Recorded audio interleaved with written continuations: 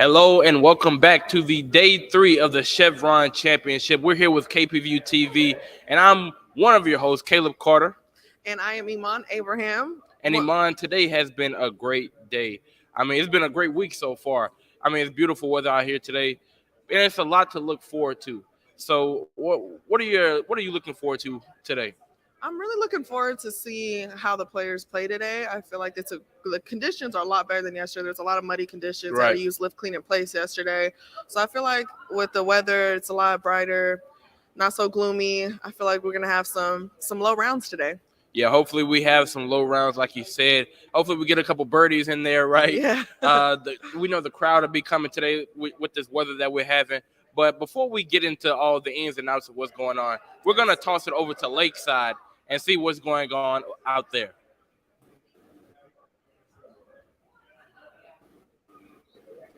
Good morning. I'm Keon Terragano, I'm Leah Robertson, and this is KPVT-TV. coming to Lakeside at the LPGA Chevron Championship. The sun's out today. It's been rainy. It's been a nice experience. One question I have, Excuse us, I'm a freshman. they're having a bit of technical difficulties out there at Lakeside. But Iman, before we go back to Lakeside, when we get that together, we're talking about what we're looking forward to, and like you said, it's beautiful weather outside today. And one of the things that I was asking you before we got started, how much would the wind play a factor in today's matchup, right? Because it's not too windy outside, but there's still a little draft coming in here and there. So how much would that affect some of the golfers today? Yeah, I think it's just gonna depend on Leah Robertson. how tough the wind is today. I feel like these professionals are gonna have a pretty good chance of playing well today and understanding the wind, and hopefully it doesn't get too tough out there. But I think I'm excited. I think with the leaderboard, I feel like today's moving day. It's time to see who's going to show up and show out and who's going to take home the championship on Sunday. Are you looking forward to seeing who's going to come out on top tomorrow? I definitely am looking forward to who's coming out on top tomorrow. But Iman, we just got word that Lakeside is back up now, so we're going to toss it to Lakeside and get their perspective on today's rounds. Good morning. I'm Keon Terragano. I'm Leah Robertson. This is KPVU-TV, and we're reporting live from the LPG Tour. How do you feel being the only freshman here today? It's a one-in-a-lifetime experience. I came out here kind of nervous, hoping that I can do my role and be surrounded around, juniors and seniors who've been here in this position. And I just want to, take advantage of all the opportunities and, just make myself pretty much available in all areas that we're producing in.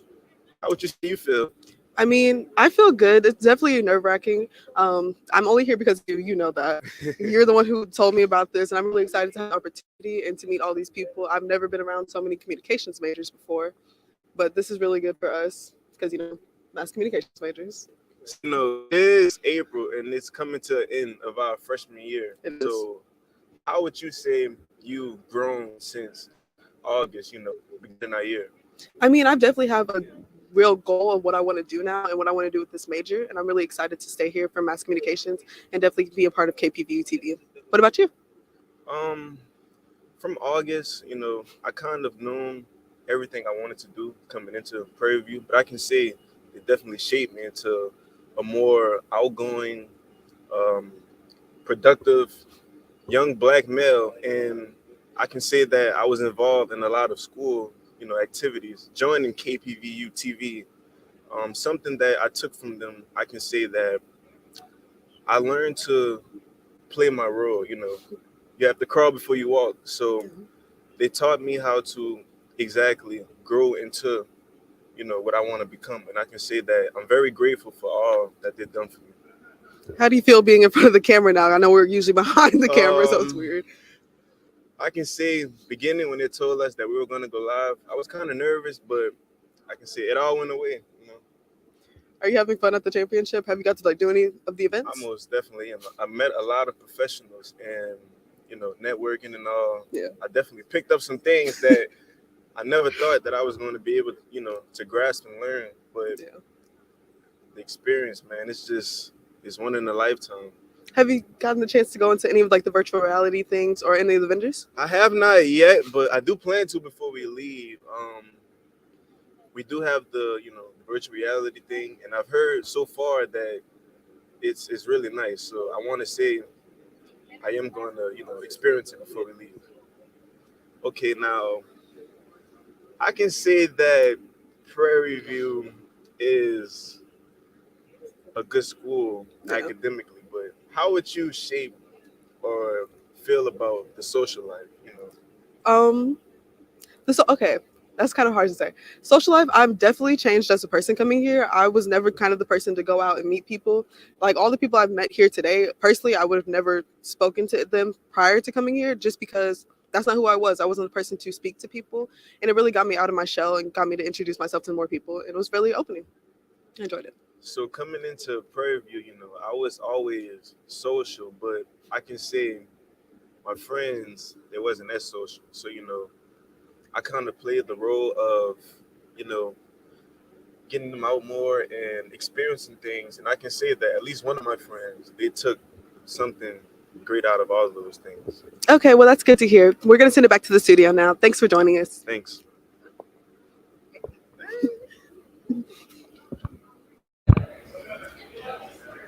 Hello, welcome back. I'm Iman Abraham with my co-host. There we go. Caleb.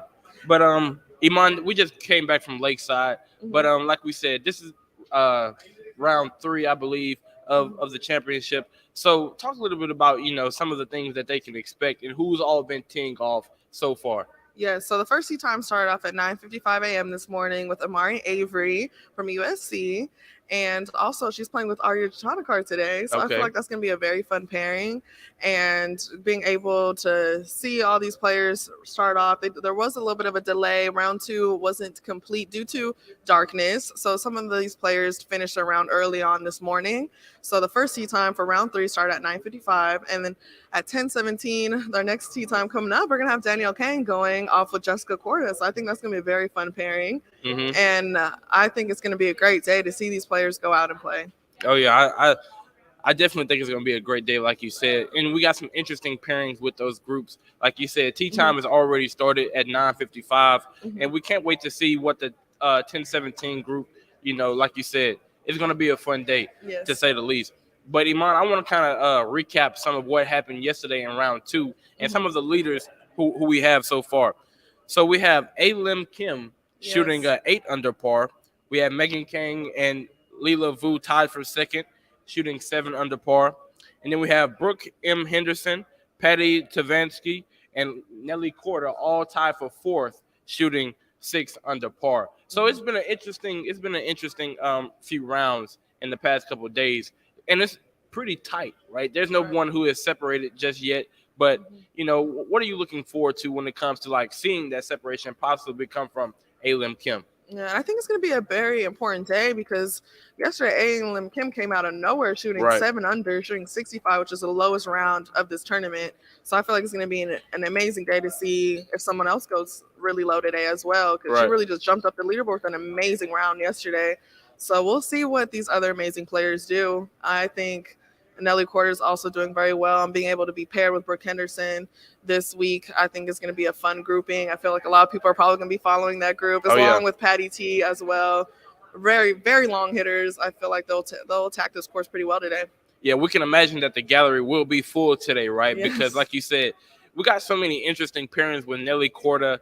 I believe she's paired with Brooke Henderson, like you said. Mm-hmm. I mean, it's not often that you have just so many stars in the same group, right? So I can't wait to see, not only the players on the course, but the excitement around the course, right? Mm-hmm. Because we talked about this earlier. The weather so far during the championship hasn't been so favorable, right? Mm-hmm. It's been raining. It's been some muddy conditions out on the course. But today, like you said, it's just a beautiful day, right? Yeah. Perfect weather. Outside of just a little bit of downwind, it's going to be some pretty good conditions for the gallery, for those fans to come out and travel with the players. Yeah, I think it's going to be a great day, and being able to, it's almost like they're playing a whole new golf course today. Oh, yeah. Yesterday they had to use lift, clean, in place, and having to adjust to the greens being a little bit slower due to the rain. I feel like it's going to be a great day to see how they adapt to the courses change. Yeah, and one thing that I was talking to Peter Jacobson about a while back, Peter Jacobson, the pro golfer from NBC and the Golf Channel. Yes. One thing that I was talking to him about, because he got a chance to play on this here course, and one thing that he was saying, this course has a bit of hilly conditions, right? It isn't your typical course that we will see here in the States. So he was saying that this course may play a bit differently. You got to get your warm-ups. I believe Tuesday was the time to get those warm-ups in. Yeah, practice rounds. There you go. So you have to adjust yourself to the course, familiarize yourself with the way it plays and things of that nature. So like you said, I think it's going to be an interesting day, especially considering the conditions are different from day to day. Yeah. So I think it's going to be an interesting day. Yeah, and I think this is just a great tournament because this is the first year that they're hosting here in the Woodlands. So it's a change for not just us, but also for these players. They're used to playing in California. Yep. Palm Springs, a whole nother course, a whole nother different environment, different type of grass. And I feel like it's an adjustment for all these players out here today. And I feel like it's going to really challenge them, but that's why we're here. We're here to see some great golf, let the professionals attack this course. That's exactly why we're here, because like you said, I really can't wait to see how these professionals play out here today. But not only them, Iman, I kind of want to move to some of the junior golfers, because we got to talk to them yesterday. This is going to be a learning experience for them, right? Seeing what it takes to perform on that professional level, to perform here at the PGA, at the Chevron Championship. It's going to be a learning experience for them to be able to, see some of the preparation that goes into such an event, right? Because, like you say, in some of these junior tournaments and tours, they don't have the quick turnarounds or the travel that these pro players face. So it gives them a bit of time to see what they're in for if they were to turn professional. Yeah, and that's why I really enjoy that they're having these career panels for the HBCUs and also for these junior golfers, and including these amazing organizations like First Tee, Journey Through 18, and Girls Golf Houston. I feel like it's just been a great experience an eye-opening experience for these juniors to see what it takes to play on this level, to see how long they're at these events, because you're here all week. You guys have been here all week. Right. It's a long process. It's not like you're just playing 4 days, Thursday, Friday, Saturday, Sunday. That's just the competition days, not including the prep that it takes, having to play those practice rounds, the warm up, the traveling, the get here, the press conferences. We were lucky, me and Taylor were able to see some of the players in the press conference, being able to ask them some questions and being able to really understand everything that comes with being at an LPGA major event. Right. And Iman, you're no slouch yourself, because you play for the Prairie View golf team, right? You and Taylor. So talk a little bit about your preparation, how you get ready to have your time on the course. Yeah. So collegiately playing, we do get practice rounds as well. So we tend to have travel days and practice rounds. We play for 3 days. We play 36 holes the first day, and then we play 18 the next. And we have a practice round the day before that. So I don't know how many holes that is, but it's a lot. Yeah. So we do play a lot of golf, and it's very fun. But I think the main thing is the work that you put in throughout the whole season. There's really no off season for us. We play fall and spring. Okay. So being able to just really trust in your work, trust in the practice that you've put in, and just really being able to study the course that you're going to play at as well, I think is very important. Right. Because every course is different. Okay. You don't know. Some might be a little bit more hilly. Some might be more how you position yourself off the tee. Some might have a lot of water where you're like, okay, I need to know my distances. I need to know I can't just blast it down the fairway. Sometimes I might have to take a 3-wood. I might have to take an iron off the tee. And it just depends on how the layout of the course is. So I think it's very important for us and our team to look at the layout, take notes during practice rounds, figure out what clubs we would like to hit on each hole, what position we would like to have, and what shots we like to have in. I feel like every player has kind of a club or a number that they like to use. So just kind of being able to tailor the course to you and your game at that time. Right. And you mentioned that every player has a specific club that they like to use. Yeah. So just personally, what would be yours? Me, I like anything around 110, 115. That's my gap wedge. So I got that club in my hand. I'm ready to go. Right. And for the people at home who may not understand what that is, right? Give them a bit of an explanation as to how, that helps you on the course. So for me, so basically golf is yardages. So every club has a specific yardage that it will go. So for me, I'm very comfortable with the wedge in my hand. It's a shorter distance, so it's a little bit easier, a little bit more lofted, a little bit more forgiving than having a longer iron in your hand, comparing it to a 5-iron by chance, which goes a lot farther, a smaller face, a little bit, I won't say not easy. It just depends. I feel like it's preference. Ideally, some people love their 5-irons. Some people love their 7-irons. Me personally, it's my wedge for me. Okay, right now, what that makes me think of is, I want to say it was on Tuesday. We had the opportunity to go to Ping, the company out here. They were gracious enough to make some golf clubs right in front of our eyes, and to where we can see that process, right? And it was pretty interesting, like you said, that the type of club can very much shift the way that you will play on a particular course. And right, so when we think about that, right, because like you said, it's not every time that you can just knock it down the fairway, right? You're gonna have to take your time, be methodical in your approach sometimes, right?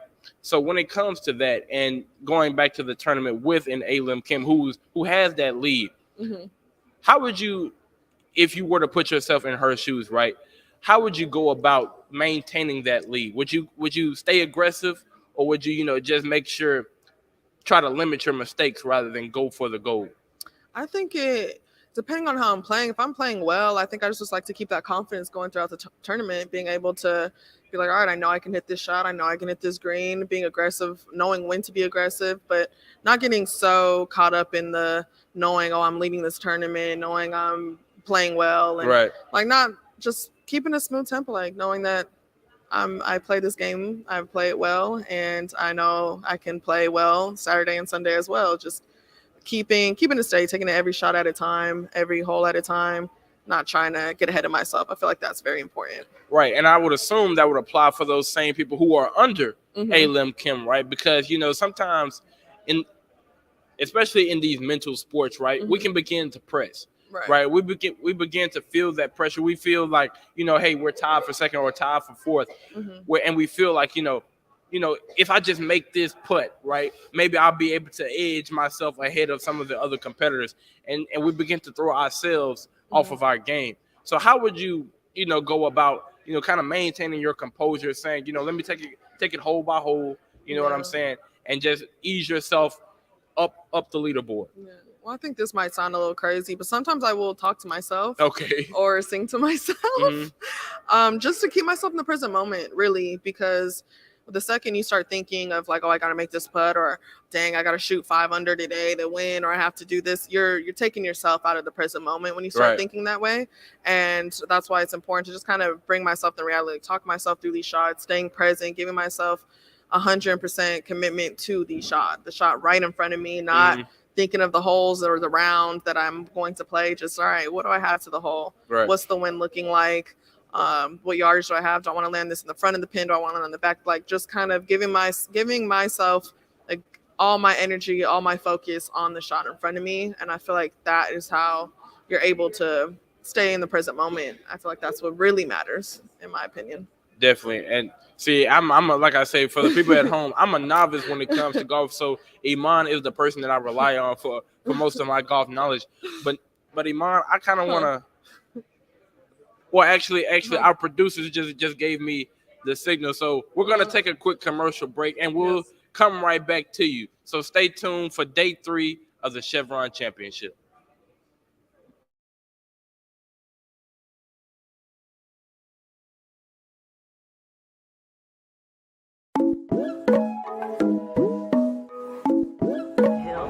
We're here at the Chevron Championship in the Woodlands, LPGA Professional Tournament, Women's Golf, where Prairie View will be broadcasting from what we call the Inspiration Dome, brought to you by Chevron, Accenture, and Prairie View. I'm excited that we were able to bring 40 of our students here to this amazing space to exercise their experience in broadcast, as well as get to know the game of golf and how it connects to HBCUs. HBCUs in particular.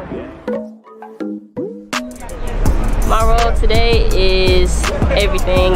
Talent, just interviewing players and being a part of the tech crews, just making sure everything goes smoothly for our production. Having our emblem and everything represent the HBCU here is everything.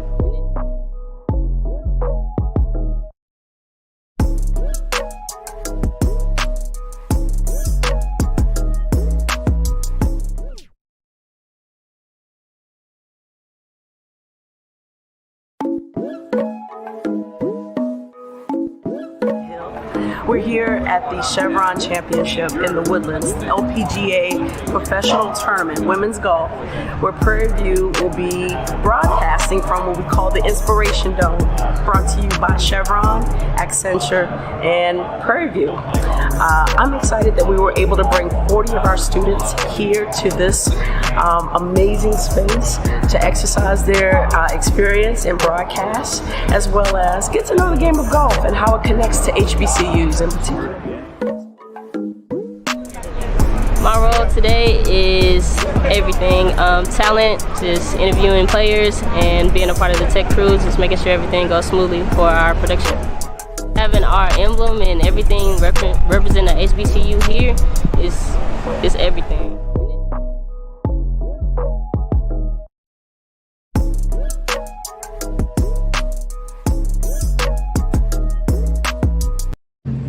This is Caleb Carter from KPVU-TV, and as you can see, we're here at the White House. And let me tell you, today was an amazing experience.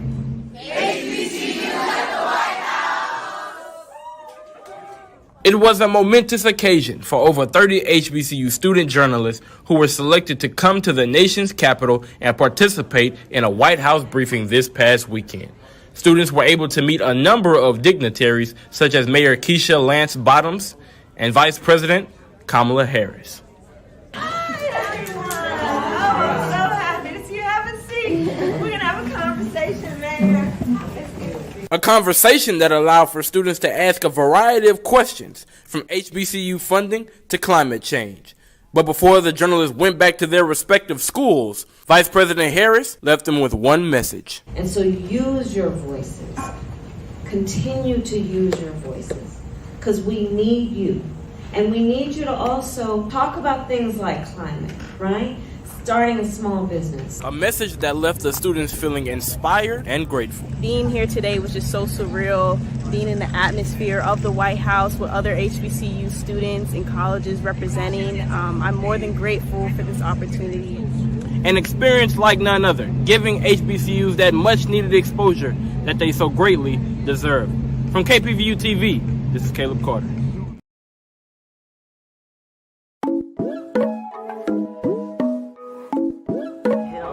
We're here at the Chevron Championship in the Woodlands, LPGA Professional Tournament, Women's Golf, where Prairie View will be broadcasting from what we call the Inspiration Dome, brought to you by Chevron, Accenture, and Prairie View. I'm excited that we were able to bring 40 of our students here to this amazing space to exercise their experience in broadcast, as well as get to know the game of golf and how it connects to HBCUs in particular.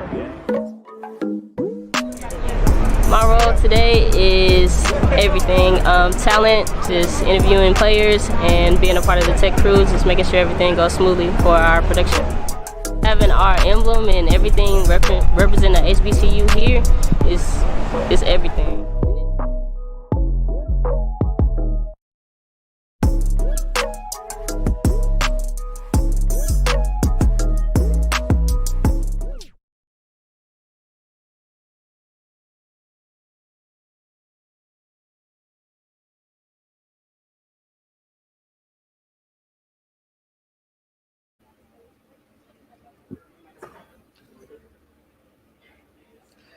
Hello, welcome back. I am Iman Abraham. And I'm Caleb Carter. And we're having an amazing day here, just talking about the leaderboard, talking about the amazing players here. And we are super excited to see what is next. And we're going to have a lot of content coming up from all over the LPGA Chevron. We will be going live in the Dome, Lakeside as well, and all types of other places. And in fact, we actually will be going over to the Nike. Okay. Are you excited for that? I can't wait. Let me tell you what they're doing over there at Nike. They're letting you design your own shoes, right? You get to pick from, I believe it was Air Forces, a Pegasus, and Converse, right? Oh, yeah. So you get to pick between those three. You get to design your own shoe, design the colorways, some of the sole colors, things like that. And it's a really nice experience over there. And then they end up raffling off 52 winners, right? To be able to win that custom shoe that you just made. Did you customize a shoe? What did it look like? I did customize a shoe. Okay. I customized a Pegasus Nike shoe because I needed some more running shoes. Right. Right. But I didn't win. I didn't get the email. I guess I wasn't their favorite for that day. But It's how okay. about you? You got today and tomorrow. I'm going down there today. I need to design me some shoes. Oh yeah. Running shoes are actually a good idea. I was going to do Air Forces, but now you gave me an idea about running. I'm thinking about taking up running. Are you thinking about taking up running? One more time. Are you going to take up running? Oh yeah. Because look, let me tell you, I got enough walking shoes. Okay. Right. I need some shoes that I can comfortably run in. You know what I'm saying? Get a nice jog in, especially since I'm on campus, right? So I'm going to get some running shoes. I see you going around in your bike around campus, so we're switching over to running. We might change up the exercise a little bit. All right. We like that. Staying active. So speaking of Nike, we're actually going to go ahead and toss it over into some of our reporters over there. So go ahead and see some Nike shoes. Hi guys, we're live at the Nike tent. And so I'm here with Kelsey. What's the inspiration for your shoe right now, Kelsey? So the inspiration for my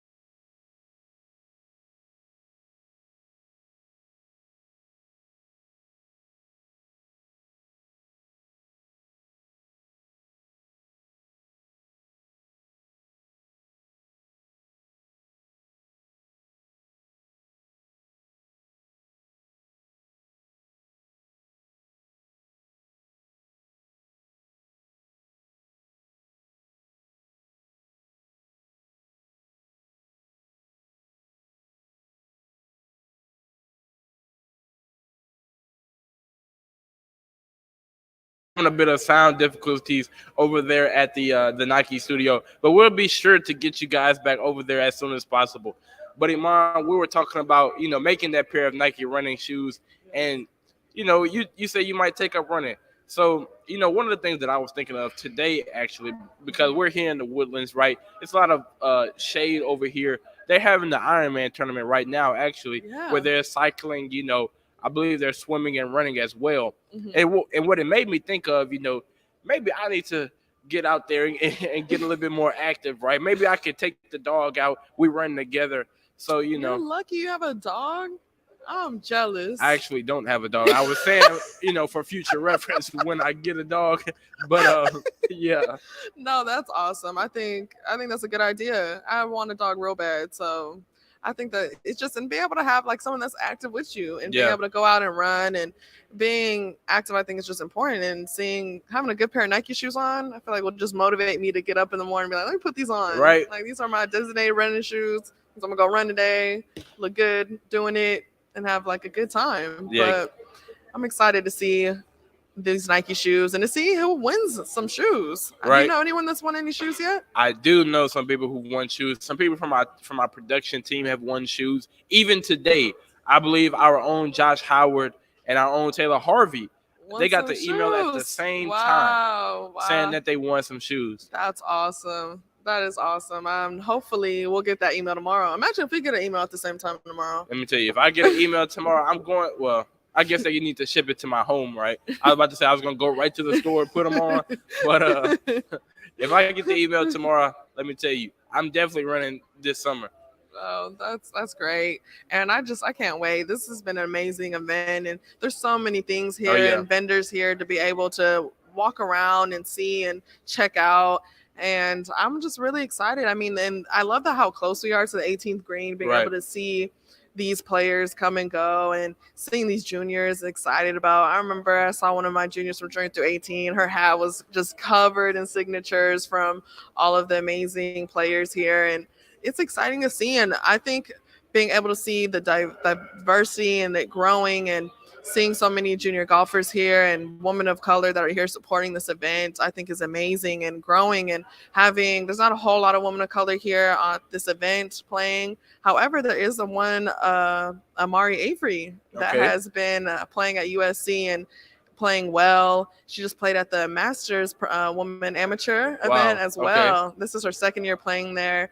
She played her freshman year and then being able to play again as a sophomore and then now playing here at this major event in the Woodlands. I think it's just very inspiring. And I think she's inspiring a whole lot of juniors as well. Right, definitely.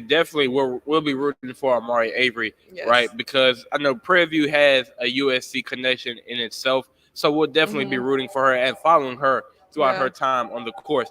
But Iman, we're gonna take a quick commercial break, and we're gonna step aside for a bit. Stay tuned. We have a lot of things going on today. This is the Chevron Championship Day 3. Yes.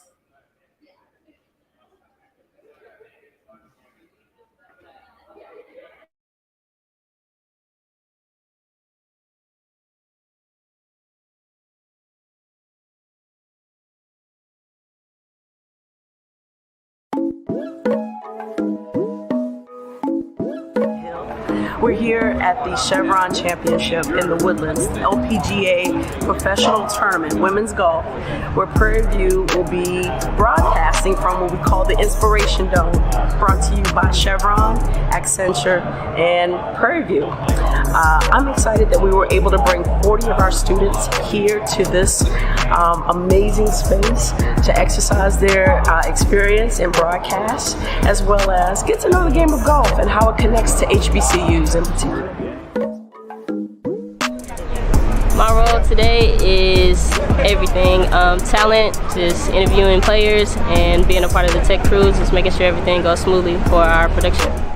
Having our emblem and everything represent the HBCU here is everything.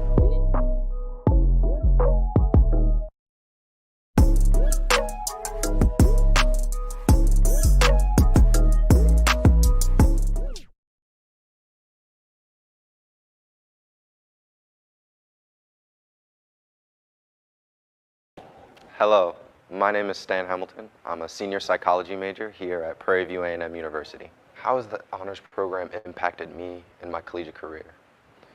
The honors program has given me plenty of opportunities.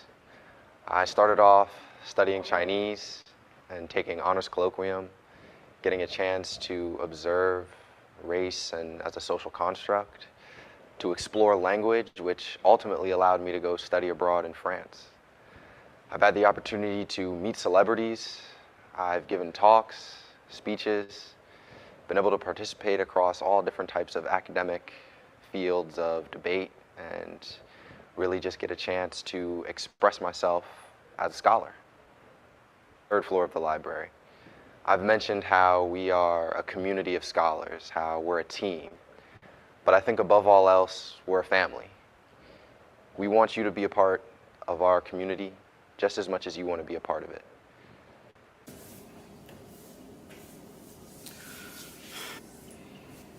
We testing new tripod, nice and lightweight.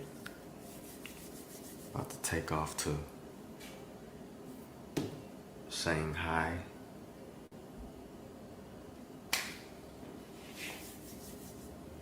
Here we go. Passport ready. TV honors going global.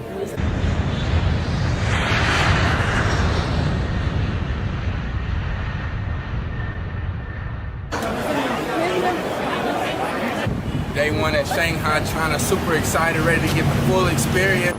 Today we're going to, we're going to campus. We're going to do our tour for Kappa. Morning, we actually talked about a brief history of Shanghai and how it rose essentially from the ground up and is now producing one of the largest GDPs of all the cities in China. I'm looking forward to seeing the good architecture in the trip, but like, I want to see the Great Wall because I want to see that view at the top. A part of making a global impact in our program is to have the students study the language or study the culture, see what they can take in and what we can do to bring it back to our university and how they can utilize what they have learned in their field of study. I like this main centerpiece right here because it draws your attention to the whole building as a whole. I can see myself designing something similar to this or maybe even better. This is my first trip outside the U.S., so I'm glad that we had this opportunity to come to one of the biggest cities in Shanghai, the biggest cities in the world pretty much, and just explore the scenery and get to meet the people over here. Today in class we learned how to say directions like straight, back, forward, left, right.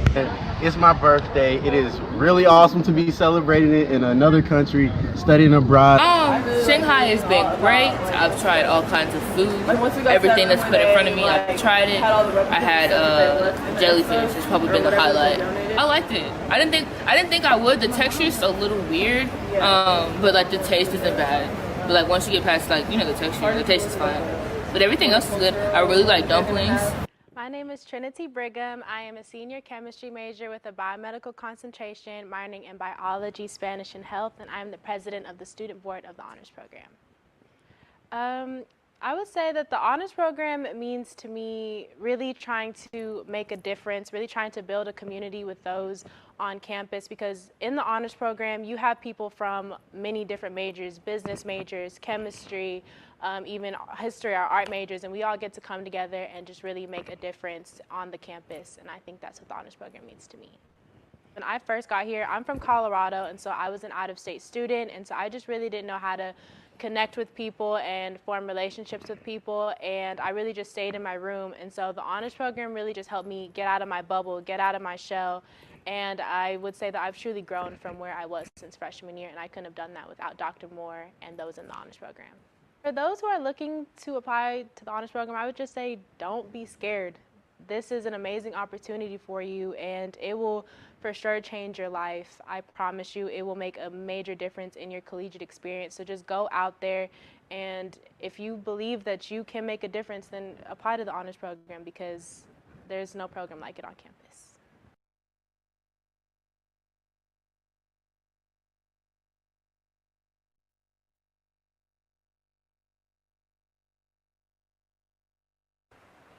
Hello, my name is Stan Hamilton. I'm a senior psychology major here at Prairie View A&M University. How has the honors program impacted me in my collegiate career?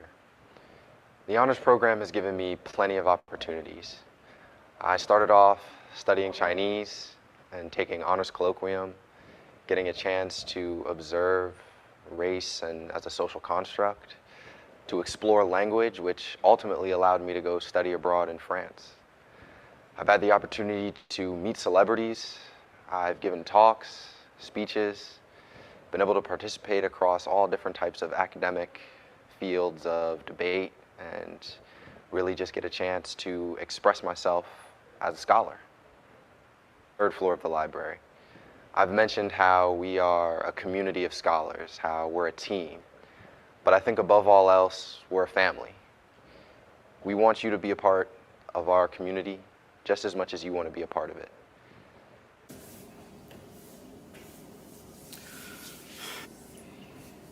We testing new tripod, nice and lightweight.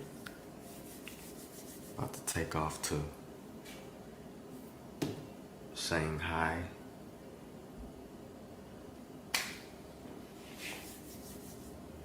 Here we go.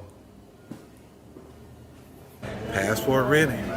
TV honors going global.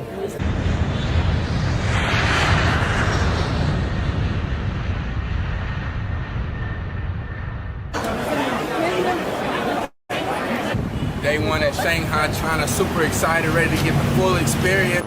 Today we're going to, we're going to campus. We're going to do our tour for Kappa. This morning we actually talked about a brief history of Shanghai and how it rose essentially from the ground up and is now producing one of the largest GDPs of all the cities in China. I'm looking forward to seeing the good architecture in the trip, but like, I want to see the Great Wall because I want to see that view at the top. A part of making a global impact in our program is to have the students study the language or study the culture, see what they can take in and what we can do to bring it back to our university and how they can utilize what they have learned in their field of study. I like this main centerpiece right here because it draws your attention to the whole building as a whole. I could see myself designing something similar to this or maybe even better. This is my first trip outside the U.S., so I'm glad that we had this opportunity to come to one of the biggest cities in Shanghai, the biggest cities in the world pretty much, and just explore the scenery and get to meet the people over here. Today in class we learned how to say directions like straight, back, forward, left, right. It's my birthday. It is really awesome to be celebrating it in another country, studying abroad. Shanghai has been great. I've tried all kinds of food. Everything that's put in front of me, I've tried it. I had jellyfish. It's probably been the highlight. I liked it. I didn't think I would. The texture's a little weird, but like the taste isn't bad. But like once you get past like the texture, the taste is fine. But everything else is good. I really like dumplings. My name is Trinity Brigham. I am a senior chemistry major with a biomedical concentration, minoring in biology, Spanish, and health, and I'm the president of the student board of the honors program. I would say that the honors program means to me really trying to make a difference, really trying to build a community with those on campus, because in the honors program you have people from many different majors, business majors, chemistry, even history or art majors, and we all get to come together and just really make a difference on the campus, and I think that's what the honors program means to me. When I first got here, I'm from Colorado, and so I was an out-of-state student, and so I just really didn't know how to connect with people and form relationships with people, and I really just stayed in my room. And so the honors program really just helped me get out of my bubble, get out of my shell, and I would say that I've truly grown from where I was since freshman year, and I couldn't have done that without Dr. Moore and those in the honors program. For those who are looking to apply to the honors program, I would just say don't be scared. This is an amazing opportunity for you, and it will for sure change your life. I promise you, it will make a major difference in your collegiate experience. So just go out there, and if you believe that you can make a difference, then apply to the honors program, because there's no program like it on campus.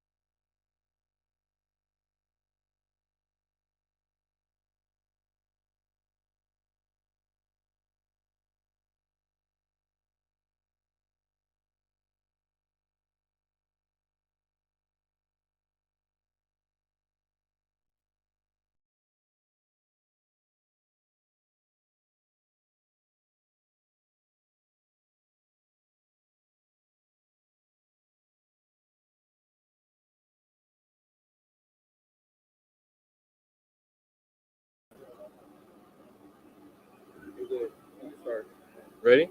Yeah. Well, good morning. Good morning. How's everybody doing today? My name is Kyrie Willis with KPVU-TV. I have beside with me Layla Castro. Layla, how are you doing today? I'm doing good, actually. Thank you for asking. Good, good.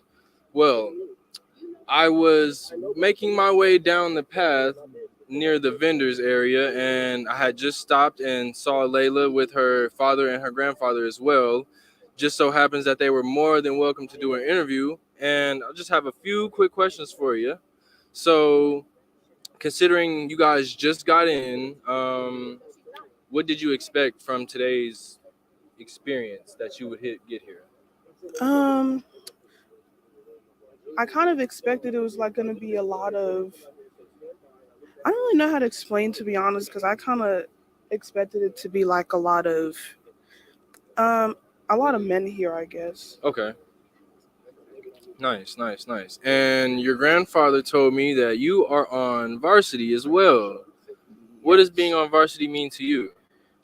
Um, as a black girl, I think it means a lot because there's not many black girls that are on varsity, and I think it means a lot as a black girl to be on varsity and to like be accepted as a young black girl that plays for a high school team. Okay, nice. And within your high school team, what are some of you guys' rituals that go along with being a part of the golf team? What do you mean by like rituals again? More so, do you have any like pregame talk, pep talks you give yourself, or does the team have any like sort of, what do you want to call it? I guess you guys' own feng shui to the game that makes you guys prepared before you go out on the field? We have this thing called words of wisdom, Okay. like where everybody on the team says something positive or like something encouraging, and um and we've done it a couple of times. Like we done it before on the golf course, Okay. like before we break out into our groups before we tee off. Nice, nice. So, how long have you been golfing, if you don't mind me asking? For about 3-4 years. 3 or 4 years. And was this the only sport you have ever dibble and dabbed into? No, sir. Okay. What were the other sports? I've done basketball, track, and soccer. Okay. And considering your grandfather and his sons are very competitive with it, what made when did you know golfing was for you? What within golf stuck to you and made you realize you would like to take this far?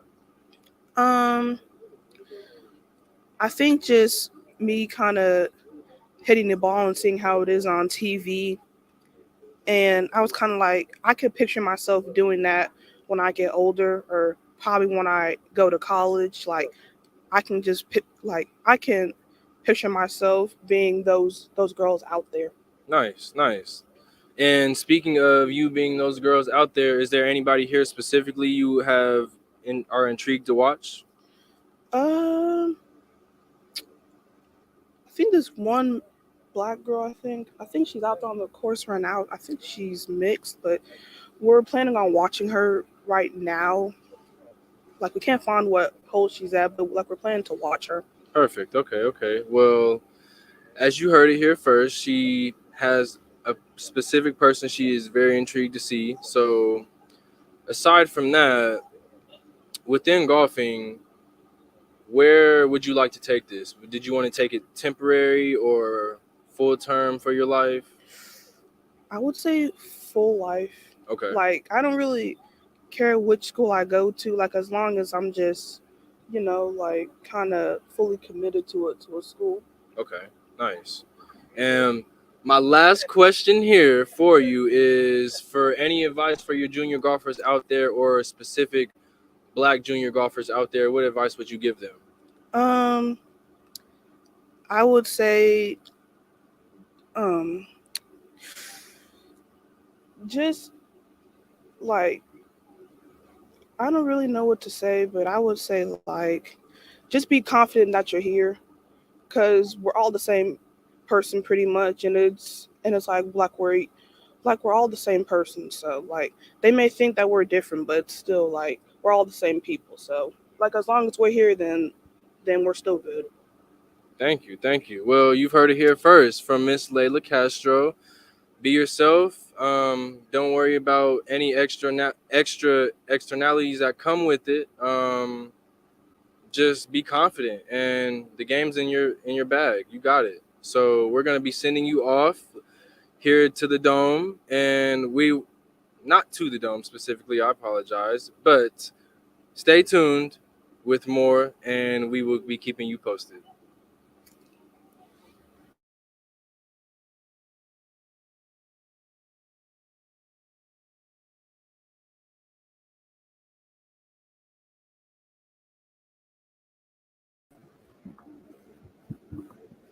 Hello, I'm Leah Roberson from KPVU-TV, coming live from the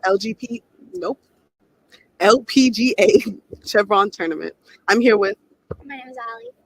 and I'm just going to ask you a few questions today. How your experience is going. Is this your first day here today? Yes, ma'am. Have you gotten a chance to do anything, or you just got here? I got here just a little bit ago. I was just walking around, like seeing what was all here. What brought you here? MD Anderson. My dad's a doctor. Oh, that's really cool. What does he do? He's an oncologist. I have no idea what that is, I'm going to be honest with you, but that seems really important. Have you ever had like an interest in golf or anything? Is there anyone specifically you want to see? No, I'm just really here to see all of these amazing women compete, and just it's really inspiring to see. How old are you, if you don't mind me asking? I'm 16 years old. Is there anything that you want to do with your career? Right now I'm dancing. I'm gonna see where that takes me, and I hope to one day be a physical therapist. Oh, that's a really cool path for you. So going with the dancing career, you see how hard these women work. Yes. Do you have any like specific golfers that you would be interested in seeing today? I'm honestly excited to see all of them, so I'm just looking forward to seeing them. So you said you just got here. Do you have any adventures specifically that you want to see today? No. There are some virtual reality things going on in the tent. There's also a place where you can make your own shoes and things like that. So be sure to check those things out. They have a lot of different activities here that you can enjoy. Yes, ma'am. Thank you. Of course. I'm Leah Roberson, coming from the LPGA Chevron tournament, and this has been my interview.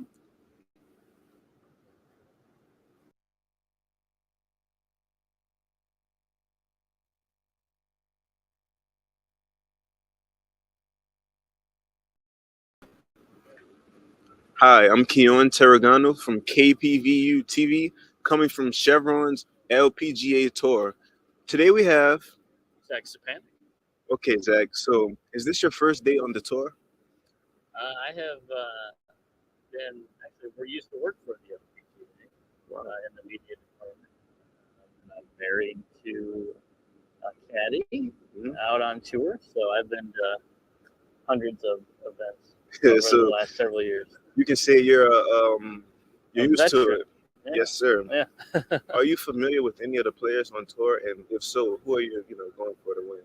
Yeah, so familiar with a lot of them, friends with a lot of them.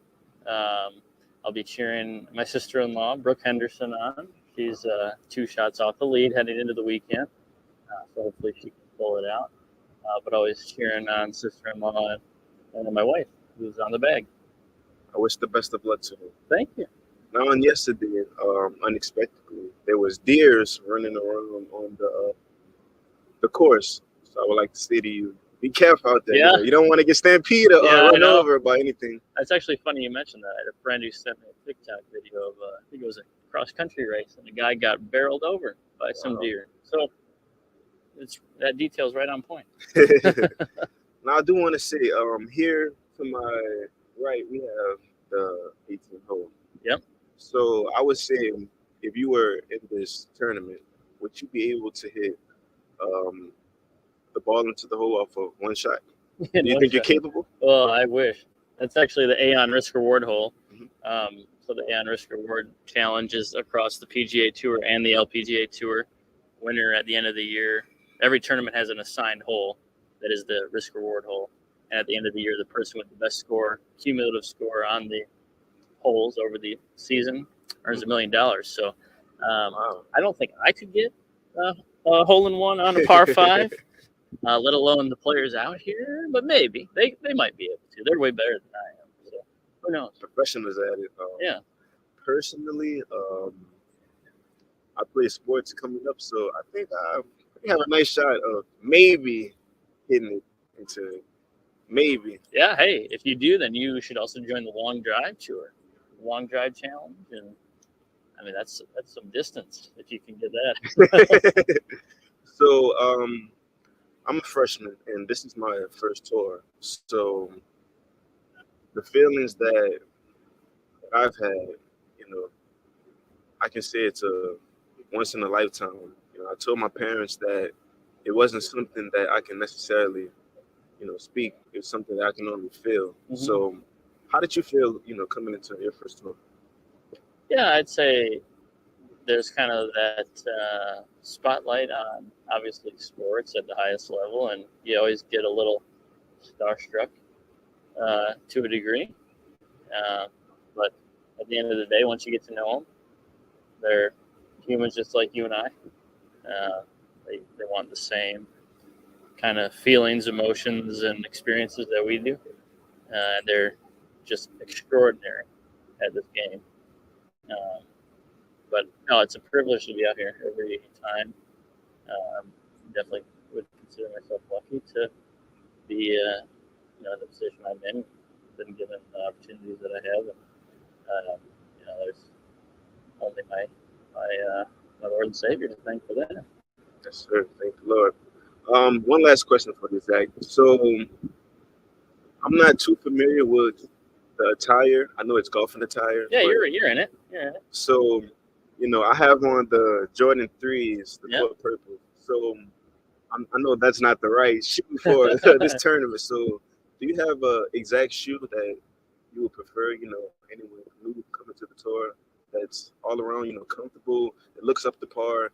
What are your suggestions? Yeah, so if you want to look up a player, look up Mina Harrigay. She is sponsored by Jumpman. She'll wear Jordans to and from every tournament when she's on the course and when she's off the course. So you're right in line with her. But sister-in-law is sponsored by Skechers, so I always go with some good Skechers. But you can't go wrong. There's technology, like especially in the shoe department for golf. It's changing every day, and something new and something more comfortable is always coming out. But yeah, hey, Jumpman, they're snazzy, right? And they feel good. Sir. They're like clouds on your feet. No doubt, sir. Well, thank you for joining us, Zach. Thank you, Kian. This is Keon Terragano from KPVU-TV, and we're signing out.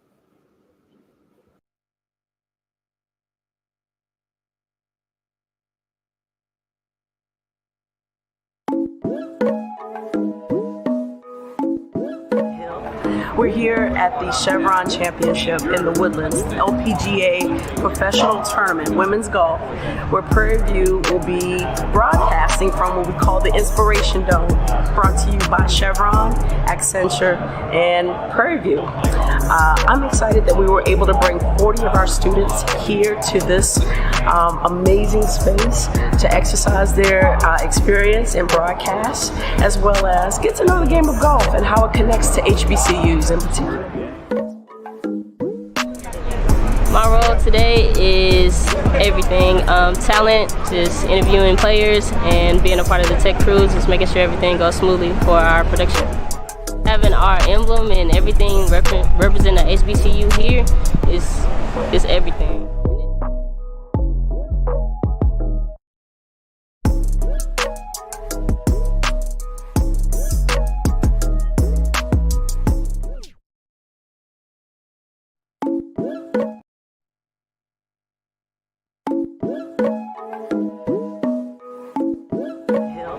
We're here at the Chevron Championship in the Woodlands, LPGA Professional Tournament, Women's Golf, where Prairie View will be broadcasting from what we call the Inspiration Dome, brought to you by Chevron, Accenture, and Prairie View. I'm excited that we were able to bring 40 of our students here to this amazing space to exercise their experience in broadcast, as well as get to know the game of golf and how it connects to HBCUs in particular.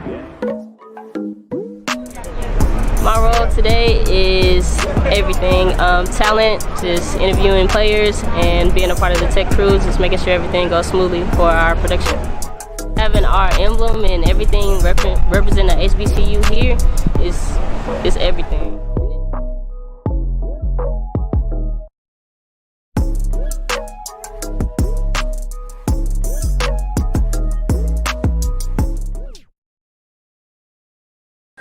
Every single experience. You're always going to improve and get better with every single experience, so always say yes. Thank you. This has been a great interview.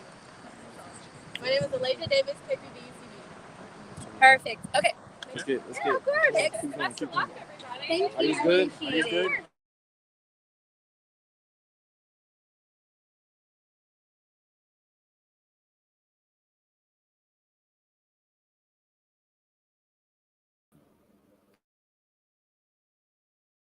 and I'm here at the LPGA Chevron Championship, and I have a special guest beside me. Introduce yourself. Hello, everybody. My name is Andonia Maven.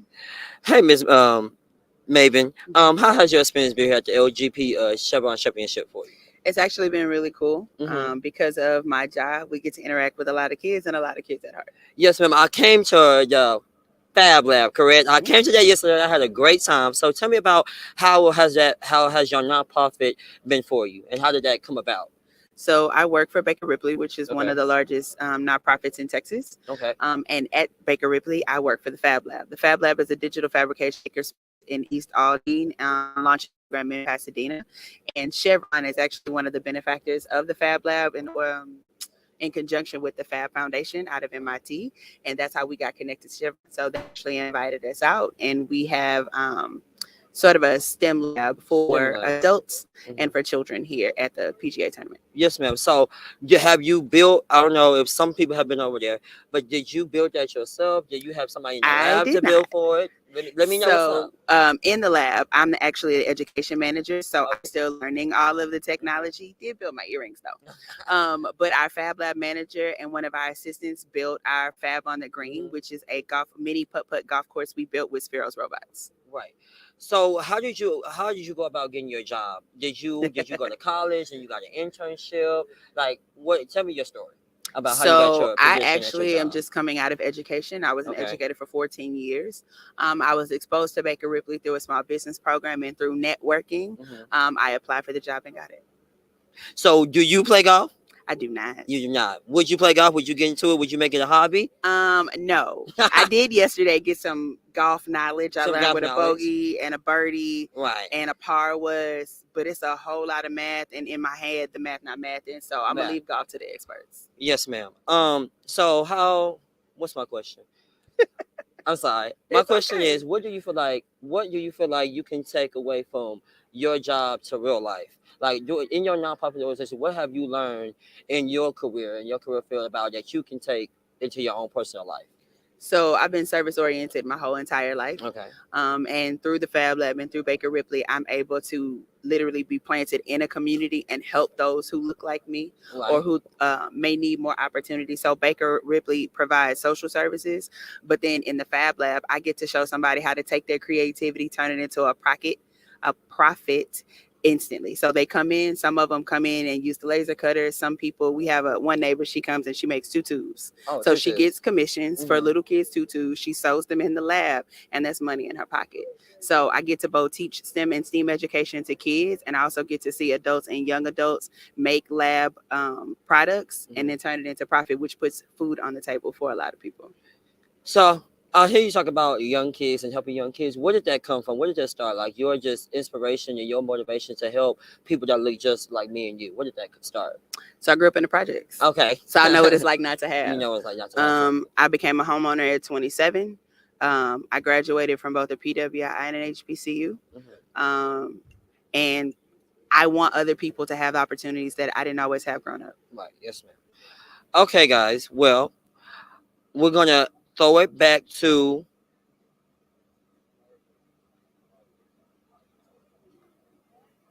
I'm sorry, we're not gonna throw it back to anyone. I have more questions for you. Go for it. You say you graduated from HBCU. What HBCU is that? I got my master's at Texas Southern University. Your master's. Okay, what was it in? You said education? Sociology. Sociology. Now, what started your sociology degree? I love people. You love people. So sociology allowed me to study the behaviors of people and groups of people, and it's people watching with a degree. Right. So your earrings is pretty. And first, it was those. I like your earrings. So where did you get those from? I made them. You made them. So I feel like you are very innovative. Where does that start from? Because you work at the Fab Lab, you created some of the things at the Fab Lab. When did this innovative aspect come about in your life? I have an art business.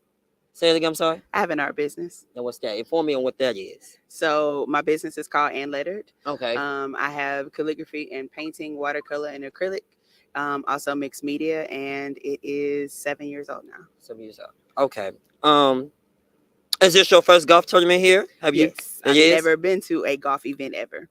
So have you talked to multiple people? How is it? How has the people talking to the people that come to the Fab Lab? How has that been? It's always interesting. A lot of them just come to play the games, but in conjunction with talking to some Chevron employees, that's what gave me my little bit of knowledge that I have now about golf. And so it's really what Chevron has done for this tournament has really put women back on the even playing field. So I learned some of the things that they put in place for this particular tournament that doesn't always happen for women. So it was really empowering to be around. Yes, ma'am. So in the Fab Lab, can you tell me a little about what goes on over there at your Fab Lab? Non-popularization. It's a creatives playground. Great, So okay. we've got digital fabrication equipment, 3D printers, laser printers. We have a CNC router. Anything to make a shirt, you name it, we got it. Sublimation, vinyl, screen printing. And so people come in and bring their creativity with them. Everybody from the church secretary who is doing designing programs for their event to people actually cutting coasters and wall art for their family and friends. And where is this located? Like your in East Aldine. So it's our East Aldine Community Center. And if people don't know where East Aldine is, I don't know where that's at. It's not far from Bush Airport. Bush Airport. Okay. What's some other questions I can ask you? I'm sorry. It's okay. So, where do you currently reside? In So I live in Katy. You live in Katy. You feel like that's going to be your final residence? Oh, I've been in Katy for 11 years. Okay. So, I guess I can ask you, what do you? I can say, what do you want to take away from this experience you here at Chevron Championship? Helping people, watching people have fun with our Fab on the Green, as well as the Light Up Rockets. We were able to introduce simple circuits to kids, but also just being around an environment of kindness. A lot of people here have been kind from start to finish. So Chevron has been a very hospitable host, getting to meet college students who are out here doing the thing, and just exposure to something that I wouldn't have had before today. Thank you for coming. It was nice talking to you. Thank you, ladies and gentlemen. This is Terrell Finley at the LPGA Chevron Championship, and we're going to take it back to. We're just going to wrap it up, and I'll talk to you guys later.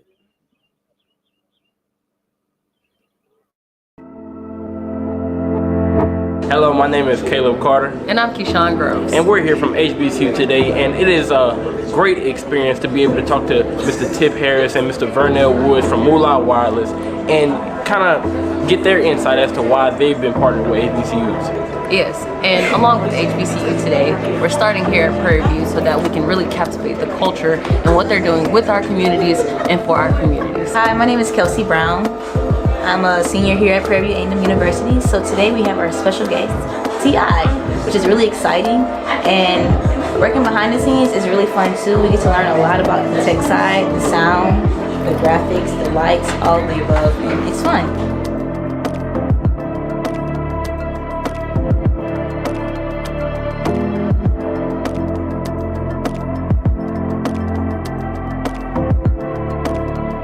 HBCU today's goal is primarily to showcase what HBCU students are doing in their communities.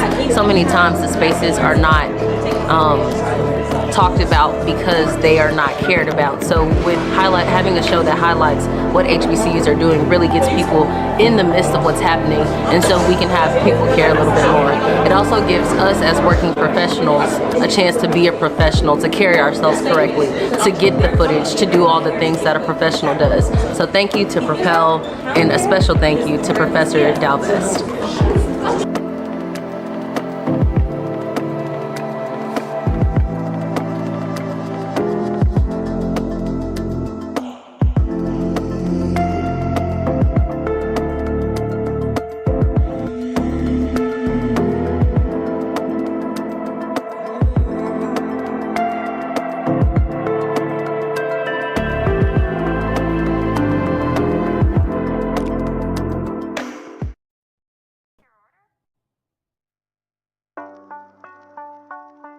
Dr. Quincy Moore, and I'm the director of the university's honors program here at Prairie View A&M University.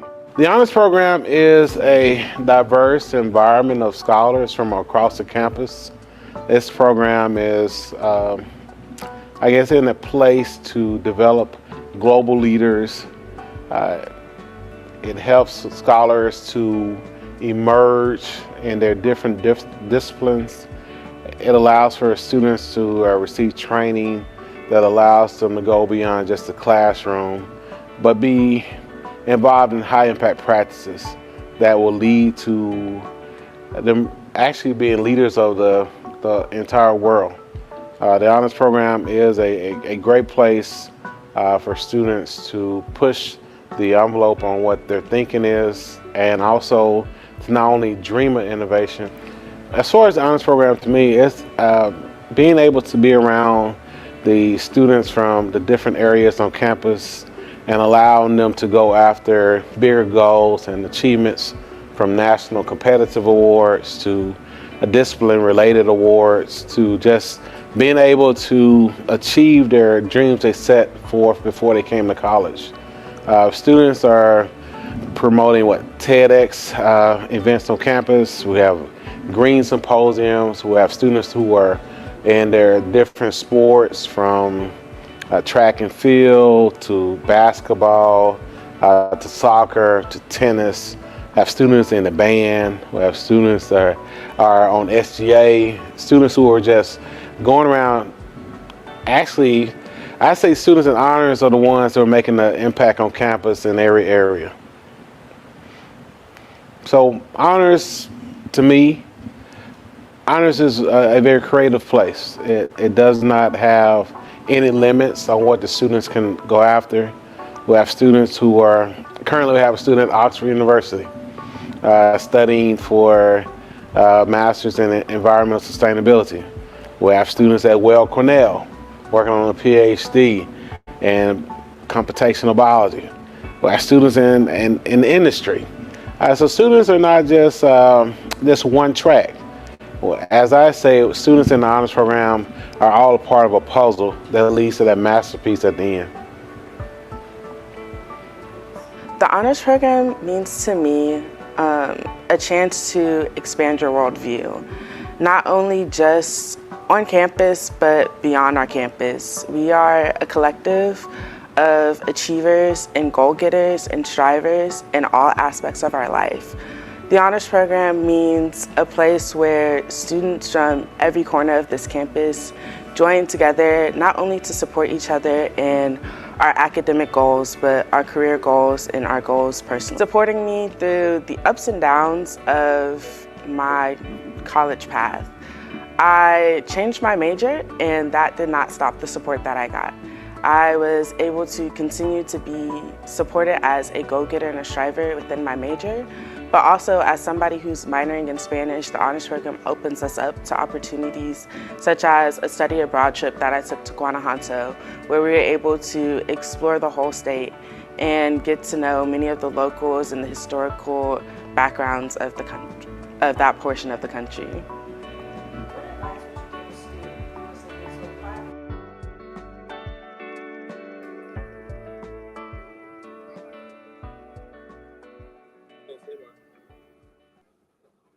Good morning. I'm Keon Terragano from KPVU-TV, reporting live from the Chevron LPGA Tour.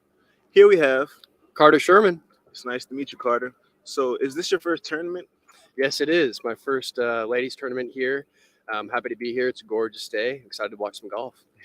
Are you familiar with any of the players on the tour? Nelly Corda's got to be my favorite. I really hope she sets herself up here today to take it all tomorrow. So excited to see her. Best of luck to her. Absolutely. The weather is really nice today. You know, yesterday we had a little bit of rain. The previous day it was sunny but mixed with rain. But as far as attire, you know, I have on the Jordan 3s, and you can pretty much say it isn't up to golfing attire. So do you have a particular shoe that you would like to suggest, you know, for anyone coming in? Sure. You know, I've got on my raunchy Ultra Boost here, but you know, the great walking shoes, definitely any pair. Love Hoka's, love Adidas. So you get either of those and you should be all right. Yes, sir. Were you active sports-wise in school? Yes and no. Rode a lot of motocross, but never really got into the sports side of things. Played a lot of golf recently, so kind of fall in love with that. So here to my right, we have the 18th hole. So would you say you're qualified or think you're able to hit a hole in one into the 18th hole? Into the 18th hole, definitely not. It's got some distance on her, so I don't think I'd make it quite. Maybe in 4 can make it in, but a hole in one, definitely not. Okay. So this is my first tour, actually. So as I told my parents, this is a feeling that you can only feel. It can't be expressed. So would you like to share with us, your first experience, going into a tour? It's a wild experience, to tell you that. I mean, Very much. you're standing 20, 30 feet away from the best in the world right there, and it's kind of surreal to be there and just watch these amazing women play as well as they do and do their thing. So it's I think you said it perfectly. It's a surreal feeling. It's hard to explain, but I just recommend to anybody that wants to get out there to definitely take up your chance and come watch these awesome people play. Yes, sir. Do you have an interest, in golf? Would you see yourself being an actual golf player? Absolutely. I'm a golf player now. Oh, really? I love to play. It's it's addicting feeling to be out there on the course, and especially today. It's a gorgeous day around Lovely in general. So I love playing golf, and that's why I'm here today to watch these amazing women do their thing. Yes, sir. So this is a male-dominated sport. So I definitely commend all the women out there, trying their best, making an impact for ladies sports. Would you kind of give your input on that, with it being a male-dominant sport and the amazing work that all the women do? Yeah, I mean they put in the work, that's for sure, and it is historically known as a male-dominated sport. And I'd go out there and say for any women out there that they should definitely give it a try. I mean, I've got my girlfriend into it too, and she enjoys going out there with me. So, there's no reason for women not to get into it. It's I think the stigma behind it kind of keeps women from getting into it, but I think golf is changing in general too. A lot Yes, more sir. people are excited to come out here today and support the professional women golfers, and I'd encourage anybody else to try it out and see if you love it. Definitely. You won't actually know the real feeling behind something unless you try it. Absolutely. So, have you tried any of the food eateries out here? There's amazing food. I Yeah, can tell you that. No, the food's great. We've been up in the clubhouse, and they've got their full buffet set up, and even all around, it's a great place to be and fill your stomachs. That's for sure. Yes, sir. I would definitely say it's a very nice place, to bring your family and, just to get them that experience that they need.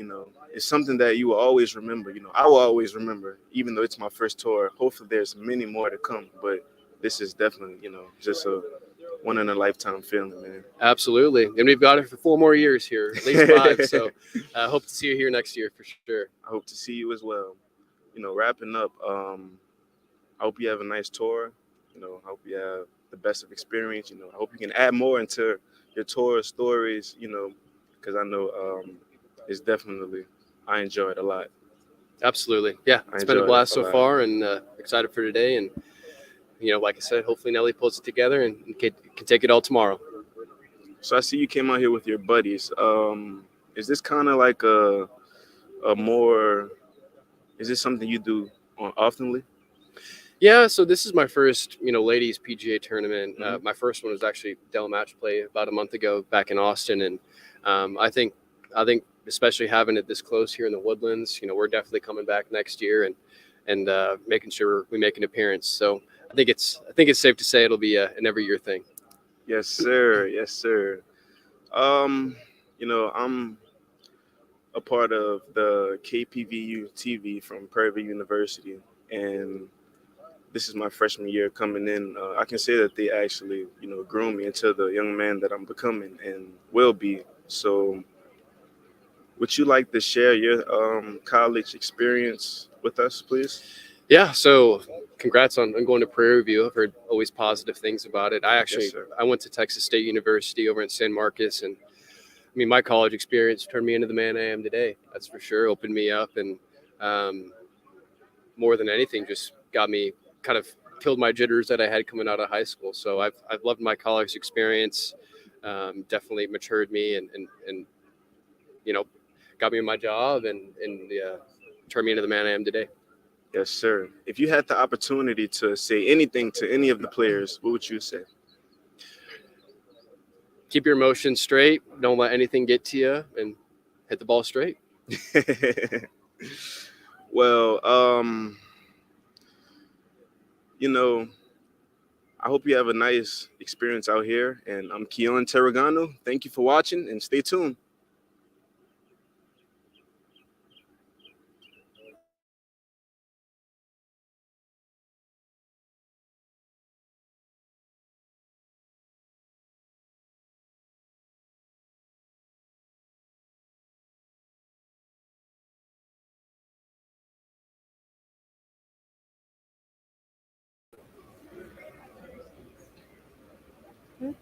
Hello, I am Iman Abraham, and I am reporting from KPVU-TV.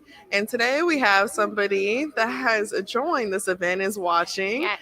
And we are excited to talk about what this event means to you. So how have you enjoyed the event so far? Oh, it's been amazing. All the vendors here have been so supportive of the LPGA, and we're just really excited to be here and be a part of watching all these women be so successful in their sport. Right. And this has been really nice to see women here supporting other women. And what got you into the game of golf? So I actually was dragged into golf by my grandfather when I was about 10 years old.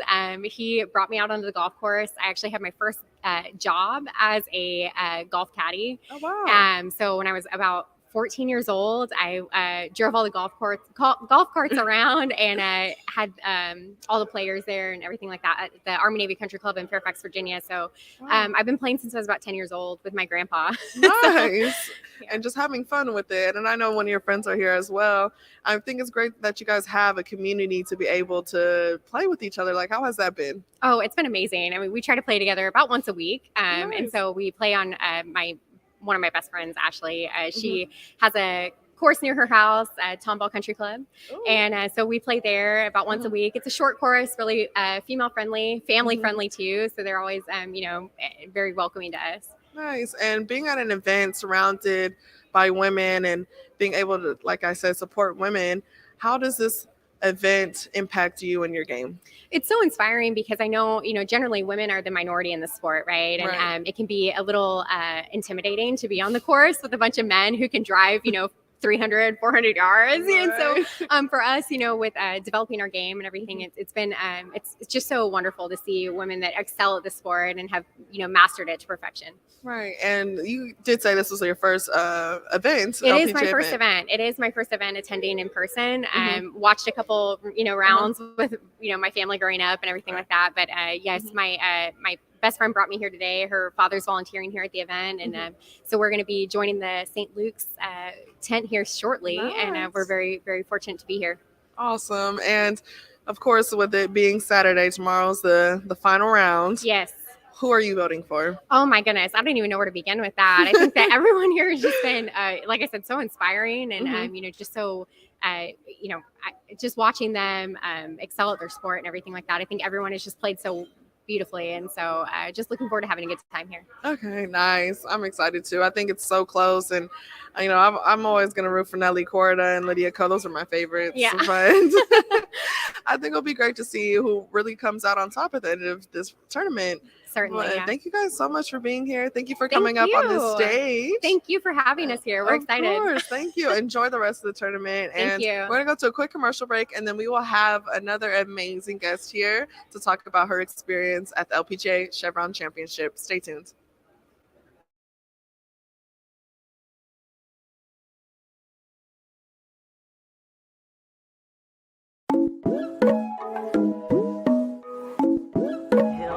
We're here at the Chevron Championship in the Woodlands, LPGA Professional Tournament, Women's Golf, where Prairie View will be broadcasting from what we call the Inspiration Dome, brought to you by Chevron, Accenture, and Prairie View. I'm excited that we were able to bring 40 of our students here to this amazing space to exercise their experience in broadcast, as well as get to know the game of golf and how it connects to HBCUs in particular. My role today is everything. Talent, just interviewing players and being a part of the tech crews, just making sure everything goes smoothly for our production. Having our emblem and everything represent the HBCU here is everything.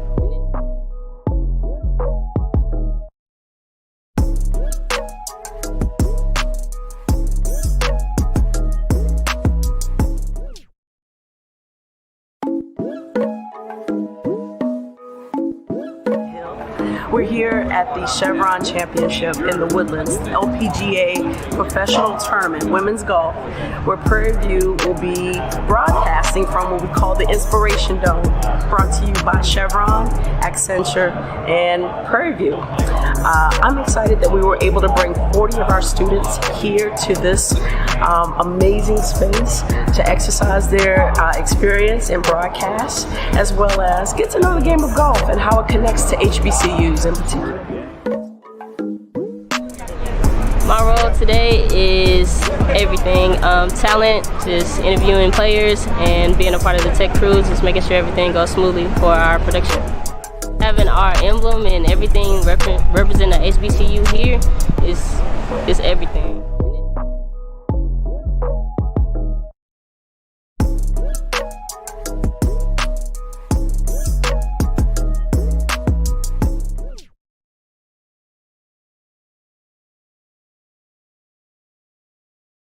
Hello, I am Iman Abraham reporting from KPVU-TV here, and we have another amazing guest here, someone that is attending this amazing championship. Ashley, how are you today? Good, how are you? I'm good, and I'm happy you're here, and especially since this is KPVU University is your alma mater. How does it feel to be able to be here and see our studio at this major event? Oh, it's very, very awesome to see my alumni here. I went to school here. And I just was so excited to see you guys part of this event. Yes, and thank you for being here. So what got you into the game of golf? Well, I'm fairly new to the game of golf. We just recently moved and we became a member at our local neighborhood golf course. And me and my best friend just started hitting it off. And we try to play golf once a week. And we just feel really inspired by all of the women golfers here. So we just wanted to get some inspiration and see all of the amazing golfers play. No, this is awesome that you guys are here supporting other women and being able to attend this event in the Woodlands, especially since this is first year here. It's an amazing opportunity that you guys are here. So speaking of the growing of the game, what do you think about this event so far? Oh, this event is amazing. I've been to this golf course before. It's absolutely stunning. I love everything about it. It's so well put together, and the women golfers just are doing so well, and we're just having such a good time. Nice. And have you had the chance to play this golf course before? I have not. Okay. I have not, but I've driven past here and I've been to a wedding here before, and it's just absolutely stunning. Right. And have been in any events? You haven't been in any other LPGA events, have you? No. Okay. Nope. My dad is actually volunteering at hole 14. So we were able to kind of see him in action and with the other golfers, and just really exciting for us. I'm sure that's fun to be able to have someone else in the family to be able to relate to and golf. Yes. That's nice. And have you guys been, I know you and your friend play and have the opportunity to play together and have a little community. And what does that mean to you? Do you think you would still be playing if you didn't have other people to play with? It's definitely fun to get out with your really close friends during the week in this beautiful, gorgeous weather that we have. I think we're going to continue to play this for years to come. And it's just something really awesome to get out and have that camaraderie together, and I think we're going to continue to play for quite a while. That's great, and I'm just happy that you're here to be able to share your story and your experience in the game of golf and being able to see it grow and to really see you guys come together to play an amazing game. Definitely. Thank you. Thank you so much. I'm super happy that you guys are tuning in and hearing another golfer's story here and supporting the LPGA Chevron Championship. Thank you guys for tuning in, and please stay tuned for more content here from KPVU-TV. Hello, my name is Caleb Carter. And I'm Keyshawn Groves. And we're here from HBCU today, and it is a great experience to be able to talk to Mr. Tip Harris and Mr. Vernell Woods from Moolah Wireless and kind of get their insight as to why they've been partnered with HBCUs. Yes, and along with HBCU today, we're starting here at Prairie View so that we can really captivate the culture and what they're doing with our communities and for our communities. Hi, my name is Kelsey Brown. I'm a senior here at Prairie View-TV University. So today we have our special guest, T.I., which is really exciting. And working behind the scenes is really fun too. We get to learn a lot about the tech side, the sound, the graphics, the lights, all of the above. And it's fun.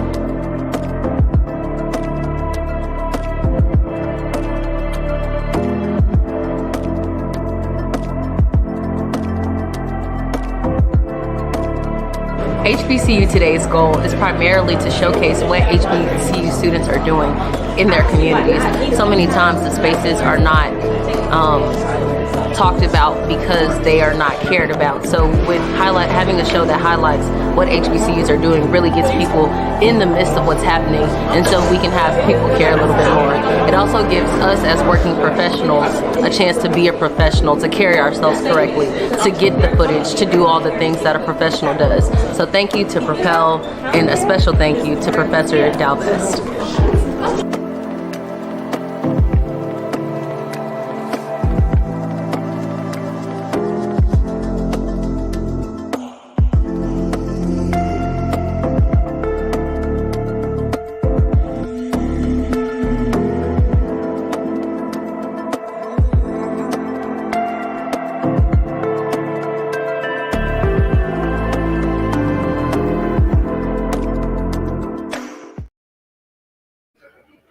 Hi, this is Taylor Harvey here with KPVU-TV, and I'm joined here today with Mr. Jimmy James.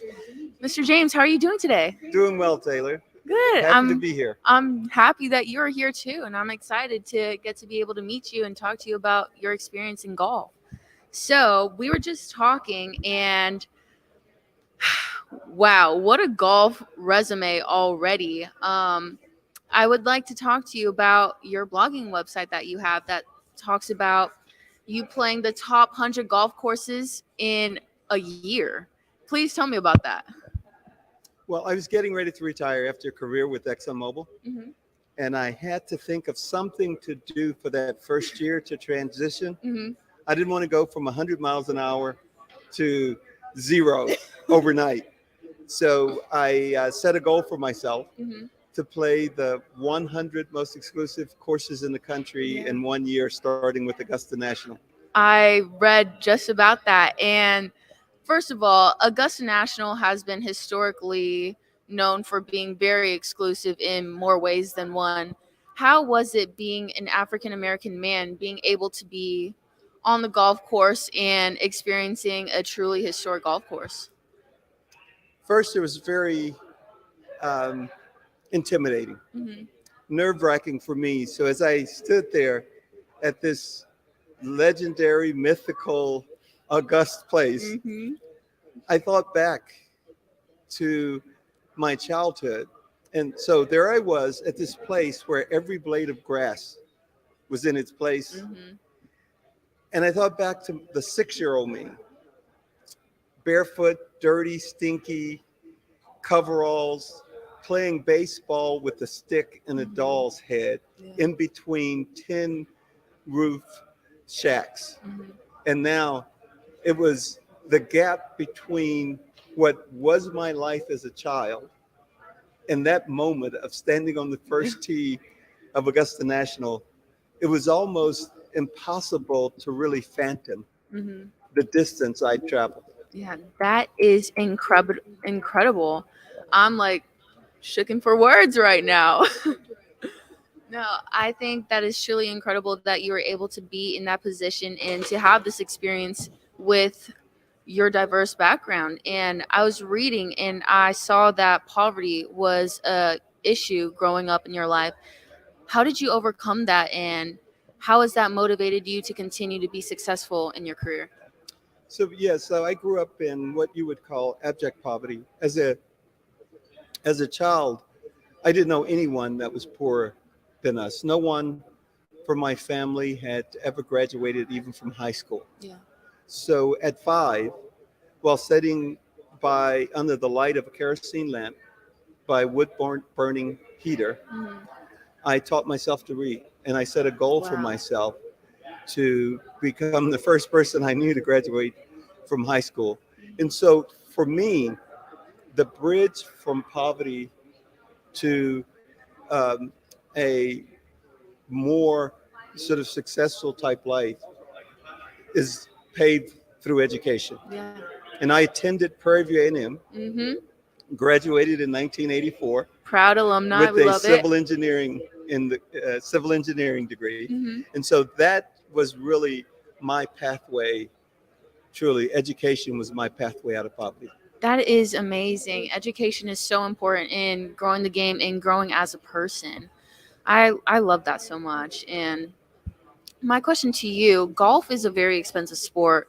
Golf is a very exclusionary sport till this day, unfortunately.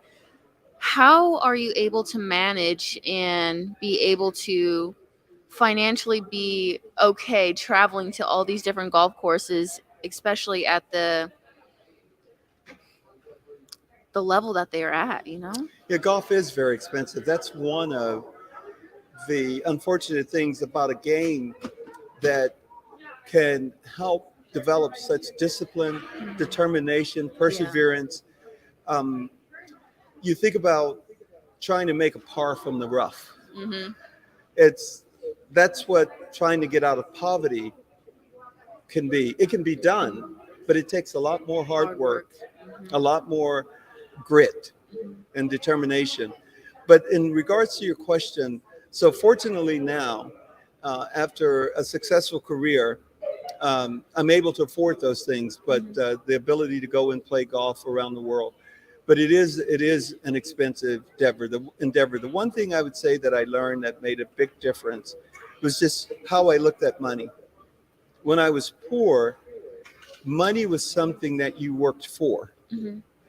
But as I spent time around affluent people, I got a different perspective, and that was money was something that can work for you. Mm-hmm. Money can actually make a whole lot more money than you can. Mm-hmm. So the model is get a job, earn money, invest that money, and allow that money to grow. And then you can afford practically the things that you want to afford, I think. That's awesome. I think investing is definitely a huge conversation around the world right now.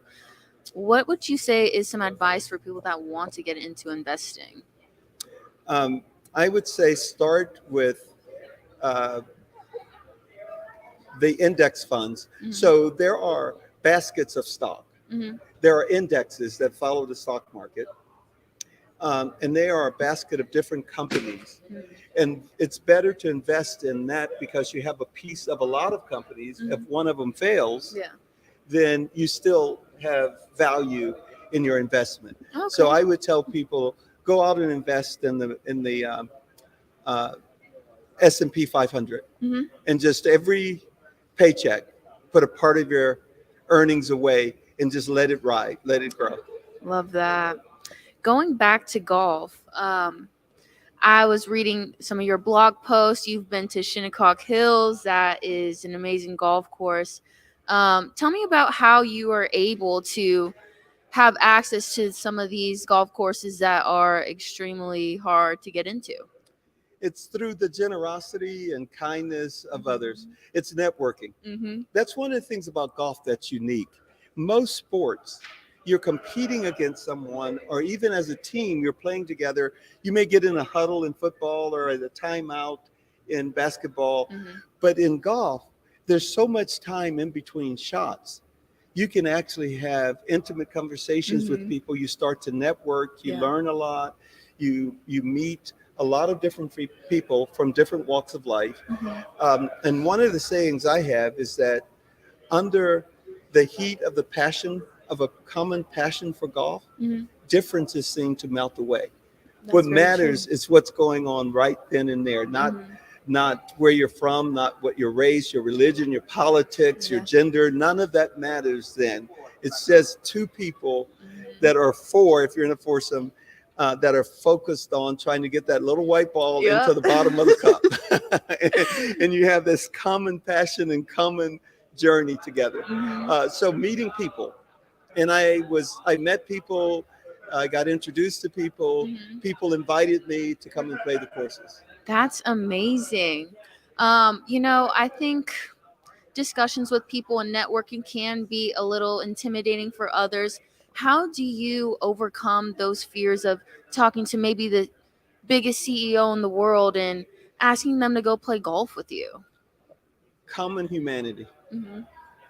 I think that if each of us could find a little piece of ourselves in everyone that we meet, it both makes us feel comfortable, relaxes us, and that relaxes them. We find something common, and I think that people connect through common places, common experiences, and common acquaintances. So finding that little piece of yourself in someone and connecting to them sort of helps those bricks of unfamiliarity come down. That's amazing. And I'm so happy that you touched on that. We were talking and we discussed a common person that we know, Mr. Kevin Jennings, our former golf coach here at Prairie View A&M University.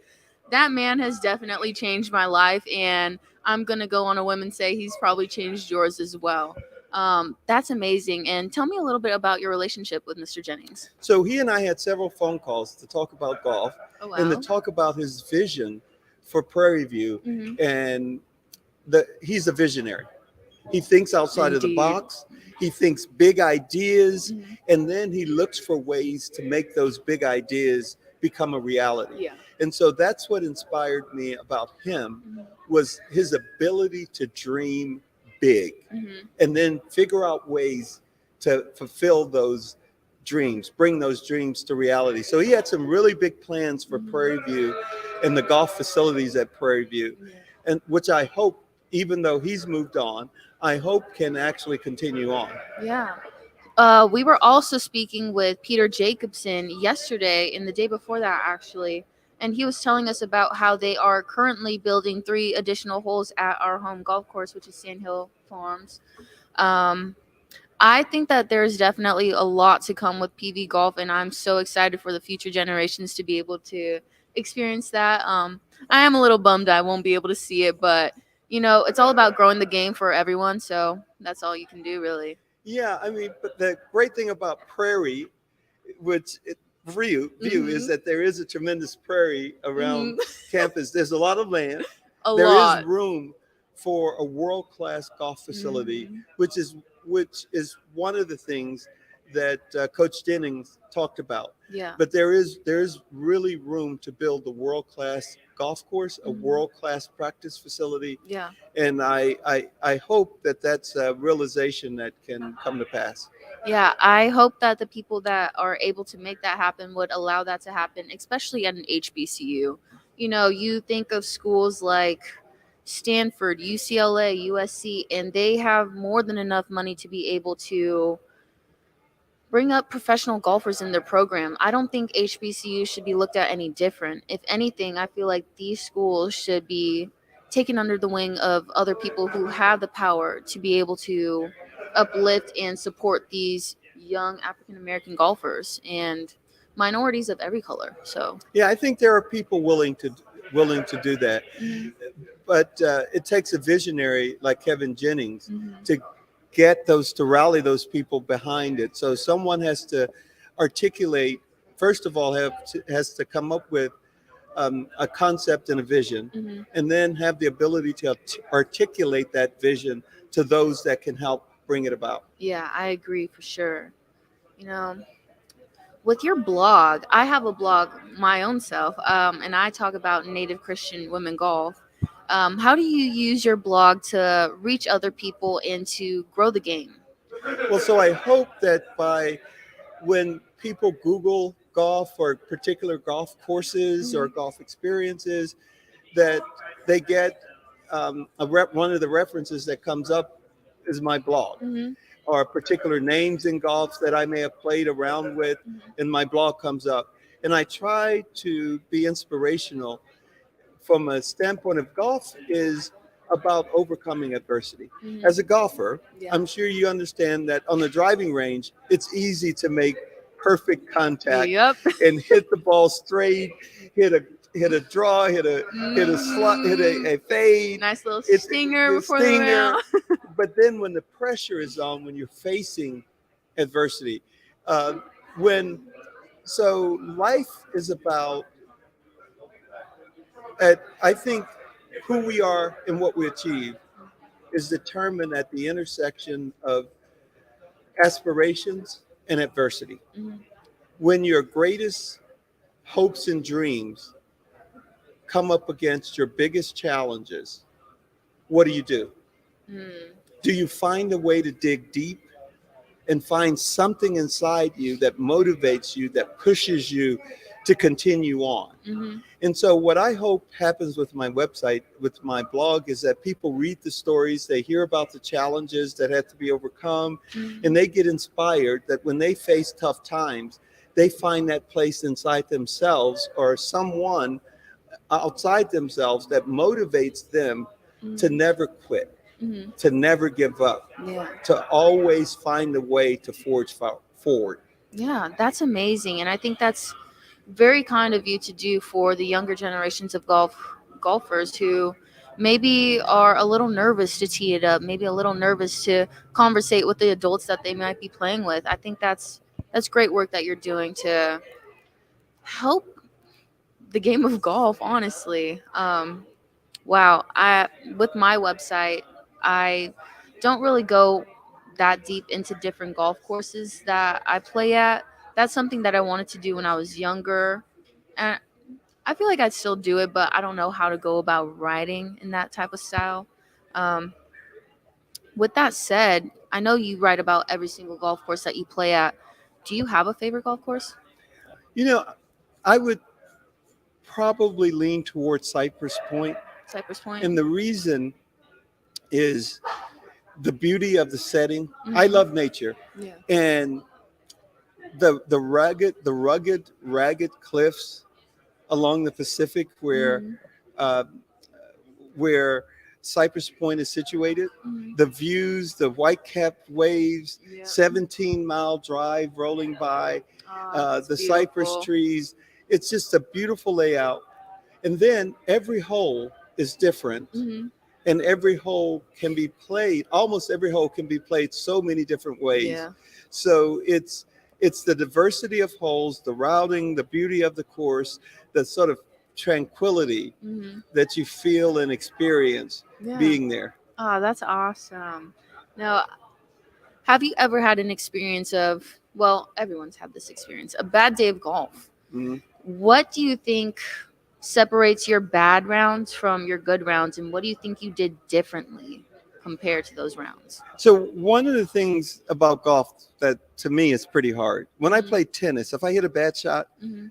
I always knew what I did wrong. Mhm. It's a lot harder to figure that out Oh my goodness, yes. in golf.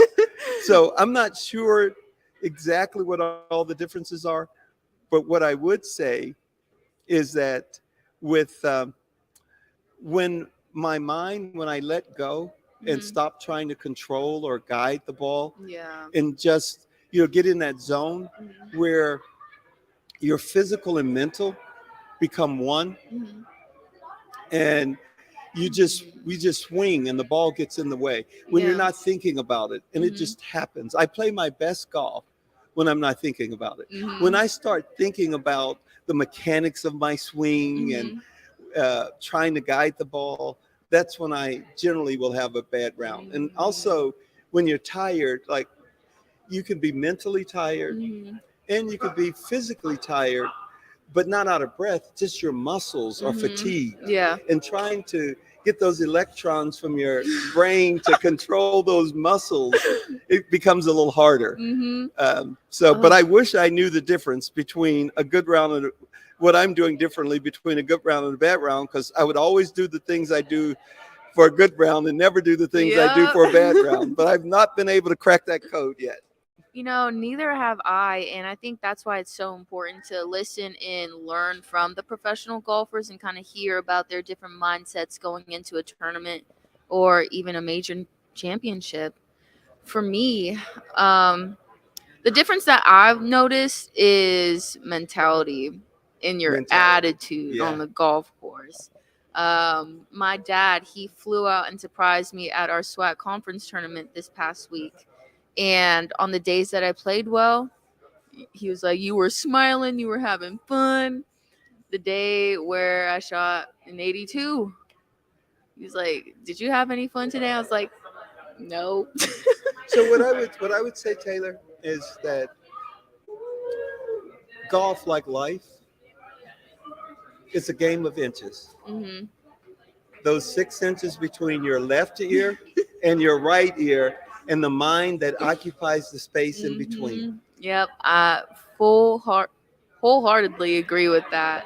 You know, I think at some point in your game, you kind of start to realize that this isn't just about your swing. This isn't just about practice. It's about who you are as a person and the mindset that you have, and if you truly believe in yourself in the process. So at Augusta, teeing up on the first hole, how are you overcoming those nerves and overcoming these expectations that you might have for yourself as a golfer? Yeah, so there I took a deep breath. I paused. Oh. I paused. Mm-hmm. And I just swung. Mm-hmm. And fortunately, the ball, it didn't go long. It only went about 220 yards, but it landed in the fairway. Hey, and I that's let all out that a sigh matters. of relief.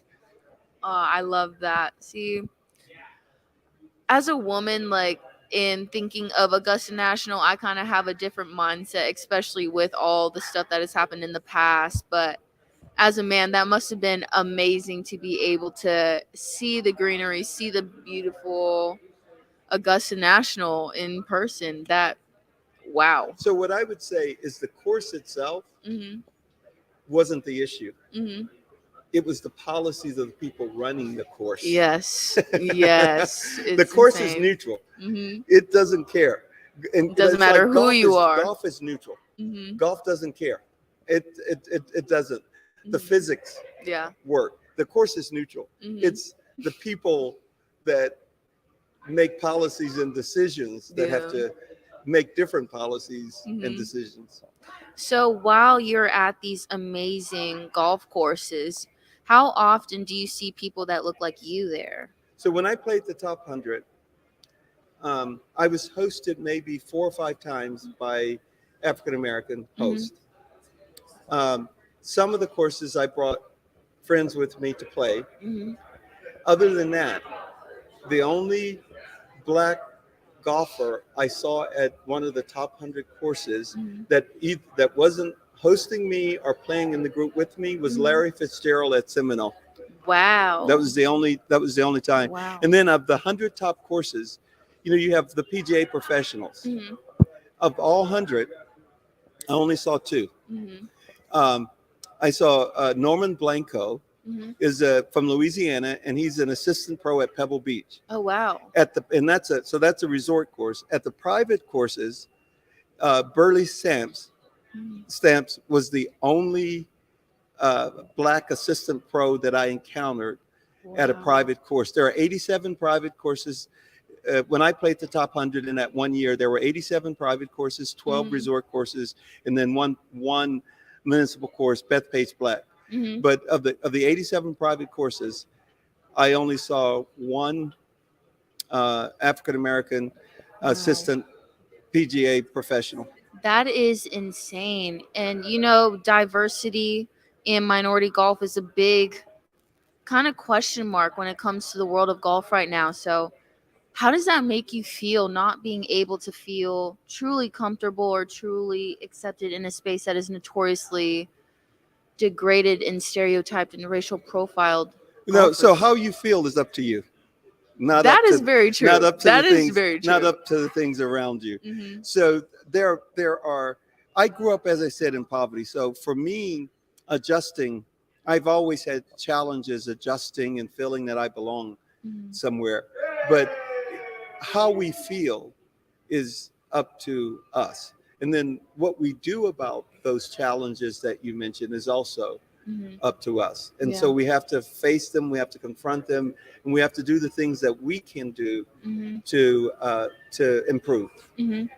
So, as they say, as you age, you get wiser. If there was anything that you could have told your younger self about the hurdles of facing adversity, what advice would you give your younger self? Slow down, be patient, and just never give up. I think that's The winners, very solid. The winners aren't necessarily the ones that are the best. They're the ones that work the hardest and never quit. That is super important. I love that. And honestly, thank you for taking the time to speak with me here today. I have learned so much from you. I still have so many questions to ask you. But with that, this has been Taylor Harvey with KPVU, joined with Mr. Jimmy James. And with that, we will see you at the next segment. Thank you, Taylor.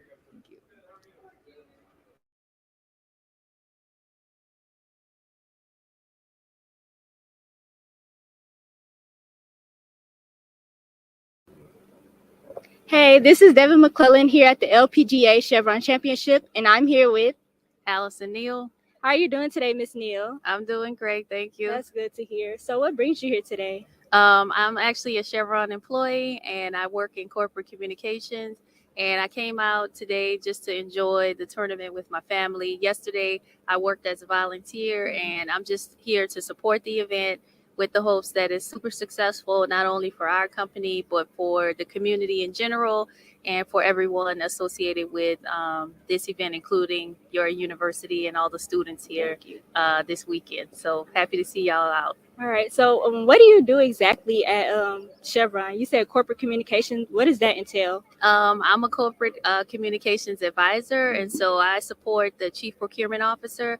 And I basically just I develop all of his communications, his speeches, talking points. I also do a lot of internal stories about the great things that we're doing with our efforts with the company, particularly as we focus on supplier diversity, our procurement initiatives, and of course our lower carbon strategy to decarbonize our operations and just to participate in the energy transition. So I'm kind of like an internal reporter. I do video, I edit video, I do a podcast, like everything associated with communications. I'm basically doing those things. It's just for a corporation instead of a newspaper or a television station. It's for Chevron. Yes. So how did you get into that field? And what's your background? My background is in journalism and communication. So I went to Southern University and A&M College in the SWAC, yes. And I studied journalism, and I started working for small newspapers when I graduated. And then I went on to graduate school to get my master's degree, and that's where I learned about corporate communications and decided that that was something that I was interested in. So I started working for some nonprofit organizations, just doing their newsletters, managing their website, and then it just grew from there. The more opportunities I got, the more I got into videography, editing, podcasting, and other forms of communication. Wow, that's amazing. So what is some advice you can give to other students that are in the communications major or field? What is some advice? I would definitely say just continue to do what you guys are doing. You know, everything that you're doing out here, definitely add it to your resume. This is a major golf tournament. It's national. They have national media here.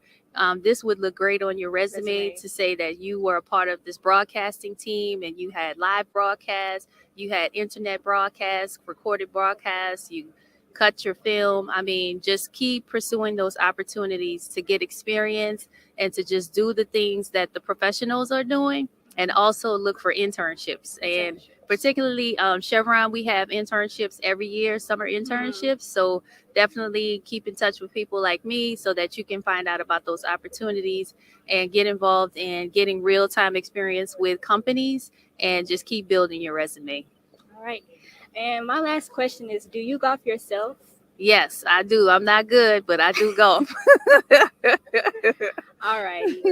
Well, I hope you have an amazing time here. Thank you for stopping by and doing this interview with us. It was very nice talking to you. And I'm Devin McClellan, and this has been KPVU-TV.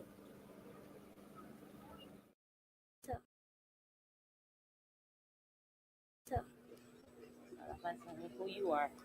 Hi, my name is McKinley Fields, and with me here today is Jay Lockhart. Jay Lockhart. So,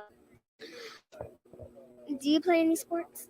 I don't currently play any sports. In high school, I played volleyball and I was on the dance team. Would you play golf in the future?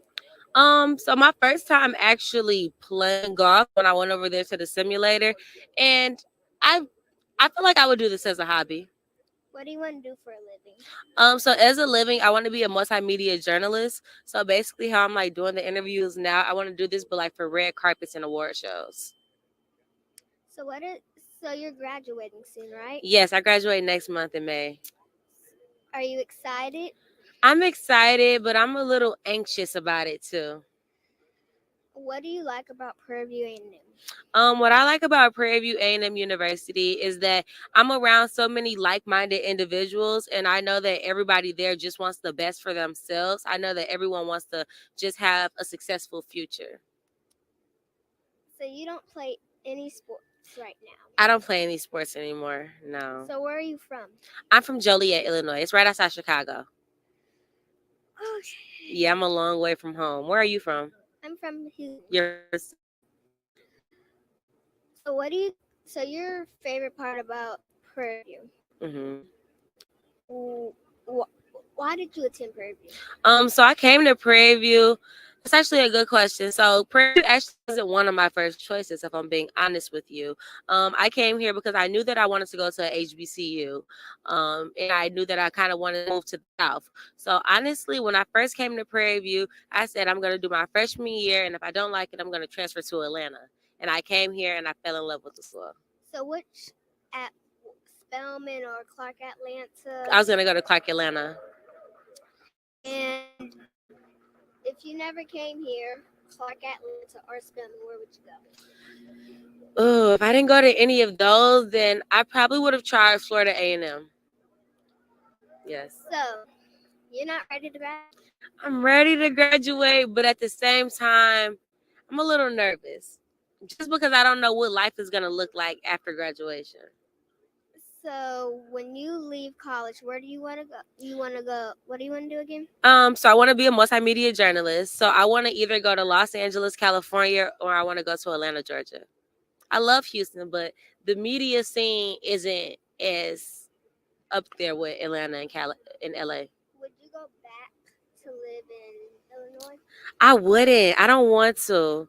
I don't want to say I don't like Illinois, but I feel like each chapter of your life, you kind of outgrow different things. And I feel like I'm at the point where I've outgrown my environment. So I want to go to different environments just to evolve more.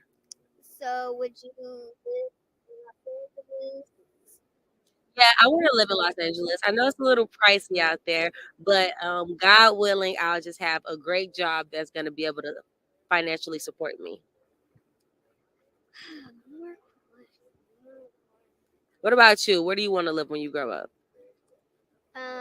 Canada. Canada. Missouri or Charlotte, North Carolina. Oh, I have family in Charlotte, North Carolina. Yeah. Do you have any more questions for me, McKinley?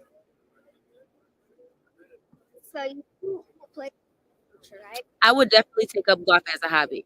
Definitely. Do you have a favorite part of golf? I'm learning. I'm learning everything. So what I did learn is in golf, basically lower the number, the better the. I learned that yesterday. So yeah, I need to learn more about it first. But yeah, I definitely see myself taking it up as a hobby. And I look forward to you growing up so I can watch you on TV play golf potentially. Well, I look forward to everything that you plan on doing. Even if it's not golf, you said you want to be an attorney, right? So when I need legal representation because somebody's trying to trademark off of my stuff, I'm gonna be calling you, McKinley. Thank you. Thank you so much. You just look at the camera and you say, "I'm McKinley Fields," and that's all. I'm McKinley Fields, and that's all. Thank you.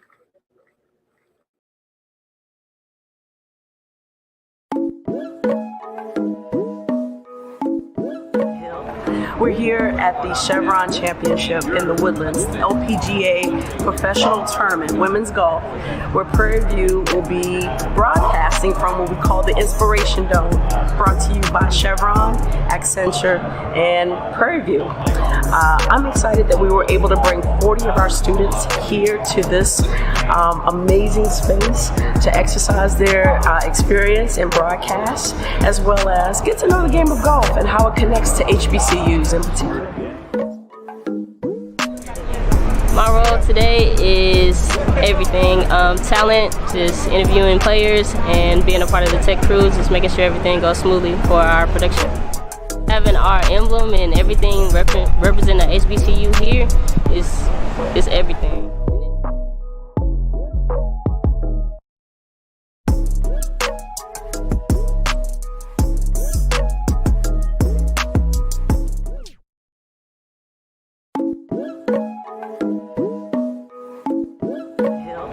We're here at the Chevron Championship in the Woodlands, LPGA Professional Tournament, Women's Golf, where Prairie View will be broadcasting from what we call the Inspiration Dome, brought to you by Chevron, Accenture, and Prairie View. I'm excited that we were able to bring 40 of our students here to this amazing space to exercise their experience in broadcast, as well as get to know the game of golf and how it connects to HBCUs in particular. My role today is everything. Talent, just interviewing players and being a part of the tech crews, just making sure everything goes smoothly for our production. Having our emblem and everything represent the HBCU here is everything.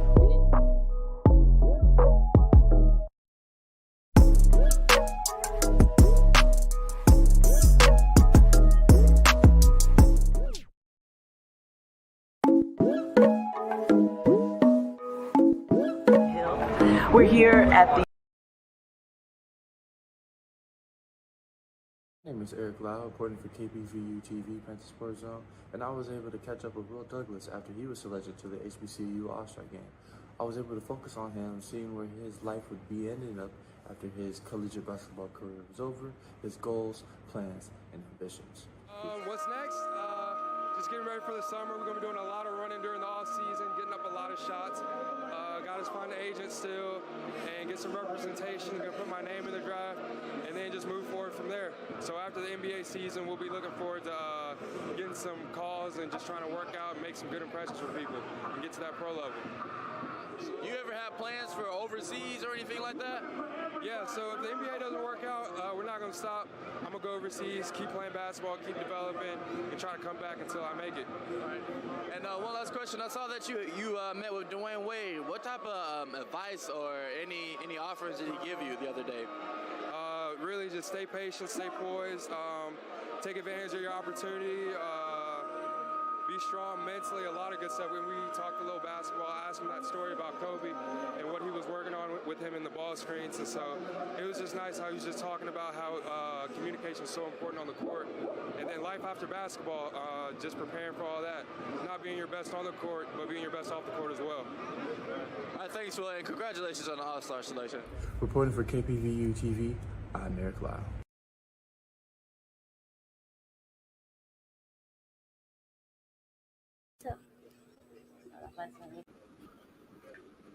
Hi, I'm Keon Terragano from KPVU-TV, coming from Chevron's LPGA Tour. Today we have Zach Japan. Okay, Zach. So, is this your first day on the tour? I have been actually. We're used to work for the LPGA in the media department. I'm married to a caddy out on tour, so I've been to hundreds of events over So the last several years. you can say you're used to veteran. it. Yeah. Yes, sir. Yeah. Are you familiar with any of the players on tour? And if so, who are you, going for to win? Yeah, so familiar with a lot of them, friends with a lot of them. I'll be cheering my sister-in-law, Brooke Henderson, on. She's 2 shots off the lead heading into the week. Hi, I'm Keon Terragano from KPVU-TV, coming from Chevron's LPGA Tour. Today we have Zach Japan. Okay, Zach. So, is this your first day on the tour? I have been actually. We're used to work for the LPGA in the media department. I'm married to a caddy out on tour, so I've been to hundreds of events over So the last several years. you can say you're used to veteran. it. Yeah. Yes, sir. Yeah. Are you familiar with any of the players on tour? And if so, who are you, going for to win? Yeah, so familiar with a lot of them, friends with a lot of them. I'll be cheering my sister-in-law, Brooke Henderson, on. She's 2 shots off the lead heading into the weekend, so hopefully she can pull it out. But always cheering on sister-in-law and my wife, who's on the bag. I wish the best of luck to you. Thank you. Now, on yesterday, unexpectedly, there was deers running around on the course. So I would like to say to you, be careful out there. Yeah. You don't want to get stampeded or Yeah, I run know. over by anything. That's actually funny you mentioned that. I had a friend who sent me a TikTok video of, I think it was a cross country race, and the guy got barreled over by some deer. So that detail's right on point. Now, I do want to say, here to my right, we have the 18th hole. Yep. So I would say, if you were in this tournament, would you be able to hit the ball into the hole off of one shot? Do you think you're capable? Well, I wish. That's actually the Aon Risk Reward hole. So the Aon Risk Reward Challenge is across the PGA Tour and the LPGA Tour. Winner at the end of the year. Every tournament has an assigned hole that is the risk reward hole. And at the end of the year, the person with the best score, cumulative score on the holes over the season, earns $1 million. So I don't think I could get a hole in one on a par 5, let alone the players out here. But maybe they might be able to. They're way better than I am. So who knows? Professionals at it. Yeah. Personally, I play sports coming up, so I think I have a nice shot of maybe hitting it into maybe. Yeah, hey, if you do, then you should also join the Long Drive Tour, Long Drive Challenge, and I mean that's some distance if you can get that. So I'm a freshman, and this is my first tour. So the feelings that I've had, I can say it's a once in a lifetime. I told my parents that it wasn't something that I can necessarily, speak. It's something that I can only feel. So how did you feel, coming into your first tour? Yeah, I'd say there's kind of that spotlight on obviously sports at the highest level, and you always get a little starstruck to a degree.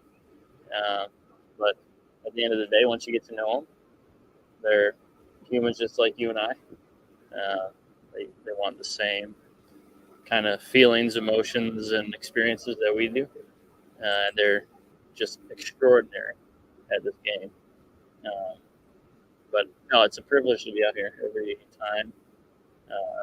Definitely would consider myself lucky to be in the position I'm in, been given the opportunities that I have. And, there's only my Lord and Savior to thank for that. Yes, sir. Thank the Lord. One last question for you, Zach. So I'm not too familiar with the attire. I know it's golfing attire. Yeah, you're in it. You're in it. So, I have on the Jordan 3s, the color purple. So I know that's not the right shoe for this tournament. So do you have an exact shoe that you would prefer, anyone new coming to the tour that's all around, comfortable, it looks up to par? What are your suggestions? Yeah, so if you want to look up a player, look up Mina Harrigay. She is sponsored by Jumpman. She'll wear Jordans to and from every tournament when she's on the course and when she's off the course. So you're right in line with her. But sister-in-law is sponsored by Skechers, so I always go with some good Skechers. But you can't go wrong. There's technology, like especially in the shoe department for golf. It's changing every day, and something new and something more comfortable is always coming out. But yeah, hey, Jumpman, they're snazzy, right? And they feel good. Sir. They're like clouds on your feet. No doubt, sir. Well, thank you for joining us, Zach. Thank you, Keon. This is Keon Terragano from KPVU-TV, and we're signing out. Hi, I'm Keon Terragano from KPVU-TV, coming from Chevron's LPGA Tour. Today we have Zach Sapan. Okay, Zach. So, is this your first day on the tour? I have been actually. We're used to work for the LPGA in the media department. I'm married to a caddy out on tour, so I've been to hundreds of events over the last several years. You can say you're used to it. Yeah. Yes, sir. Yeah. Are you familiar with any of the players on tour? And if so, I was like a 10.5. So yeah, so my Air Force familiar with a Ones, lot of them, probably friends with a lot of them.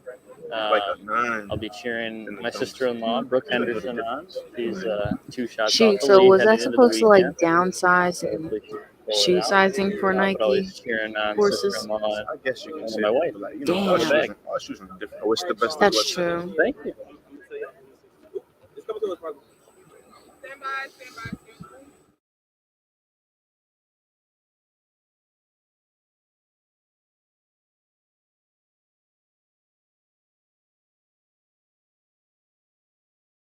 No. Good afternoon. I'm Keon Terragano, reporting live from the LPGA Tour here with Chevron. We have our very own Taylor from our golfing team. So, is this your first tour? This is my first time being at a major championship. Yes, I've been to LPGA tournaments in the past, but in my hometown in Phoenix. So the feeling is definitely surreal. So how would you, explain your feeling, with it being your first major tour? Yeah, I think it's super important for people of every color, every nationality, every gender to see these women play and recognize that golf is more than just for men. It's we have amazing women out here showing out. So yeah, it's nice. That brings me to my next question. Golf is shown as or said as a male dominating sport. So with all the women, just evolving in the sport, what is your input on it?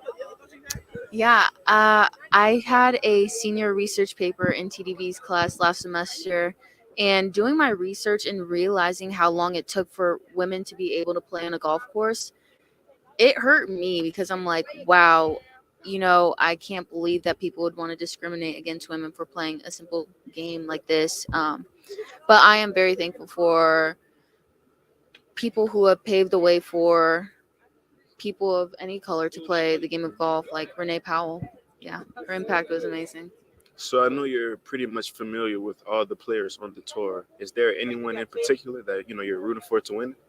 Yeah, so yesterday, me and my teammate, we were able to interview Nelly Korda, and she is an Olympic gold medalist.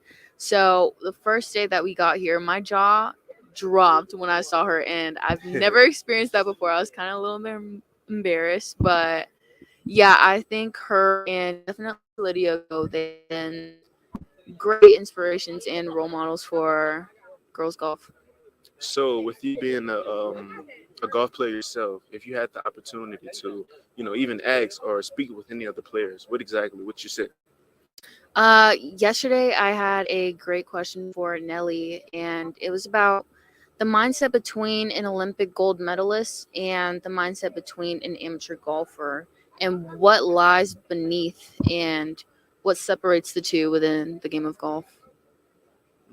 Well, I wish you the best of luck. I hope to see you here in a couple of years, winning it all. Who knows? PV alum. But it was very nice to have you on the show. Yeah, thank you for having me. Thank you. This is Keon Terragano. Thanks for watching and stay tuned.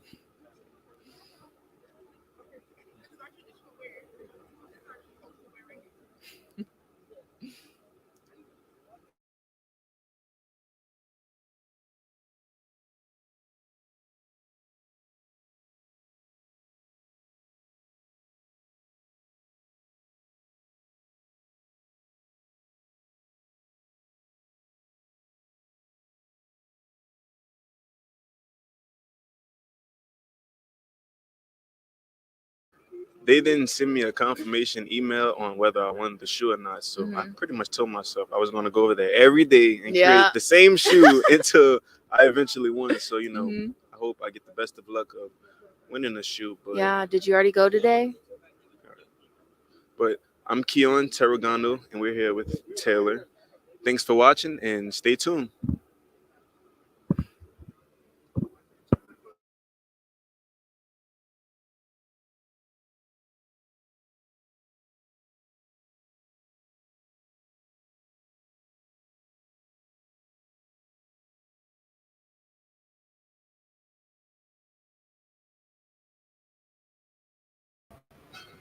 Hello and welcome back to the desk here with KPVU-TV, and it's been an amazing day so far. But today, joining me, man, we have a special guest. Let me tell you, me and Mr. Nate Chaney, we've had the opportunity to talk a little bit before the camera started rolling. And let me tell you, for the people at home watching, Mr. Chaney here has an amazing story to tell. But before we get to all of that, you're here with Accenture. Yes. And for the people at home, tell the people your role with Accenture and what all that entails. Accenture basically is one of the world's largest consulting firms where we use technology like we're demonstrating here today, creating a virtual experience, using technology to solve a lot of problems. Not just technology, but bringing our solutions to our clients and helping them solve those problems all over the globe. But I'm here today not only with my Accenture people to basically participate here with the Chevron LPGA tournament, but also at work, I represent a lot of our environments that create an inclusive and diverse environment. Okay. So one of those is our employee resource groups, which are groups of people that basically you have a culture at work, like an African-American employee resource group, right, Hispanic American, or I lead our mental wellness employee resource groups, not just in Houston, but in 15 of our different home offices from the South, from DC down to Texas. And I'm also the volunteer lead in the office. So I help to develop partnerships like Prairie View, okay, or Catholic Charities, or Mission Continues, veteran service organizations. So together as a community, we can hold true to one of our core values in Accenture called stewardship.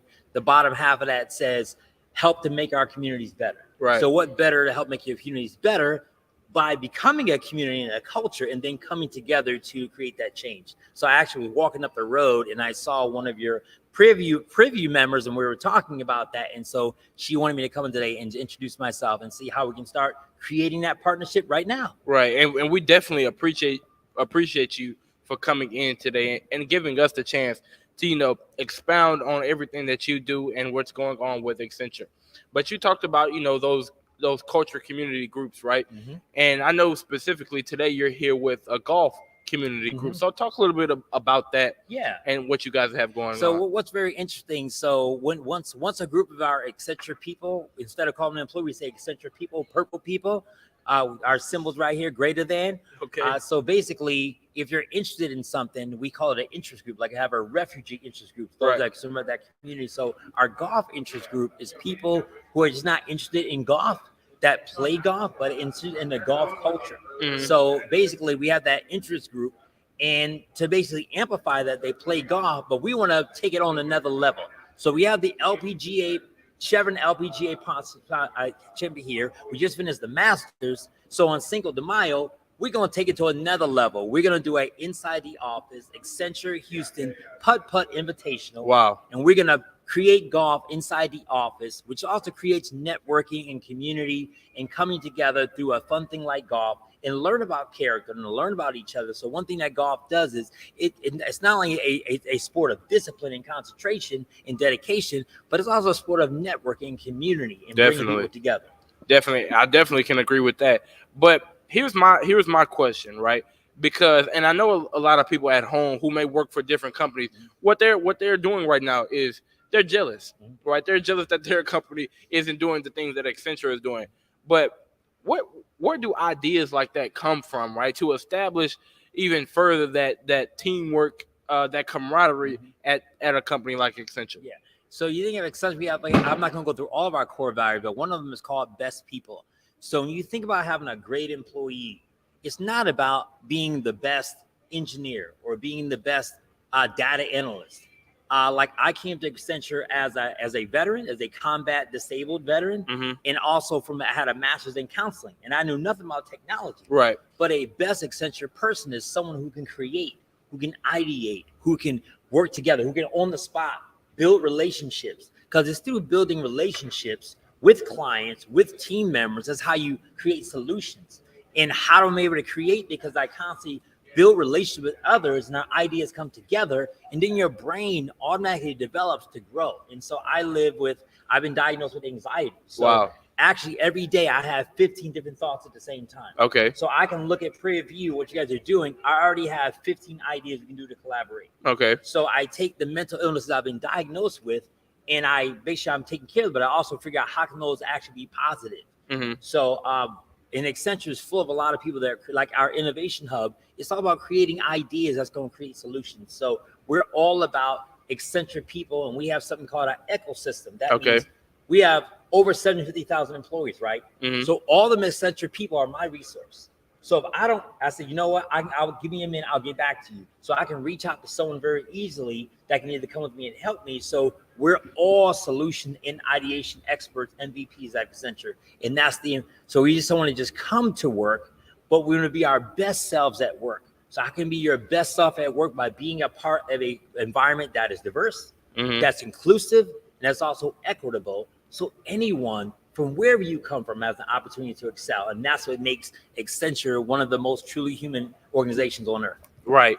And continuing on with that thought of diversity, equity, and inclusion, right? Just across the dome here, we have the Accenture team, and they're doing their virtual reality experience called Put Like a Lady, right? And in that, I was saying to some of the Accenture members yesterday was that it isn't your ordinary virtual reality experience, right? It isn't just you playing a video game, right? But it was a very immersive experience, a storytelling experience, putting you in the shoes of, you know, an LPGA player and seeing some of the hardships that they went through. So, and I know you may not have been, you know, directly responsible for what's going on over there, but give me your opinion as to, you know, some of the stories that were been able to be told on that side. In Accenture, with all their technology, especially with a lot of people using the metaverse, they call it, and you think about what virtual reality is, it's and a lot of times there's two words you might have heard. You might have heard of sympathy before, right? Like, I feel sorry that you went through that situation. Right. Or empathy means you're in that situation. I might not be in it with you, but I will get in that hole with you. Right. So we can get out together. Right. So the metaverse is about bringing somebody inside an environment so you can be in there to experience it. And the metaverse puts you in it versus you watching it or touching it. You're a part of that. So putting like a lady, whether you're a man, a woman, you can go through now and have that experience saying, I empathize with them because I felt it. I didn't just see it. Right. And so Accenture not only does it with the metaverse, but we do that with all of our technology and all of our solutions, because we cannot create a solution without building a relationship. Right. And then building a relationship, we build trust. We build trust and rapport based upon our building that relationship. Now we can create a solution based upon who you are, not who we are, what we've done, but it has to be built based upon you. So that whole metaverse experience is about the experience of the golfer and then bringing you in so you can empathize and be with them as you experience. It's not just playing, it's an experience. You're being immersed into that environment. Right, exactly. And I definitely can agree with that, because I myself took a trip over there. And like I say, it's a very immersive experience, to use your word. Because it's not just you put on the goggles, you put on the headphones, you act like you feel it. There you go. You smell it even, because I remember talking to them and they say that they use a certain scent that they, you have the backpack you put on. It's an sort of out of body experience over there. So I would encourage anyone who is looking forward to, taking a trip over to the Inspiration Dome to not only come and watch Prairie View's live broadcast, but go over to the side with Accenture and experience what they have going on. Thanks for the free plug, bro. Of course. I'm glad you did it. See, that's how we're partners. He already plugged. I don't have to do it. You did it for me. That's no problem, because one thing that you mentioned, right, in your time here at the Inspiration Dome, you said that you saw someone from Prairie View and you instantly pulled them to the side, or they pulled you to the side. You guys had a lengthy conversation. But you and I were talking, and you were saying that, one of the things that you like to do is encourage people to go to HBCUs and receive that type of education and be in that environment. So I kind of want to get your opinion as to why you have become such an advocate for HBCUs. Yeah, and it's not a black, white, Hispanic, Indian, or color thing. As we know in this country, we have a strong history. I grew up in Connecticut, and I faced discrimination just for being a black homeowner in the suburbs. Okay. My mother was chased with fire hoses and with dogs because she was just a black woman growing up in Pennsylvania. Right. And my son is a young man of mixed culture of black, Hispanic, and Irish, which is a whole nother dynamic, being a mixed child. But knowing that you can be a part of a system that has a history of developing excellence, and it's people that look like you that love that program. It's something we need to amplify, because we need to amplify what HBCUs are doing across the country, especially right here in Houston, which is the #1 multicultural city in the country. And knowing what I didn't know what Prairie View was when I came here until at Accenture. I had met so many people that are basically alumni of Prairie View. It's important to amplify what we're doing. And A lot of people don't know what that stands for. Historically Black college, it's a university or institution, right? So that we can know that we have people that are representing our culture, and it's not to put down any other culture; it's to amplify what a culture is doing, right? And so, and as we know, a lot of our HBCUs are facing a lot of hardship, a lot of financial hardship, a lot of other situations. But knowing that we're producing such great programs is good for us to know and amplify that, and then connecting with other cultures that want to know the great things that you guys are doing. Right. First of all, thank you for that. And Mr. Cheney, I really couldn't put it no better than the way you just did. But excuse me, I want to go back to the reason why we're here today, and that is golf, the sport of golf, right? And you mentioned earlier when I asked you, did you play right? You said that, when Tiger Woods left, you left right alongside. And when we think about it, that is the same story of, many African Americans.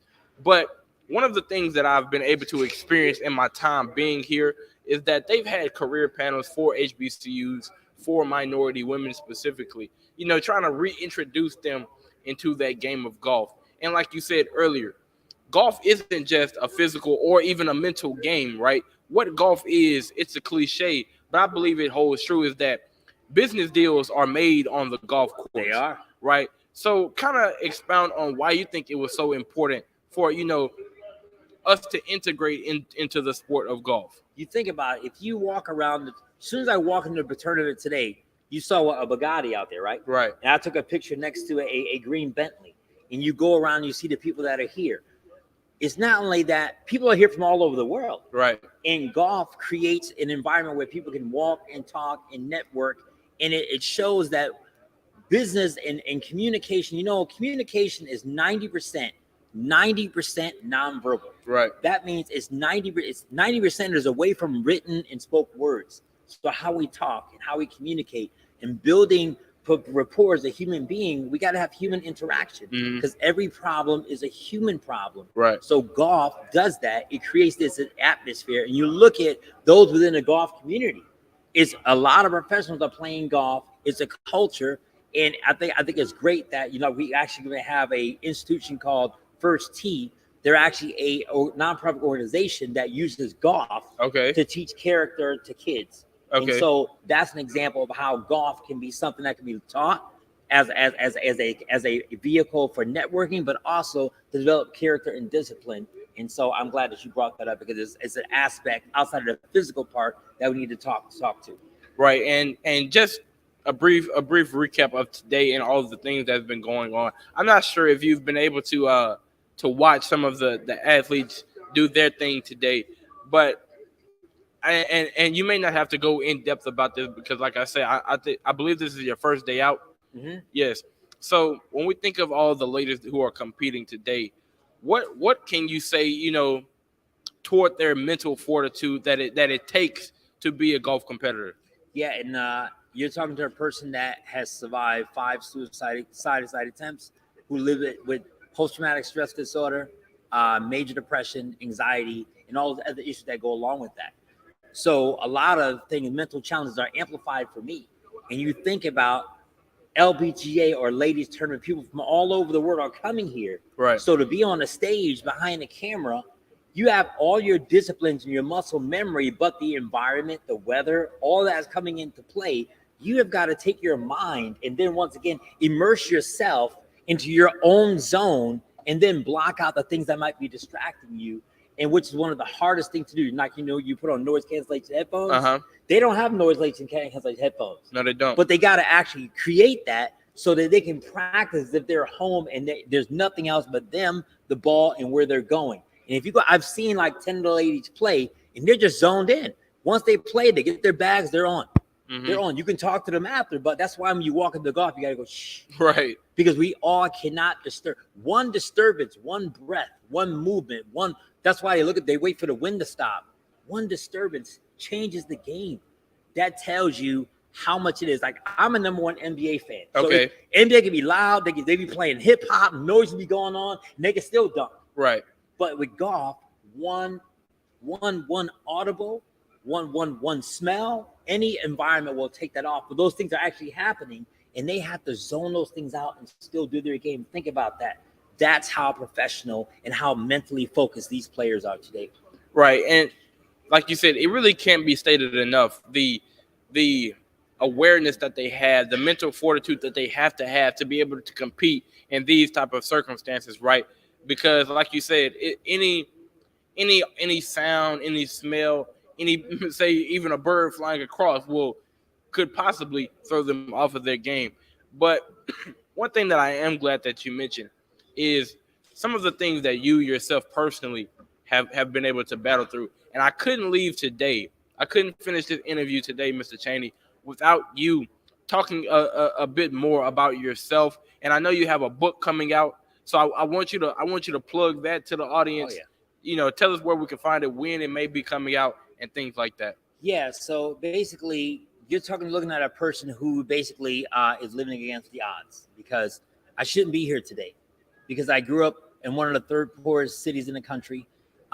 When I dropped out of high school in 1987, and my brother died of a drug overdose. My Marine hero brother died of a drug overdose in 1989, which caused me to drop out of the university. When I got back in college, my younger brother sold him the drugs that killed him, which angered me.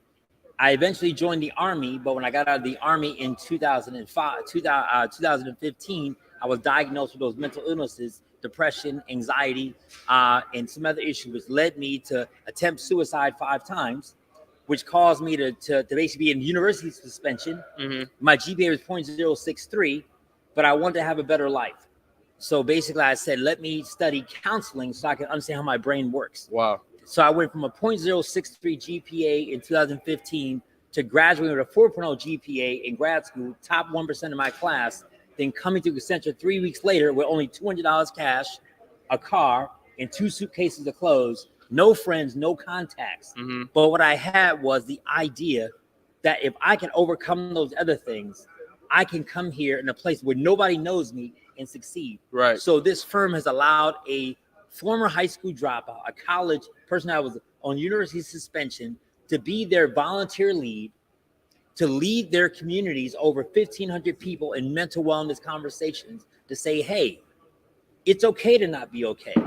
It's okay to know that you're not alone. That's why my book, which is going to be titled The Memoirs of Nate, is going to tell that story of growing up in a place where all I saw was violence and death, and being where I am today by overcoming barriers, through telling true stories that where you really can happen. If you can see it, if you can believe it, you just have to do what it takes to overcome that to be successful. And I think that is the Black story of America. Right. I think that's the story of Prairie View. That's the story of all of us, because all of us shouldn't be here based upon our history in America, but we're here. And so being able to tell that story is something we can do. Right. So, and thank you for giving me that space to share that, because as we normalize those situations and normalize our difficulties and what we've been through, we're able to be more successful in the future. Right. And first of all, thank you for sharing that. I mean, that's an amazing story. It's a true testament not only to your character, but it can serve as an example for those who, feel like they're alone in the battles that they go through, that they're not alone. Someone else has been in their shoes and comes out on someone else is in their shoes right now. There you go. And can come out on the other side, even more successful than come on. Who would have imagined. But Mr. Cheney, it's really been a pleasure. And I couldn't say that. I want to say this too, because Accenture, I want to shout them out, because for not only for bringing a person like you on, but just from what you've said, they seem to be a wonderful company. So, and I'm glad to be sharing the Dome with them here today. I want to shout them out again. If you're taking a trip to the Inspiration Dome, make sure you go to the other side and check out all the things that they have going on. Mr. Nate Cheney, thank you. And I told you guys, a man from Chicago agrees with me that LeBron is the GOAT. So thank you there, brother. I appreciate it. Oh, yeah. All LeBron is the GOAT. There's no debate about it. But Mr. Nate Cheney, thank you so much. My brother, I appreciate it. Thank you all everything that Prairie View is doing. And this is an amazing setup. And I thank you guys all for building Black excellence, not just Black excellence, and not only Blacks go to Prairie View, but letting people know that we have the opportunity to create that success for our people and people of all backgrounds. Right. There we go. I couldn't put it no better than that. But stay tuned. This is KPVU-TV. We're still live in effect for day 3 of the Chevron Championship. Stay tuned. All right.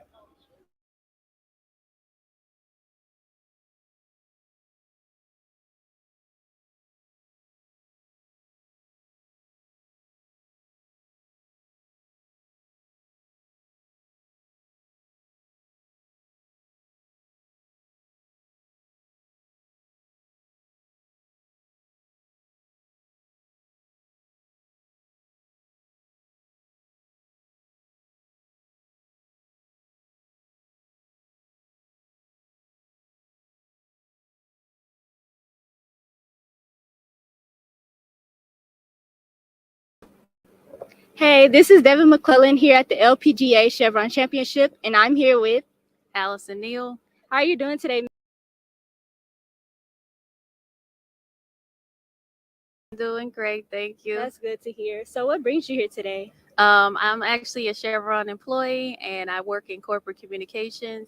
And I came out today just to enjoy the tournament with my family. Yesterday, I worked as a volunteer, and I'm just here to support the event with the hopes that it's super successful, not only for our company, but for the community in general and for everyone associated with this event, including your university and all the students here this weekend. So happy to see y'all out. All right. So, what do you do exactly at Chevron? You said corporate communications. What does that entail? I'm a corporate communications advisor, and so I support the chief procurement officer.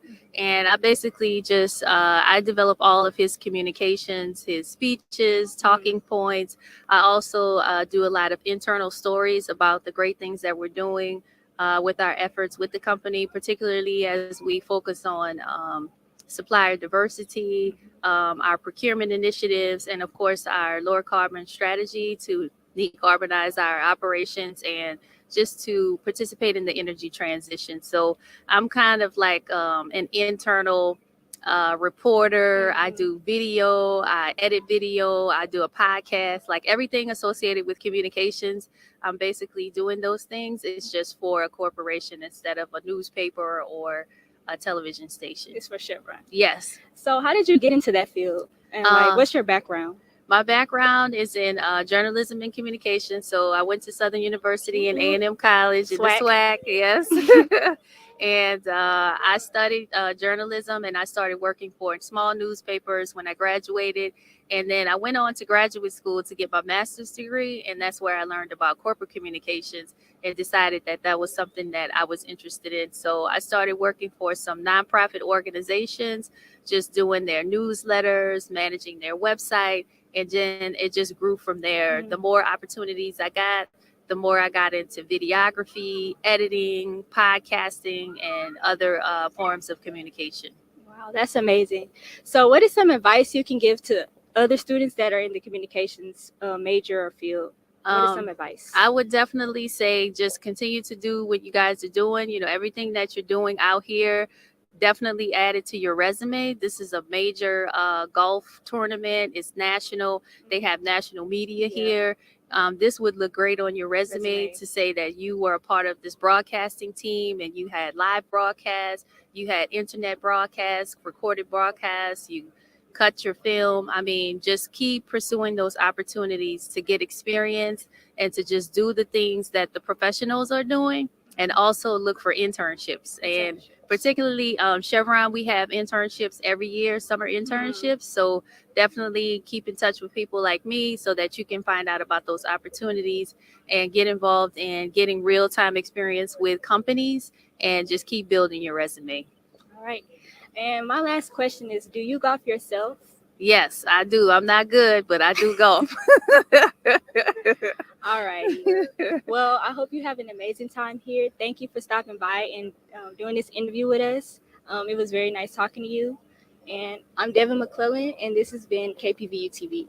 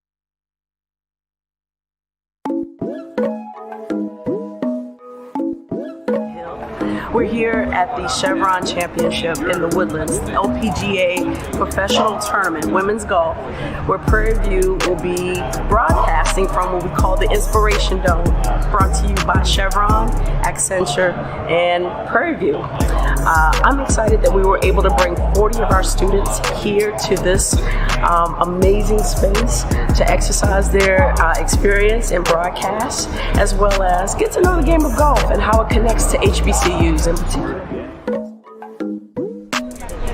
My role today is everything. Talent, just interviewing players and being a part of the tech crews, just making sure everything goes smoothly for our production.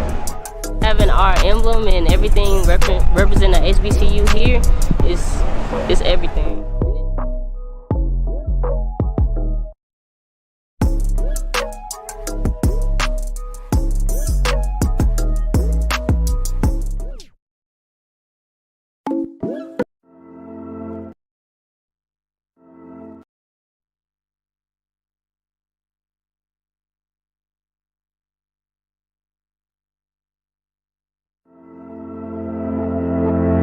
Hello, my name is Caleb Carter. And I'm Keyshawn Groves. And we're here from HBCU today, and it is a great experience to be able to talk to Mr. Tip Harris and Mr. Vernell Woods from Moolah Wireless and kind of get their insight as to why they've been partnered with HBCUs. Yes, and along with HBCU today, we're starting here at Prairie View so that we can really captivate the culture and what they're doing with our communities and for our communities. Hi, my name is Kelsey Brown.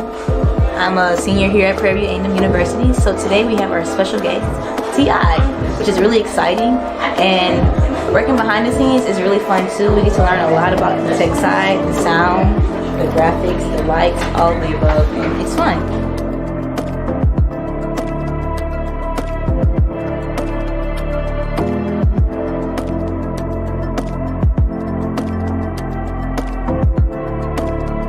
HBCU today's goal is primarily to showcase what HBCU students are doing in their communities.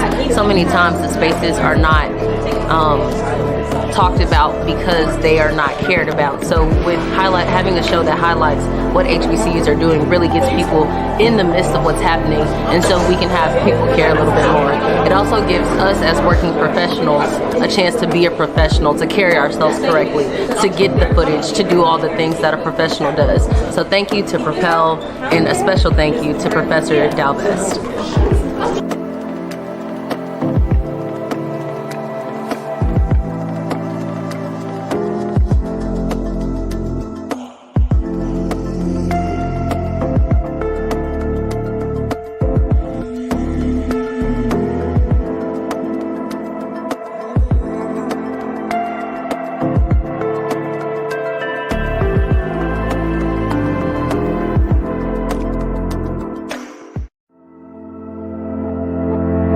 Hello, my name is Caleb Carter. And I'm Keyshawn Groves. And we're here from HBCU today, and it is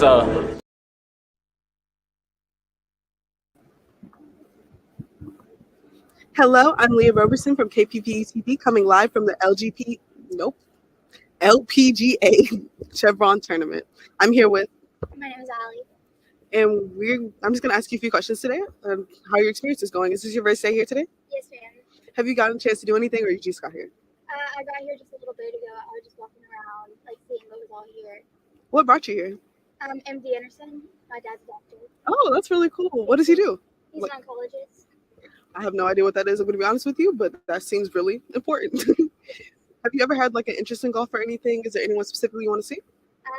No, I'm just really here to see all of these amazing women compete, and it's really inspiring to see. How old are you, if you don't mind me asking? I'm 16 years old. Is there anything that you want to do with your career? Right now I'm dancing. I'm going to see where that takes me, and I hope to one day be a physical therapist. Oh, that's a really cool path for you. So going with the dancing careers, you see how hard these women work? Yes. Do you have any specific golfers that you would be interested in seeing today? I'm honestly excited to see all of them. So I'm just looking forward to seeing them. So you said you just got here. Do you have any adventures specifically that you want to see today? No. There are some virtual reality things going on in the tent. There's also a place where you can make your own shoes and things like that. So be sure to check those things out. They have a lot of different activities here that you can enjoy. Yes, ma'am. Thank you. Of course. I'm Leah Robertson, coming from you from the LPGA Chevron tournament, and this has been my interview.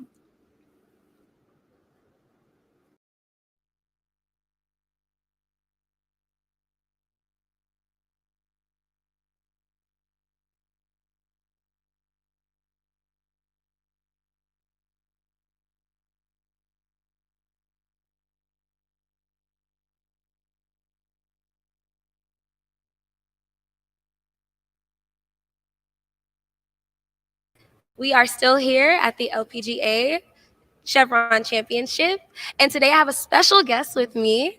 You can go ahead and introduce yourself. I'm Amber Tierce. I'm the Chevron Corporate Affairs Manager for Houston. Wow, so I know a little bit before we got on camera, you told me that you basically are over all of our sponsors if you're here for this event and for events outside of this.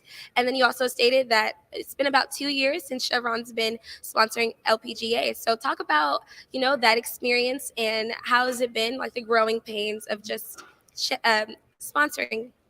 So you're right. So the Chevron Championship, this is the second year that we've been the title sponsor, but the first year that we've brought it here to the greater Houston area in Texas. And we are so thrilled to be able to bring it to the Houston area community. Chevron has been in Houston for over 100 years. So to be able to bring such a top tier tournament to our hometown is really such a pleasure for us. And we're excited to have everyone out to see all the families, the golf enthusiasts, and even those who aren't golf enthusiasts. There's something for everybody here. Yes. Okay. And so with that being said, I know it was first in California, right? And so what was the preparation like, at least behind the scenes, with moving everything here? Was there, any difficulty or things along the way? Well, it's certainly a big undertaking, but we have been welcomed with open arms from the Woodlands community, from the city of Houston, and our 7,000 employees that call Houston home. They have really rolled up their sleeves to help mobilize and to help attend and volunteer. We have hundreds of Chevron employees that are volunteering each day at the tournament, and so they were excited to be able to be a part of this as well. This tournament has such a rich history and legacy, but it has been so incredible to have the support of past champions and the players and the greater Houston community. So it's been a really wonderful transition for us. Wow, and that's amazing. Always good to have a good transition, especially moving into something so big. Yes. Yeah. Yes. And so are you supporting any golfers here today as just a spectator, or has it strictly just been work? So, straight work. Well, we are really, so what we're trying to do here is to make it more about golf as well. And so we have a number of initiatives like a STEM zone, which you'll hear more about later, and really building upon that community engagement employee that we do with all of our sponsorships, whether it's golf, baseball, football. What we're really trying to do is provide a platform where we can engage the community and advance women's issues, bring STEM opportunities, and engage the community. And so we're just building on what we do every day in Houston. That's good. And so when you mentioned STEM, I think about the fact that this is a women's tournament. So ladies in STEM, right? And so we start to see that push for more women in STEM. I know from where I'm from, I see a lot of, push about, is there women in STEM, and getting into fields like engineering and mathematics and things like that. So have you seen a change in women in STEM since doing this? So we've really been excited to see some of our community partners really engage in this area, and especially our younger fans, right? So a couple of weeks ago, we held a STEM clinic for middle school girls, and it was really great to see them connect science with the game of golf. And so it's been really a great opportunity for us to see that, because we view it as inspiring the next generation, right? Yes. And creating that next generation of scientists, technologists, engineers, mathematicians. And so we need that to continue an innovative future. And so it's been really awesome to see all the kids in the STEM zone here, and then seeing the response we get from the younger set when we have the STEM clinics. And so it's been really rewarding. Wow. And so with that being said, what is the outlook moving forward for the LPGA and also the Chevron Championship. Will there be another year of partnership? Yeah, so we're in this partnership for another 5 years, and so we love partnering with the LPGA. It's an organization that has shared values with us, inspiring women, advancing women, and giving back to our community. And so it's a partnership that just really works. And so we like to look at it as it's not a sponsorship; it is a true partnership. And so we're looking forward to many more years of really great outcomes. Wow. And I think we'll leave it right there. Okay. Thank you so much for Thank coming you for today having. and being here. We are still here at the LPGA Chevron Championship. Stay tuned for another interview.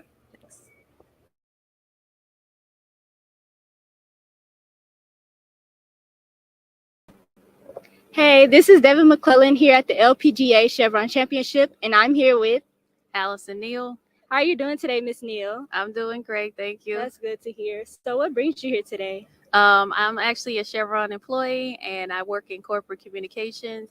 And I came out today just to enjoy the tournament with my family. Yesterday, I worked as a volunteer, and I'm just here to support the event with the hopes that it's super successful, not only for our company, but for the community in general and for everyone associated with this event, including your university and all the students here this weekend. So happy to see y'all out. All right. So what do you do exactly at Chevron? You said corporate communications. What does that entail? I'm a corporate communications advisor, and so I support the chief procurement officer, and I basically just I develop all of his communications, his speeches, talking points.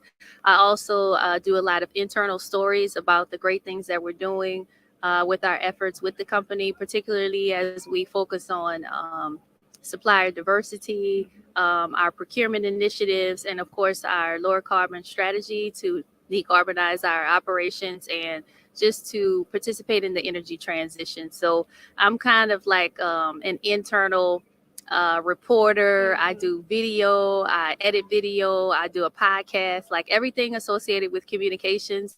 I'm basically doing those things. It's just for a corporation instead of a newspaper or a television station. It's for Chevron. Yes. So how did you get into that field? And what's your background? My background is in journalism and communication. So I went to Southern University and A&M College in the SWAC, yes. And I studied journalism, and I started working for small newspapers when I graduated. And then I went on to graduate school to get my master's degree, and that's where I learned about corporate communications and decided that that was something that I was interested in. So I started working for some nonprofit organizations, just doing their newsletters, managing their website, and then it just grew from there. The more opportunities I got, the more I got into videography, editing, podcasting, and other forms of communication. Wow, that's amazing. So what is some advice you can give to other students that are in the communications major or field? What is some advice? I would definitely say just continue to do what you guys are doing. You know, everything that you're doing out here, definitely add it to your resume. This is a major golf tournament. It's national. They have national media here. This would look great on your resume to say that you were a part of this broadcasting team and you had live broadcasts, you had internet broadcasts, recorded broadcasts, you cut your film. I mean, just keep pursuing those opportunities to get experience and to just do the things that the professionals are doing, and also look for internships. And particularly Chevron, we have internships every year, summer internships. So definitely keep in touch with people like me so that you can find out about those opportunities and get involved in getting real-time experience with companies, and just keep building your resume. All right. And my last question is, do you golf yourself? Yes, I do. I'm not good, but I do golf. All right. Well, I hope you have an amazing time here. Thank you for stopping by and doing this interview with us. It was very nice talking to you. And I'm Devin McClellan, and this has been KPVU-TV.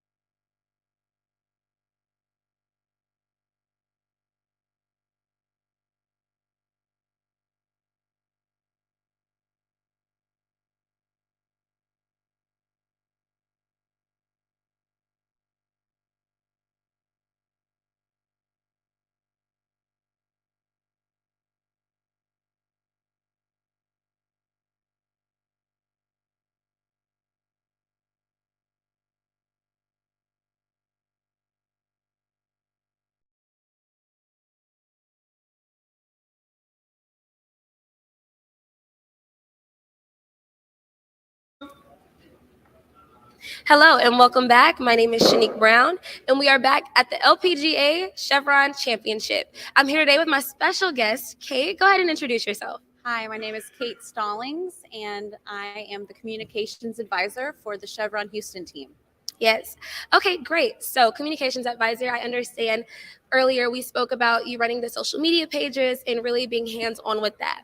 So, for the social media, what would you say is the most important aspect of raising awareness for the LPGA through the Chevron communications social media page? Of course. So, of course, number one, I would like to say, go ahead and follow me, Chevron Houston, on Instagram and Twitter.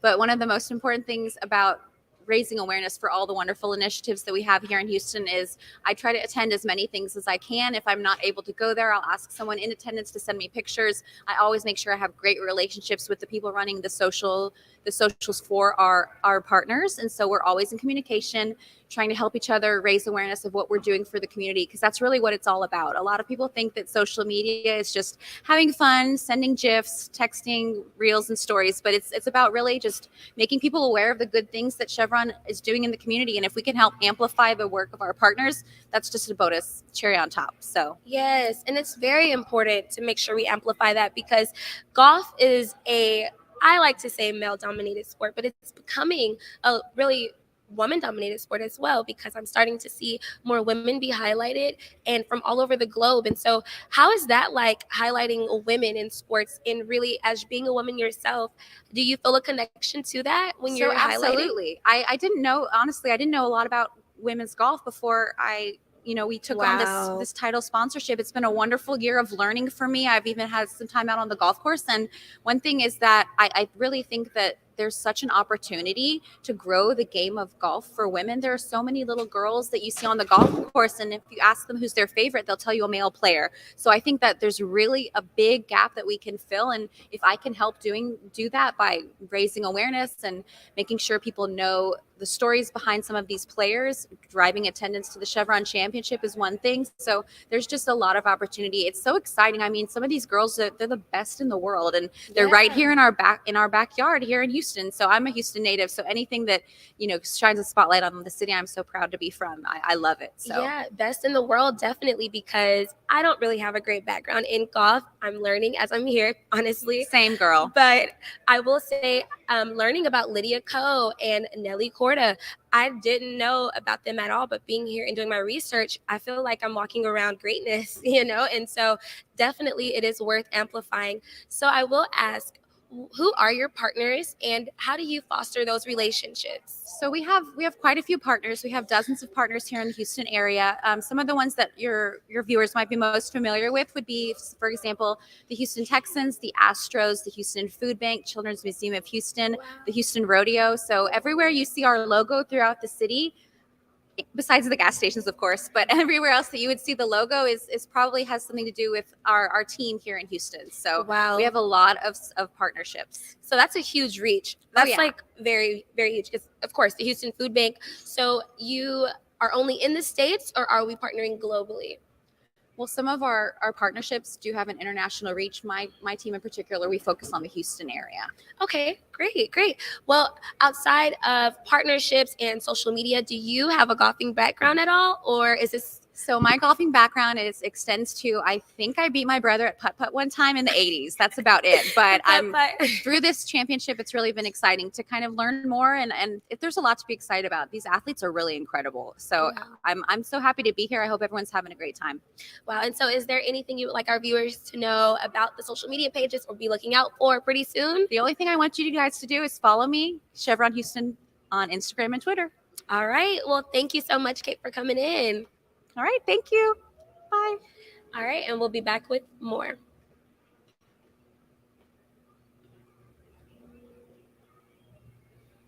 Can I go? Yep.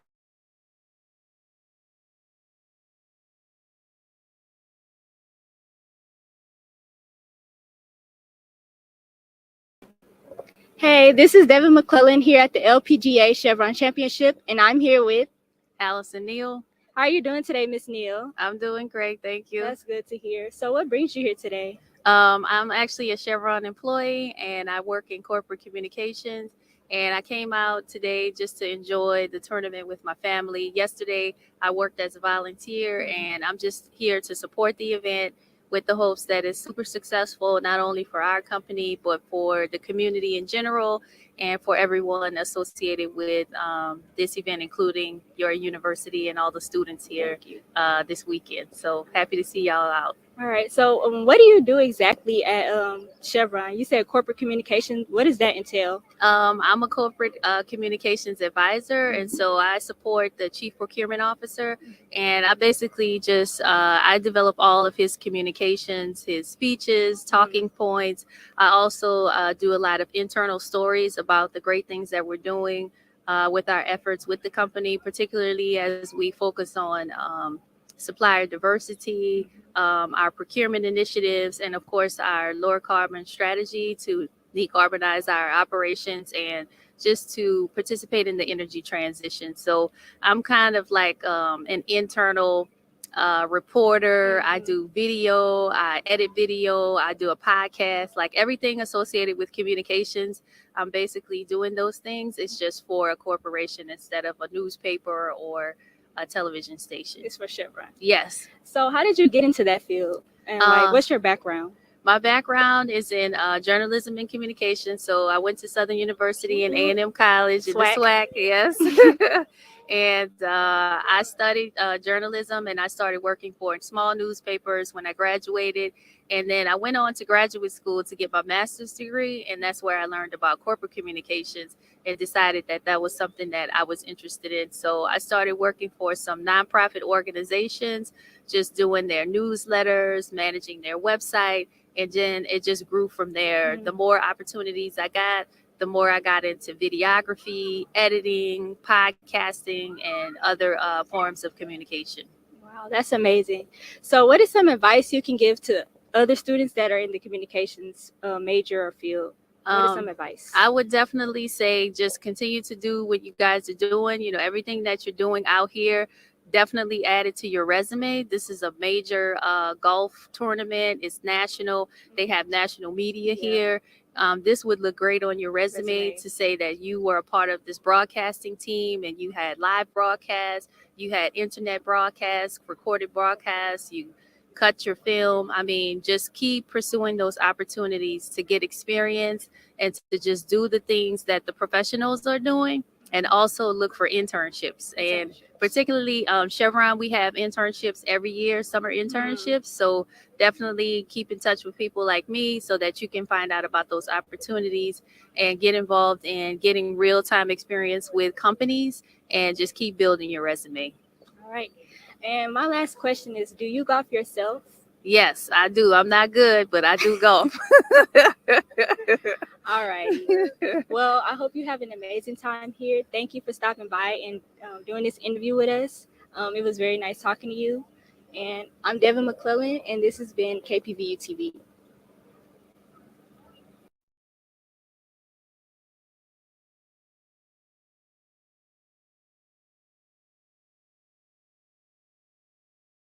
My name is Shanique Brown, and welcome back. We are still here at the LPGA Chevron Championship, and we have another special guest with us. Derek, go ahead and introduce yourself. Hi, it's so great to be here. I'm Derek Sheldon.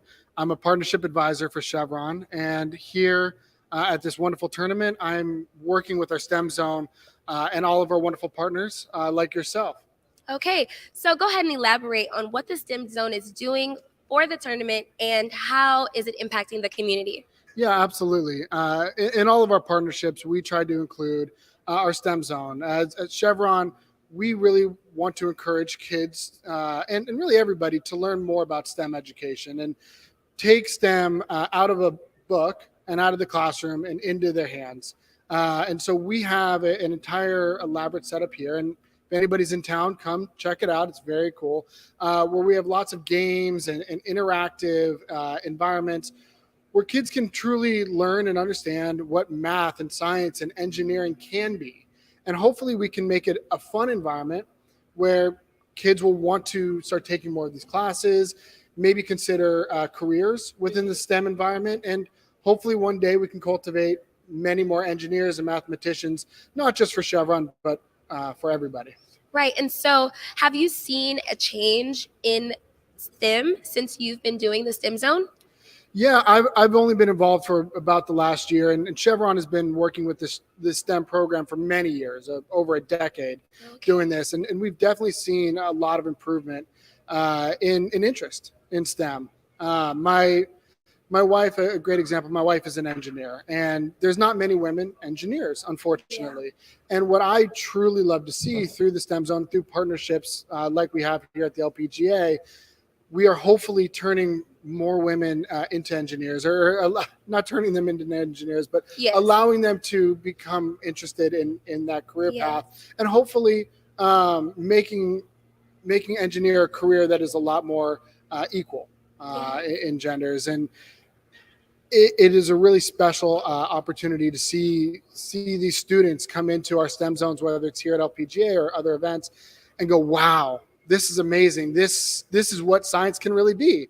It's not just some lesson in a book. And so that, I think, is what's really special for us. Yes, and I'm glad that you mentioned the difference in between men and women in the STEM fields. So with that being said, we are at the Ladies Professional Golf Association tournament, right? And so there's some ladies here. So with that being said, is there a correlation in between the work that you're doing with the LPGA and STEM and working to target more women in golf? Is there a correlation there? Yeah, I wouldn't say we are partnering with the LPGA to focus on women. I think Chevron as a company, we want to focus on communities. And whether that is men, women, anybody, however people, want to associate themselves with a particular community, that's what we focus on. What I do love to see, though, is the empowerment and the focus on women's sports here at the LPGA. Yeah, definitely. I feel like the growth in women's sports right now is fantastic. Yeah. It is so exciting. It's amazing to see everybody out here at the course so excited to watch these women play. Yeah. And that truly is what I think makes all of us very happy with this partnership. Yes, thank you so much. Well, we appreciate the work that you're doing for not only women in sports, but also women in STEM, because it is important. So thank you so much, Derek. I appreciate your time today. Awesome. Thank you for having us. We're so excited to be here, and come check out the STEM zone at the LPGA Chevron Championship. And where is it located on the ground? It's located at the entrance, right next to the main entrance. And then I also encourage everybody to come down to the dome, the big golf ball in the middle, and watch some amazing reporting. Thank you. You heard it here first. Come watch some amazing reporting and go check out the STEM zone. Thank you. My name is Shanique Brown with LPGA and Prairie View. See you soon.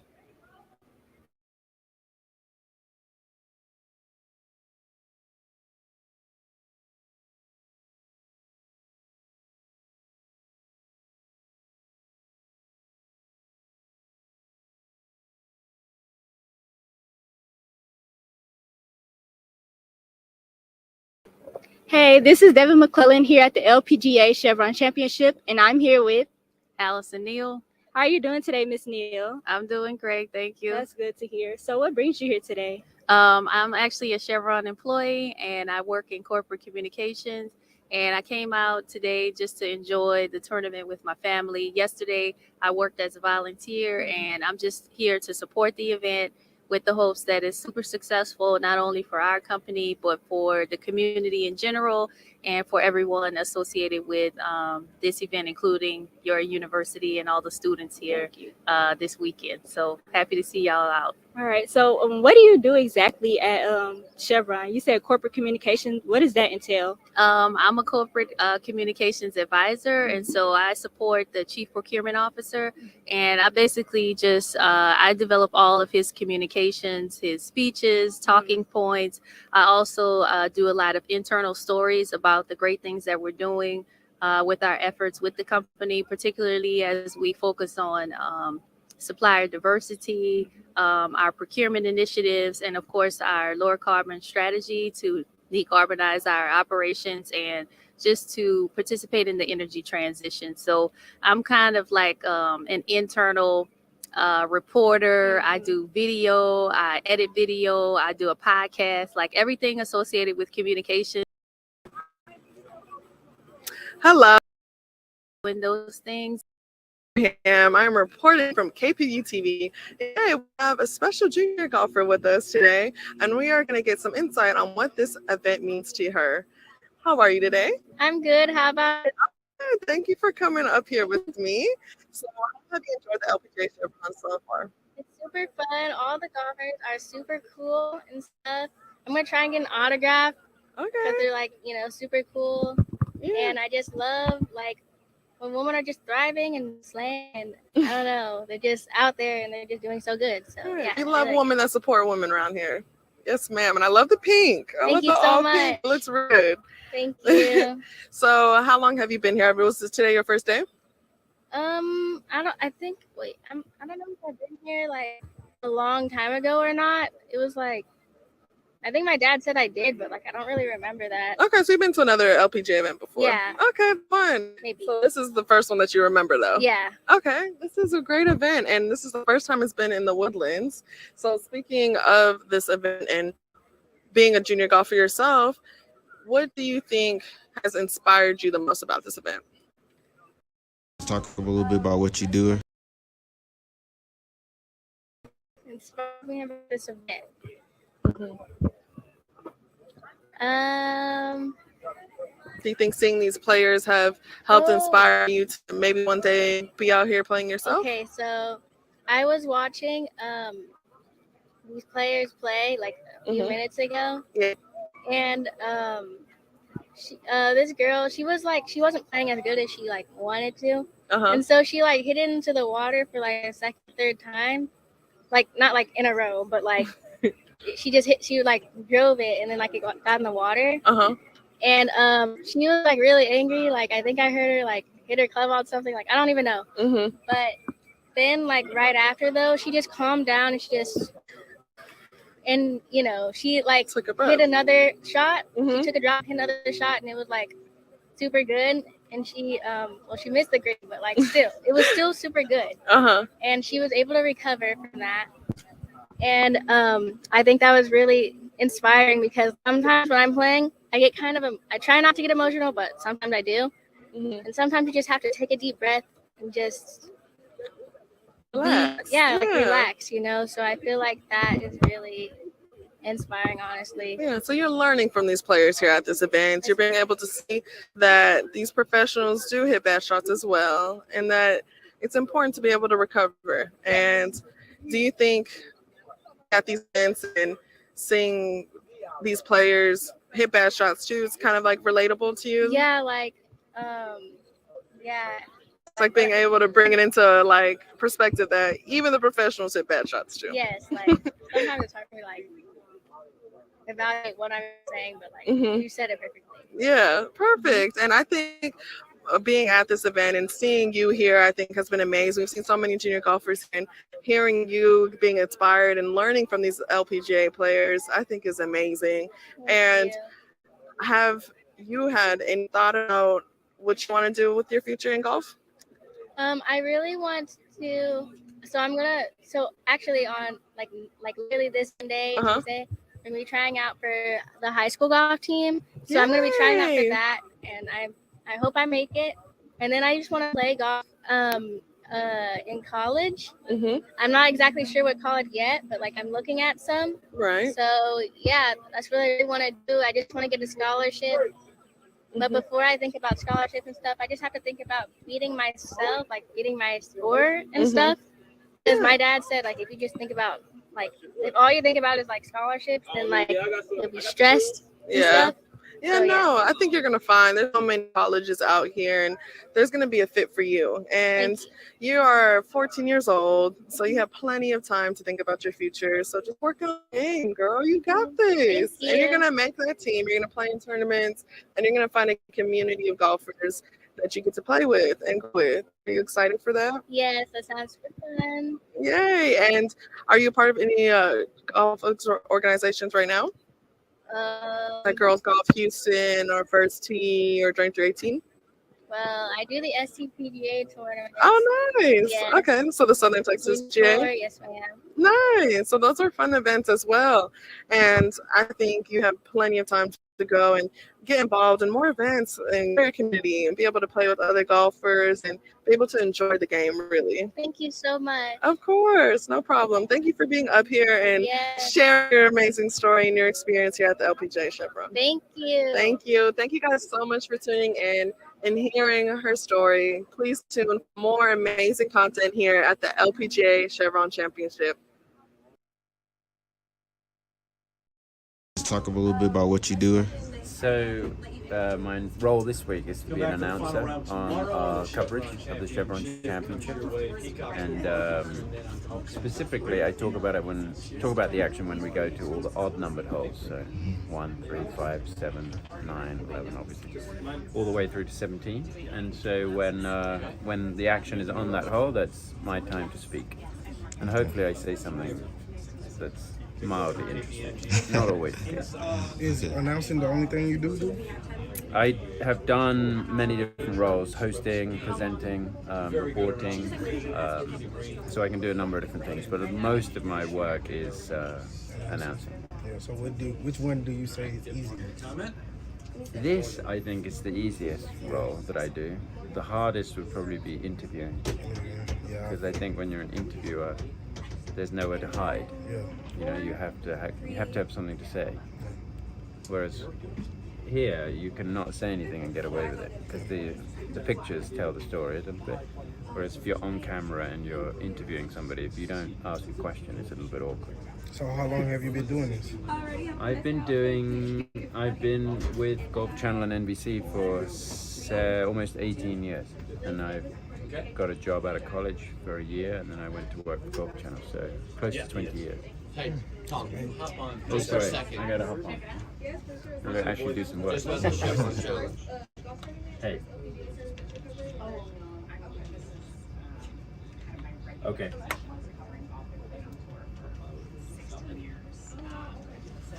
Okay. Today it's the LPGA Foundation and Girls Golf of Greater Houston. Are the beneficiaries today. The LPGA Foundation. It's not on there, is it? Can we put the LPGA Foundation on there? Apparently today, according to my card, it's LPGA Foundation and Girls Golf of Greater Houston. So Girls Golf of Greater Houston's on there. And then tomorrow it's Catalyst Brothers. It's a typo in you can get rid of Brian, type partners. Okay. Hey, also partners is missing the T. No, man, we got partners in We got partners.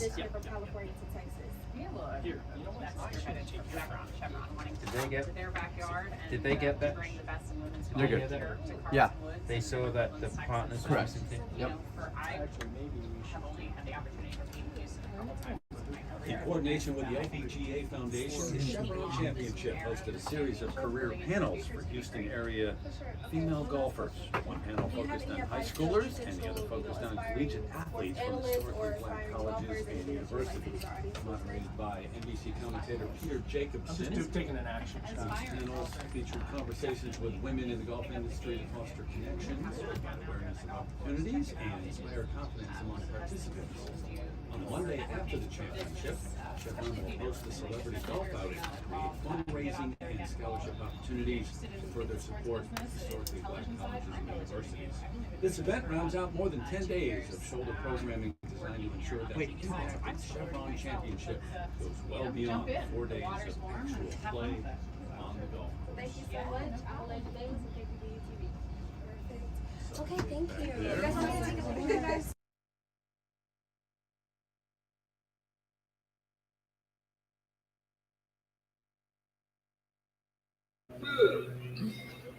Hello, I am Iman Abraham, and today we have another special episode of Triple Threats. We are here at the LPGA Chevron Championship, and I'm here with one of my amazing teammates, Taylor Harvey. How are you? Hi, I'm good. How are you? Good. I'm so happy that we're finally up on the desk together. It's been a minute. Here all week. We've been here all week, and finally we get to talk about our experience here and coming from SWAC conference to coming straight to the LPGA Chevron Championship to work here and to be able to share so many amazing stories. And I'm super excited to share our own today. I know, it's crazy. So, how was your experience at SWAC this year?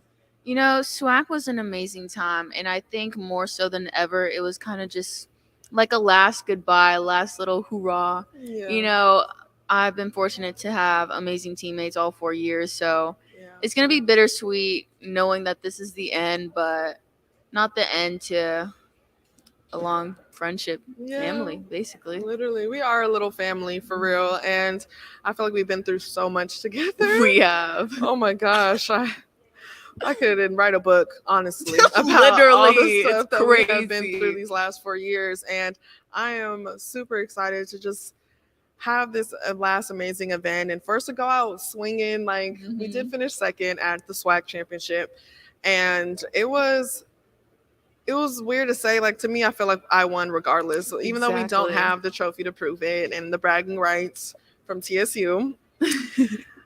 I feel like I have all the bragging rights in the world to have amazing teammates that support me and have been there for me and care about me, and that's really all I could ask for. So let's talk about the first round.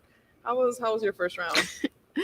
Well, funny enough, I'm warming up on the range, and I turn around and I see someone that looks like my dad, and I'm like, that's my dad. Okay. And it turns out he flew in that night and came all the way there to surprise me and watch me at my last SWAC as a senior in college. And I was just so beyond grateful throughout the whole day. So honestly, missed 3-putt did not bother me for the day. I just looked back at my dad and had a smile on my face and was like, okay, let's keep it pushing. Yeah, and I think that's so amazing. And it's funny, guys, because I actually saw Taylor's dad first, or he saw me, really. He saw me first. He's like, hey, I know you. I was like, oh, hey. And he's all like, yeah, I'm here to surprise Taylor. I was like, oh my God, like she's going to flip out. And because I knew you had no idea. And he was like, I'm going to go to the range and go surprise her. And I was just like, oh, that's so sweet. Like, I was like, I know I'm surprised he didn't cry. Can't let them see me like that, you know? No, me, I would have been balling for sure. I'm definitely the emotional one on our team. But for sure. I think that's great though. Like we have so many amazing experiences at our first round. I think the first round was super fun. I feel like being able to just kind of go out there and just really experience this tournament and be able to play a beautiful course. And I'm happy that we had Live Clean in place as well. Yeah, dude, it was so muddy and so rainy from the days prior. I was like, wow, this is really same situation a year later. You know, never gets better, but no, deja vu. But it reminds me of just like this event. The players had kind of similar situations that we had because we didn't have beautiful conditions the whole round. We had Live Clean in place, and then by Wednesday or the final round, it was already cleared up and dried. Yeah. So I think it's kind of cool that we can kind of relate to some of these players here at this event right now. Yeah, that you brought up such a great point about that. And, you know, at the end of the day, I feel like no matter what the scenery is like, what the weather's like, or how the course is playing, like everyone's still going through the same conditions. So you really have no excuse when you boil it down. Yeah, and I think it really just comes down to mindset, ideally. I know our team talks about mindset a lot. Oh my gosh. We will go over and talk about our rounds and talk about, okay, yeah, right there, I didn't commit, or I didn't really finish strong. I know I kind of gave up on that hole or that shot or those things, which ideally you don't want to ever admit. But, but I feel like we're so honest and real with each other. And I think that's why our team is so strong and has been so strong this year. For us to have multiple wins within our season, I think it's just amazing. We've broken so many amazing records from preview women's golf, and it just makes my heart warm knowing I get to do it with these amazing people. But now, what do you think makes our team so successful? I think it's how genuine we are and how we all want the best for each other. You know, I've been in teams prior where it gets so competitive, it gets so unruly that you kind of forget that this is just a game.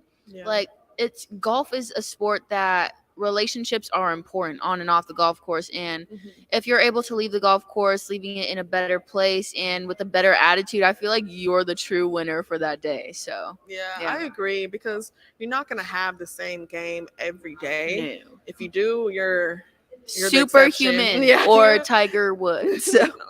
Even Tiger Woods has bad days. Yeah. If you look through his books or his interviews, you can tell he's talking about, I think he's had like only a few shots where he thought were perfect. Yeah. That is crazy to me. So it's like, it's not about hitting perfect shots out there. And that's one thing I feel like our team tries to remember. Like, we know we're not going to hit perfect shots every single time we're out there.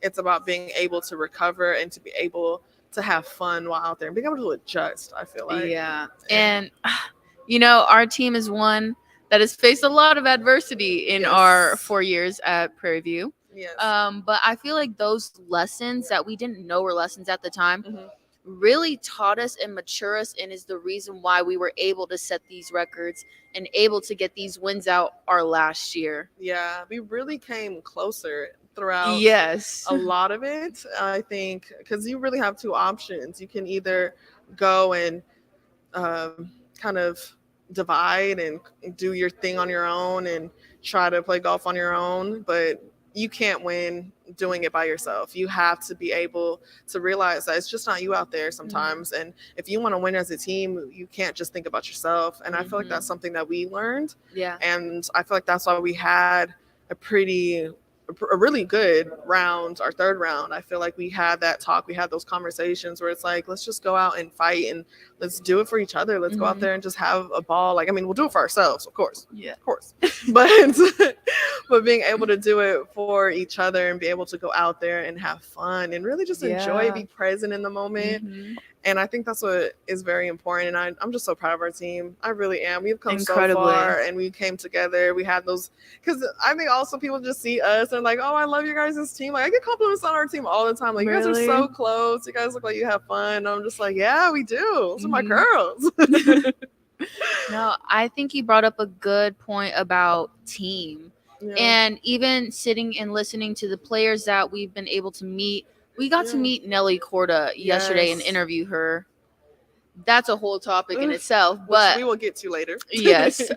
But many of the players talk about team. They're not talking about themselves or how they're able to hit a shot. They rely on their caddies. They rely on their support systems to get them through the good and the bad. And I think that's a very key lesson that every golfer should take moving forward. And it was really nice moment being at SWAC and being surrounded by all these amazing teams. And I actually had a second to talk to the Arkansas Pine Bluff coach, the head coach there. And at SWAC, they actually won SWAC as a team, and they had they won by, I think, their team was on fire. They dominated that field. I'm gonna just say it. They really did. I think the second, put it lightly, yes, like the second team was plus 20 something, and they were 2 under as a team. So being able to dominate field, a whole conference, I think is insane. So I actually got to have a couple words with him, and I asked him what he thinks makes a successful team, and he actually said cohesiveness. And that really resonated with me, because it made me feel like our team was headed in the right direction. And for some way, somehow, even though we didn't come out on top as number one, it showed that we were on the right track, because we are cohesive together.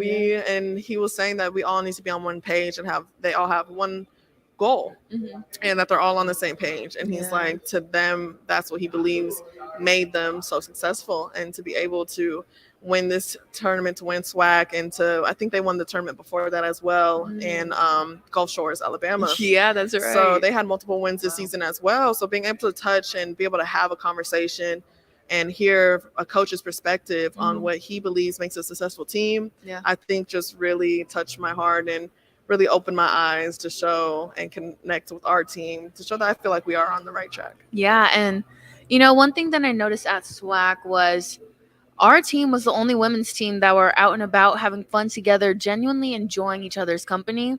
And what I saw in the Arkansas Pine Bluff team, it was the same thing. Yeah. And so you would think, oh, maybe the leaders are in bed, resting up, eating their food, going to sleep, going to bed early.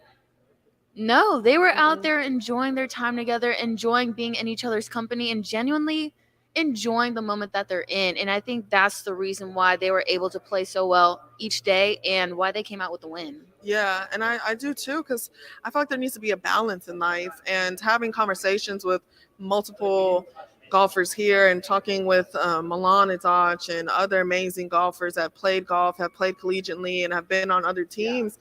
They had a balance in life. I remember working closely with Milan over the summer. She said that she practiced every day, but Sundays was her day off. She had one day off, and she did what she wanted to do. She enjoyed her life. Yeah. And I feel like that's super important, because having that balance, I feel like, is what makes you keep going. It makes you keep going instead of having burnout or being mentally exhausted or end up resenting the game, which can happen sometimes.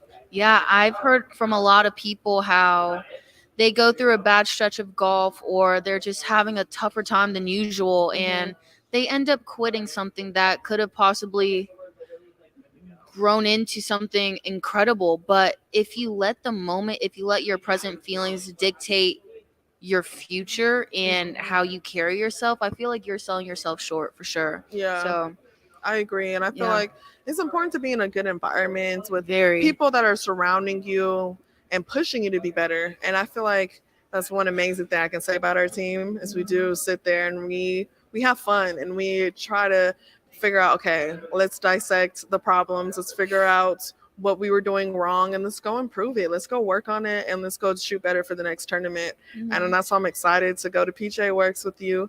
Amazing, lovely ladies, my amazing Prairie View A&M University women's golf team. You know, God, that's a mouthful. It really is, but you know, it's worth the mouthful. It is. I'm just so incredibly proud of our team. Yeah. Like the team that we have now, if you would have told us our freshman year that our team would be winning golf tournaments. Yeah. Before, Prairie View women's team was not even heard of. It was taken as a joke, and being able to sit here and having to put in that work with or without a coach, I think that shows the resilience that is in us and in us as a team. Yeah, I feel like we've done a whole lot of work, and just not giving up just because we didn't have a coach. I feel like we really came together. We kept pushing, we kept practicing, we kept working, and we're like, regardless if we have a coach or not, we're going to show them that Prairie View A&M women's golf team is here to stay, and we're not going nowhere. Yep. And I think we really showed out and really did a great job at doing so, and I feel like that's why we've had such a successful career our senior year. And I think being able to look at the highlights and look at what Prairie View A&M women's golf team, like what we walked into was just Prairie View A&M women's golf team was basically known to finish last at every tournament. People saw us and would just be like, okay, they're gonna be at the bottom of the leaderboard. Yep, that spot's already reserved. Yeah, and I think it's refreshing being able to like look back and see that we changed that culture. We did, yeah. And we changed that idea that when we step on a golf course, that they know now that we can win in this event. And I think it's so beautiful that we have changed that.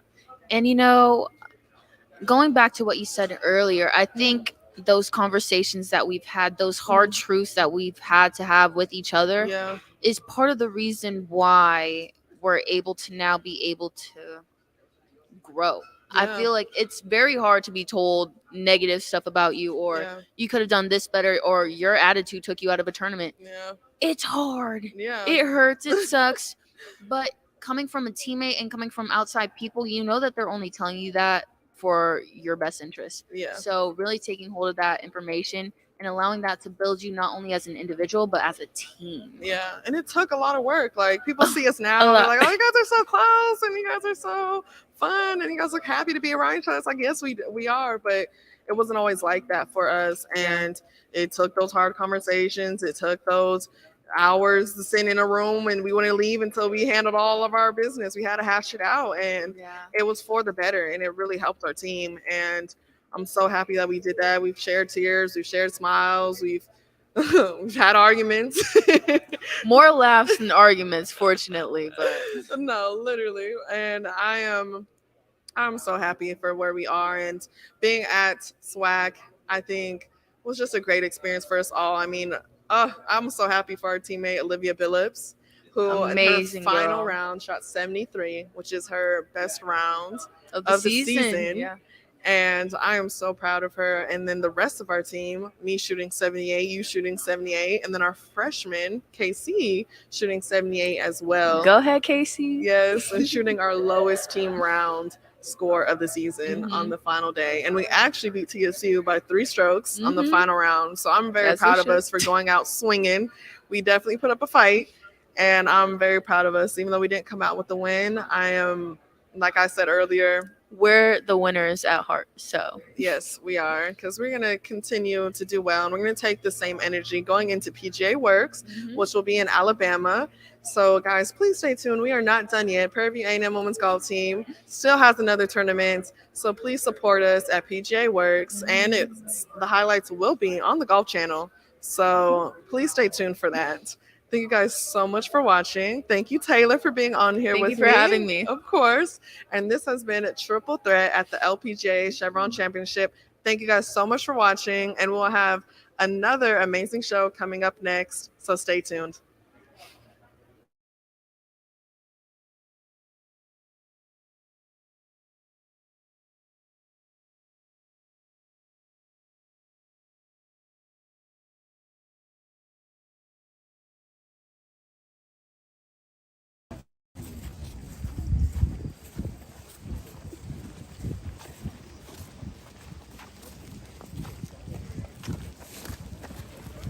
Get on the grass. Get on the grass. They come. Cart coming. Okay, we're crossing right here. As soon as the flag goes through. Go ahead. Right under the ropes to the fence.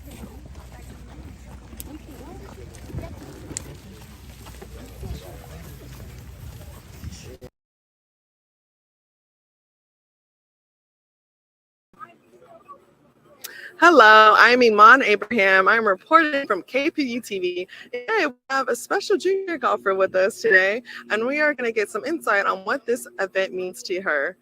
How are you today? I'm good. How about you? Thank you for coming up here with me. So how have you enjoyed the LPGA Chevron so far? It's super fun. All the golfers are super cool and stuff. I'm going to try and get an autograph because they're like, super cool.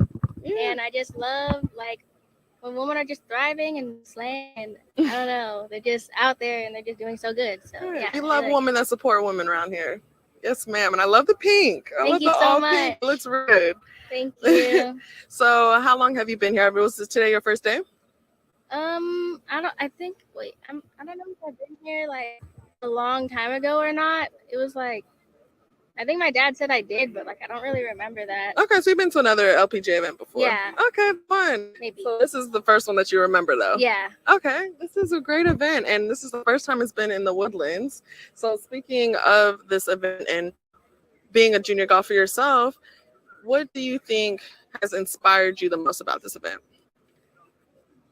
Inspired me about this event.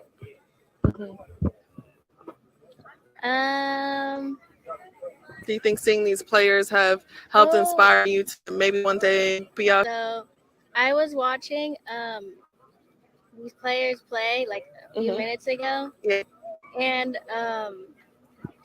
this girl, she wasn't playing as good as she wanted to. And so she hit it into the water for a second, third time. Not in a row, but she drove it and then it got in the water. And she was really angry. I think I heard her hit her club on something. I don't even know. But then right after though, she just calmed down and she hit another shot. She took a drop, hit another shot, and it was super good. And she missed the green, but still, it was still super good. And she was able to recover from that. And I think that was really inspiring because sometimes when I'm playing, I get I try not to get emotional, but sometimes I do. And sometimes you just have to take a deep breath and just relax. Relax, So I feel that is really inspiring, honestly. Yeah, so you're learning from these players here at this event. You're being able to see that these professionals do hit bad shots as well, and that it's important to be able to recover. And do you think at these events and seeing these players hit bad shots too, it's kind of relatable to you? Yeah, It's like being able to bring it into like perspective that even the professionals hit bad shots too. Yes, like sometimes it's hard for me like evaluate what I'm saying, but like you said it perfectly. Yeah, perfect. And I think being at this event and seeing you here, I think has been amazing. We've seen so many junior golfers, and hearing you being inspired and learning from these LPGA players, I think is amazing. And have you had any thought about what you want to do with your future in golf? I really want to. So I'm gonna. So actually, on like literally this Sunday, Tuesday, I'm gonna be trying out for the high school golf team. So I'm gonna be trying out for that, and I hope I make it. And then I just want to play golf in college. I'm not exactly sure what college yet, but like I'm looking at some. Right. So yeah, that's what I really want to do. I just want to get a scholarship. But before I think about scholarship and stuff, I just have to think about beating myself, like getting my score and stuff. Because my dad said, like, if you just think about, like, if all you think about is like scholarships, then like you'll be stressed and stuff. Yeah, So, no, I think you're going to find there's so many colleges out here, and there's going to be a fit for you. And you are 14 years old, so you have plenty of time to think about your future. So just work on the game, girl. You got this. And you're going to make that team. You're going to play in tournaments, and you're going to find a community of golfers that you get to play with and go with. Are you excited for that? Yes, that sounds fun. Yay. And are you a part of any golf organizations right now? Like Girls Golf Houston or First Tee or Joint 318? Well, I do the SCPGA tournament. Oh, nice. Yes. Okay, so the Southern Texas GA. Yes, ma'am. Nice. So those are fun events as well. And I think you have plenty of time to go and get involved in more events in your community and be able to play with other golfers and be able to enjoy the game, really. Thank you so much. Of course, no problem. Thank you for being up here and sharing your amazing story and your experience here at the LPGA Chevron. Thank you. Thank you. Thank you guys so much for tuning in and hearing her story. Please tune in for more amazing content here at the LPGA Chevron Championship.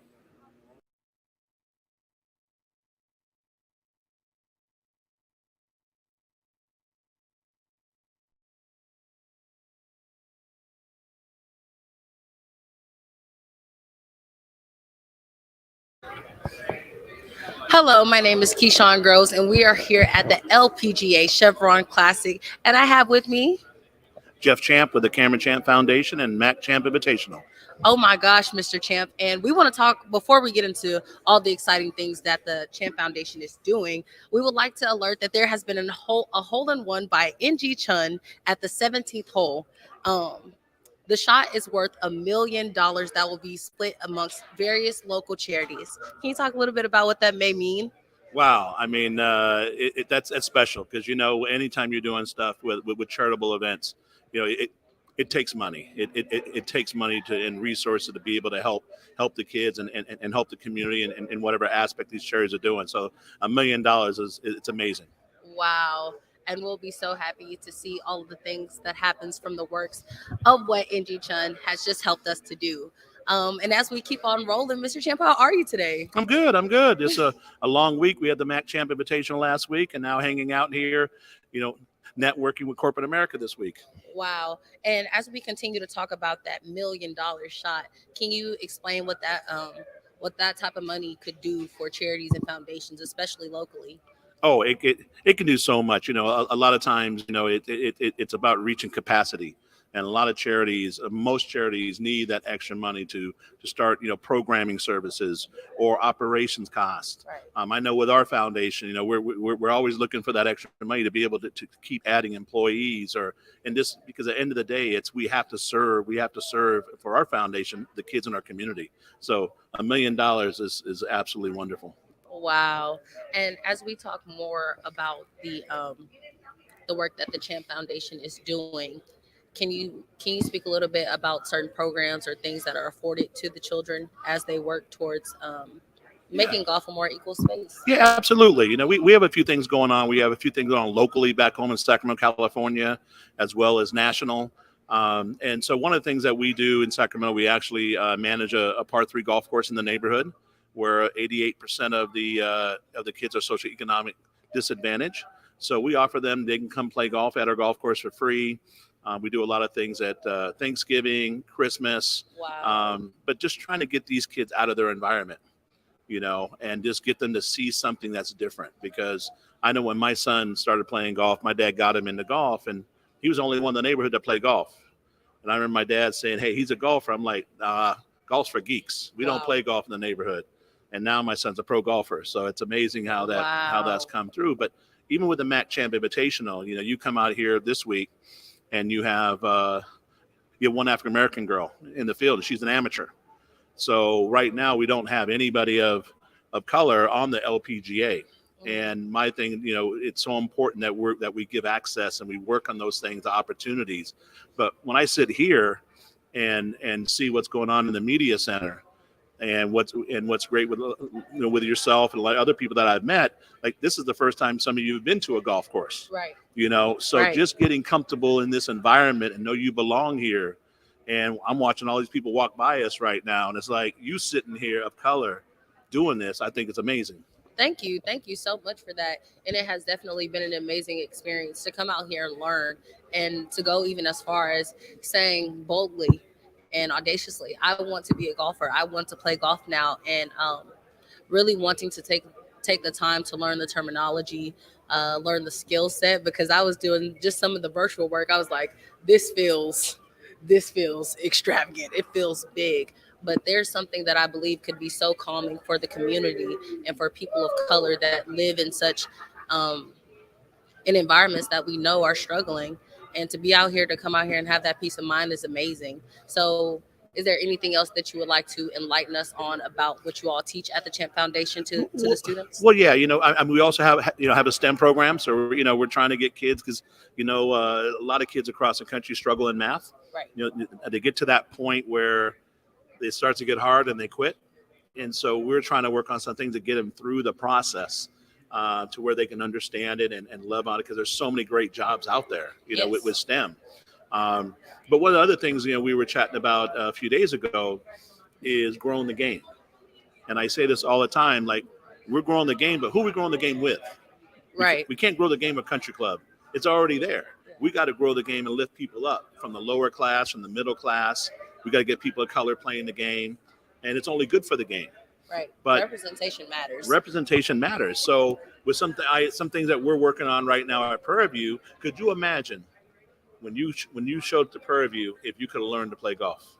That would be amazing, simply amazing to the students. Because as I move throughout my university, there are so many avenues of things that some students just don't know about because they didn't have access to. And so I appreciate what the Champ Foundation is doing with giving access. And as I was reading about, the belief system of the Champ Foundation and seeing how our students are struggling in math and falling a little bit behind, I do believe that is important. Yeah. So, and then there's so much. We can go on and on and on about what we're trying to do. That's why I work 7 days a week. I'm very passionate. It's not a job for me. It's passion. And, when I was talking to some friends of mine who play college football, and they got out of college, and next thing you know, they're in sales, and they go to a golf course at 27 years old. They didn't know what a putter was. Right. So can you imagine being uncomfortable at a tournament? And if we can get brown and black kids who've never seen a golf course, who worked there, who earned their way to college, that we can show them this game in the corporate world, because you got to be in the space. I've been in this space, in this environment for a long time. I'm comfortable, and it's a matter of getting comfortable as quick as you can, because the deals are being made here. The deals are not being made anywhere else. They're being made right in that clubhouse and on that golf course. So how do we get access to that? We got to be in that environment, and we got to be comfortable in that environment. So this is great to see all these black folks around here. It's amazing. Wow. And as you talked about growing the game of golf on a local and national level, I attest to this again about the international level with what you are doing with Affy and the young man. Can you talk a little bit about that? Yeah. So, we, growing the game right now, we had 44 girls, brown and black girls from the country, from international. And so my goal is to raise the bar. Because a lot of times when you're in the inner city, and if I'm not here, I'm in the neighborhood trying to help kids, what the school system does is lower the bar. Well, if you lower the bar to let them reach the bar, then they're never going to get to the bar that they need to get to be successful in life. So just in the golf space, we're raising the bar. So to raise the bar, If you think about it, we only had 44 girls of color in the whole country. We got 30 million black folks.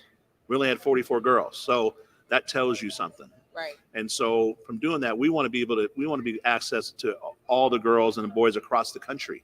And so, you know, I met a gentleman in Scotland who knew somebody in Nigeria, who knew somebody in Ghana. And we found a boy named Ricky. His family comes from a few dollars, so it's a little easier for him. But then through Ricky, we met Affy. And Affy, wonderful young, great personality. You met her.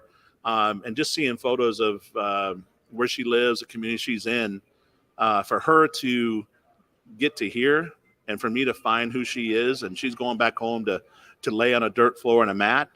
You know, I was crying. So I'm going back to Ghana in 3 to 4 weeks. I'm already looking for flights because I have to get her into an international school that will change generational wealth for her family. And so that's why when I took her out to Prairie View and got her some garb, we went in the student area and got her some Prairie View clothing, and she got to see all the girls that look like her. And I said, look at this. All these girls look just like they're all going to college. I said, if you can go to university, you work hard to get here, you'll change your family's life forever. So that's so inspirational, Mr. Champ. Yeah, so just give her a chance. And when I give her a chance, she's going to lead and give the community a chance. So we can start lifting these kids up. Because, you know, when you go to these African countries, they have so many different levels of education. And most of them, it is what it is. They get a certain point, and they just quit. They just start going to sell on the street and selling things and just living that. But, you know, I want to make a difference. Wow. And as we talk about making a difference, we're actually going to run our story and actually see what you all were able to help Affy do.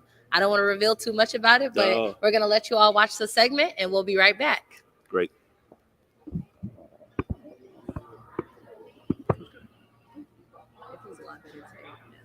Yeah, you a senior? So what's the plans after?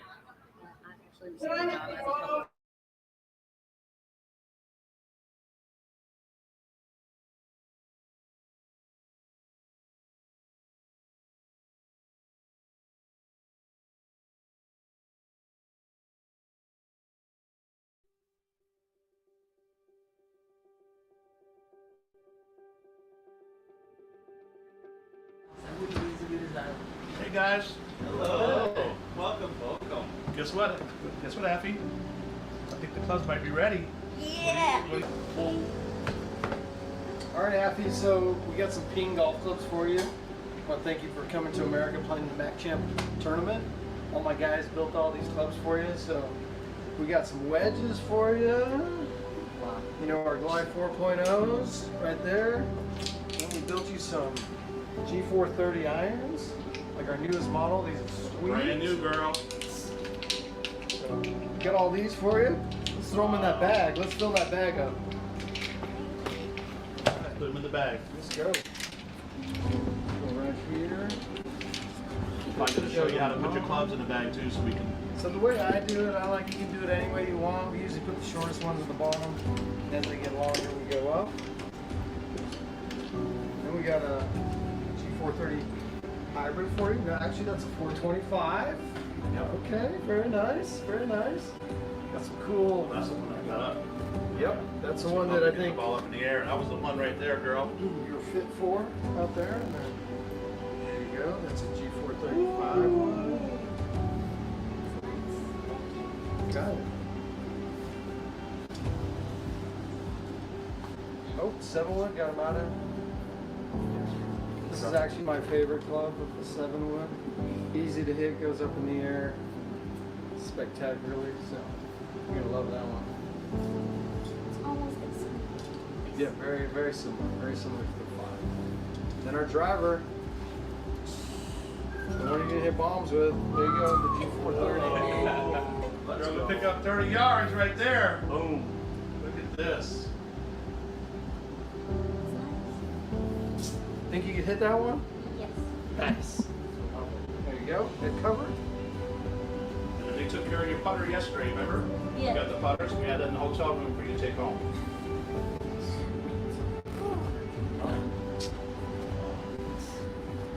Thank you. Oh, you're welcome. Hello, my name is Keyshawn Groves, and we are at the LPGA Chevron Golf Tournament. And I'm gonna go ahead and let our guests introduce themselves here. My name is Afi Julian Amezado. I'm from Ghana, Accra. My name is Jeff Champ. I'm from Sacramento, California with Cameron Champ Foundation and the Mac Champ Invitational. I understand that after you just got a set of new clubs, how does that feel? Cool. It was amazing to be a part of the moment as we talked a little bit about how long you had your older clubs, which were about 25 years old. They were about 25 years old. 1998. So they're older than both of us. So I'm really happy that we were able to share the moment with you. And then as we talk a little bit about even her being here, all the way from Ghana, how did that feel to be able to kind of help and facilitate what's been going on here with the L?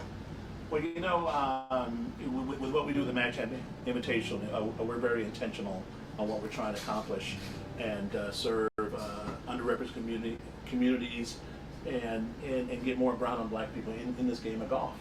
And so I got connections around the world, ran across, me and a friend was talking about a boy and a girl from Ghana, and the boy came out to our boys tournament, and after he came out to the girls tournament, and then I got to know a lot about the family and their background and what's going on, and I fell in love with her. As we talk about the inspiration of putting golf in more black and brown communities, we understand that that's happening on a local as well as a national and international level at this point. So is there anything that other black and brown people should look for to even spark their interest in golf?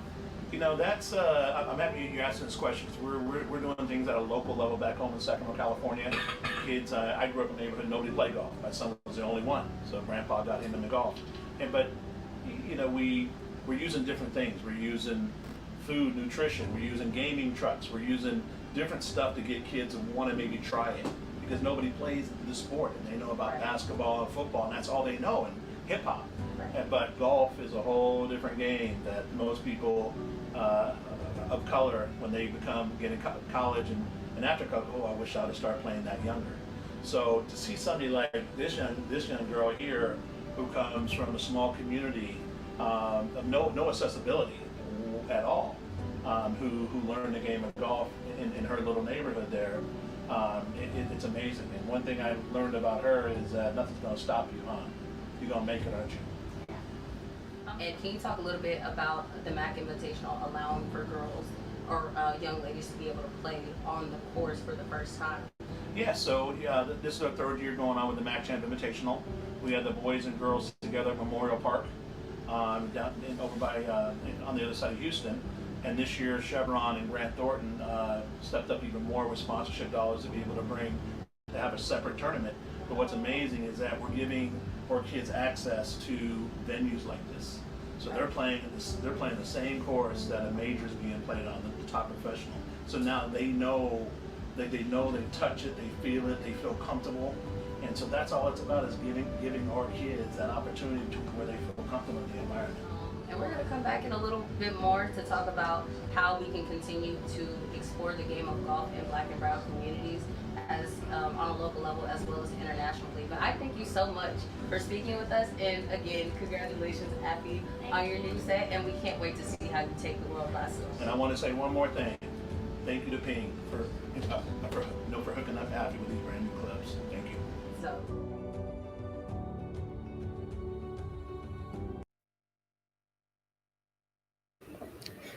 Hello, my name is Keyshawn Groves for KPVU-TV, and we have all just watched something so incredible as we sit here again with Mr. Champ. How are you again? Great. Thanks for having me. As we talk a little bit about what the viewers were able to see, which was the gifting of the clubs from Ping to Affy, can you talk about how the relationship came and how the facilitation of that came? Well, it all started when Affy showed up for the Mac Champ Invitational. And I saw her clubs. I was like, these are 25-year-old golf clubs. And found out within 30 minutes that they weren't conforming. So Affy could have got DQ'd playing in a tournament. And so we reached out to a few people to be able to get her clubs. But as I got to know her and meet her and understand her family, I'm like, for this girl to get to this venue from Ghana that doesn't have much, I need to reach out to some of our partners. And we reached out to Ping and said, hey, can we help her out? And Ping said they would love to help. So it's all relationships. Wow. And is there anything that can that anything else that you're able to see from building this relationship and bringing Afi all the way from Ghana to the United States? There has to be something special and some kind of drive that you see in her. Oh, I mean, me understand the golf game, understand her struggles and where she comes from, and for her to just be playing golf for 4 years, and shooting 90, and she's 14, I got 4 more years to help her. So or my job is to help her get to Prairie View in 4 years and be a Panther. Wow, come on down. So I got her. I went and got her some garb. So hey, she's gonna look good. But it's just using the relationships that we have, and talking to them about what can we do to help other kids in Ghana, because I'm going to Ghana in 3 to 4 weeks now that I met her. That's amazing. And just use the resources we have here in America. My son being a pro golfer, once we have the resources, back in the days we didn't have the resources. I need to be able to share the resources that we do have with other people. Wow. And Mr. Jeff, is there anything else that you want our viewers to know about the MAC Invitational specifically, or the Champ Foundation, as we move forward? You know what? I just want I want brown and black people to understand that this game of golf is special. It's special because, like I said earlier, where I come from, we don't play golf. The kids play basketball, football. They want to be the next rap artist. But let me tell you, you get in this game of golf, it will change your life, because it teaches you life skills, core values. It teaches all those different things. And it also gives you peace of mind. When I'm talking to a lot of kids back home who come to our golf course for the first time, I let them sit there for a minute. And the question I ask is, what are you thinking? And they say it's peaceful. So just getting them out of their environment that's just nonstop hectic and get them into an environment that's peaceful, that's why I love this game of golf. Wow. Well, I thank you so much, Mr. Chan, for speaking with me and KPVU today. I implore the work that you are doing and hope to see the game continue to be revolutionized and more representation from not only young African-American men, but also young African-American women. As my dad says, it's not where you come from, is where you're going. Amen. So my name is Keyshawn Groves. Jeff Champ. And we are with KPVU-TV. That's it. Peace out.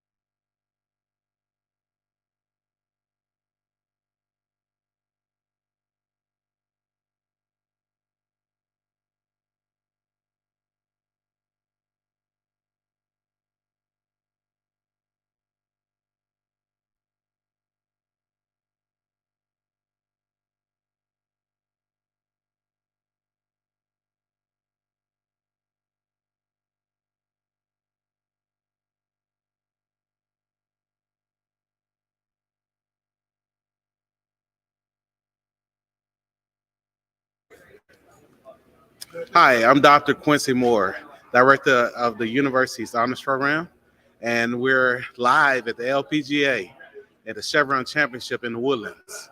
With me, I have a special guest today. Good afternoon. My name is Byron Henderson.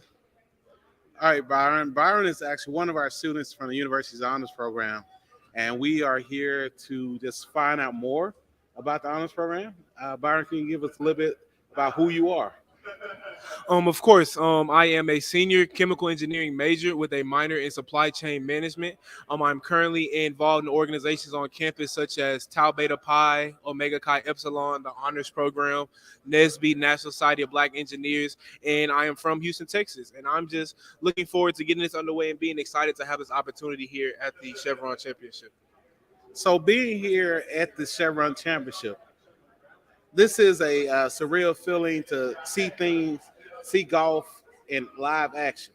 Normally sitting at home watching the television and seeing from hole 1 to hole 18, but now we're actually here. Earlier today, we got a chance to see tee off from hole 1, and even had a chance to see the leaders at hole 9. Being here I mean, what are you feeling? What does this mean to you to be able to be in this type environment? I feel excitement. Honestly, I feel like it's an honor to be able to have this privilege to attend an event such as this. I've never had the opportunity or chance to see golf live, and the fact that we were able to see hole 1, we were able to see hole 9, and see how everybody reacts in this environment has been a surreal experience to be a part of. And I'm glad that I've been here to be able to kind of soak it all in. And now it makes me interested to go watch more golfing tournaments in the future, and potentially watching more when I'm home at TV. So golf is one of those sports that in HBCU cultures is not one of the popular sports. How can we change that? How can we, as scholars of the university, how can we change the whole outlook on golf being popular? I feel like in order to change that, we just need exposure and opportunity. I feel like if we are getting the cameras on these athletes and these scholars who participate in golf and showcase their talents and the abilities, the more that we see that and the general public sees that as well, the more that they'll be interested and want to see more of it and demand these universities to be able to see golf as a beautiful sport that it is. Okay, all right. So we are here. This is, there's one more day of the tournament. So it's actually the leaders are starting to move forward in their positions on the course. Let's switch roles a little bit. Let's go back to the classroom. Being an honors student, what does that really mean? I feel like the epitome of being an honor student is to have an impact not only in your classroom but on the campus and in your community as well as the world as a whole. Our hashtag is global impact, and these are things that we want to impact not only Prairie View but to feel these vibrations known nationwide and across the globe. For instance, we have a TED Talk coming to Prairie View next week that is being hosted by the honors program. Things like that are what epitomize what being an honor student is all about. Okay. So why Prairie View? Why did you choose Prairie View A&M University as your college home? I chose Prairie View because I have a mother that graduated from the Prairie View A&M University, as well as my sister who just graduated last year from Prairie View as well. So seeing their example and as well as the scholarship that was awarded to me by Prairie View, these are all factors that led to me wanting to join Prairie View A&M University. So you say you was a engineering major, yes, sir. Chemical engineering. What does that entail, being a chemical engineering major? It entails a lot. Chemical engineering is not necessarily an easy major, but I do know that I wanted to challenge myself. I wanted to realize all the potential that I feel like I have, in choosing chemical engineering was one of the ways that I'd be able to do that. And in going into the classroom and learning about all these different things such as separations and transport processes, I'm excited to be able to learn about these different things and to one day be able to apply them in the field that I choose to join. So you said there's a lot of work involved. What opportunities have you had being a student at Prairie View and a chemical engineering major? Oh, I've had plenty of opportunities being a chemical engineer. One, I'm a part of NSBE, which is the National Society of Black Engineers. My freshman year, I was able to attend a conference in St. Louis, Missouri, to which there was a career fair exclusively for engineers. And I feel like that opportunity wouldn't have been provided to me if I wasn't a member of NSBE. Every fall, we also have a career fair that comes to school. And although it's open to all majors, it's kind of somewhat focused on engineering. And going to this career fair, I was able to receive a co-op from Dow Chemical, to which I received 3 terms with them. So I feel like these opportunities were presented to me not only because I was at Prairie View, but because of the type of student and scholar that I am. All right, so being excellent in the classroom is a great thing, but you have to be able to go outside the classroom. And these internships, such as the one at Dow, actually gives you those extra experiences that actually lead to a successful future. While being here at the golf tournament, there was a hole in one. And so one golfer hit the ball one swing and made it in. That's excellent. And that what happens, I think, every time with the honors program, we are a hole in one.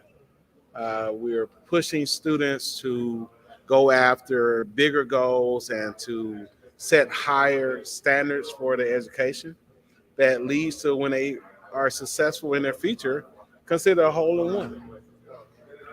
So, Byron, what questions do you have for me?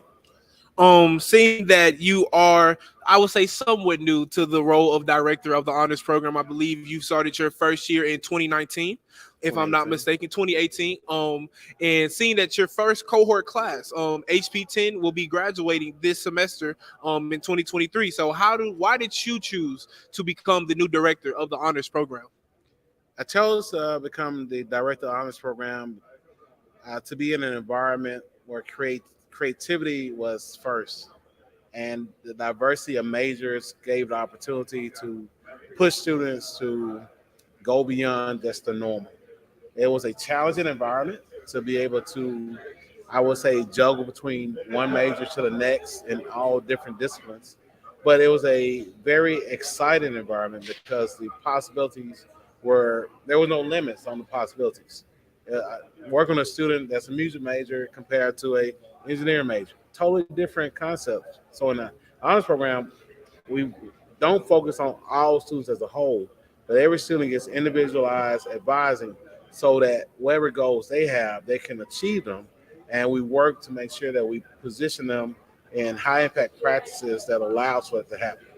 So being the director of the honors program, I get to have the greatest time of my life because there's not a boring moment. There's excitement, there's achievements. Of course, there are some setbacks, but we work together to push forward. That's wonderful. That's wonderful. Where do you see the honors program moving forward within the next few years? Because even since I've been here, I've seen the growth. Each class that we have coming in, that cohort is bigger than the last. I see that we're pushing the growth of the honors program and the influence on campus. So where do you see this growth taking us moving forward? So with the honors program, I see the program continue to grow. That's one, and I want when you see the honors program, I want people to see the university, the diversity that represents Prairie View A&M University is the same diversity I want them to see when they see the honors program, and I want the program to grow to a college, to move from just a program into an honors college, offering more opportunities, uh, pushing students to actually. Go after national competitive awards. Currently, we have a student at Oxford University. He's working on a master's in environmental sustainability. That came, and we had two students in the past who have applied for the Rhodes scholarships. We want to see more students go after the bigger awards. We want to see students to challenge themselves beyond what's a normal education.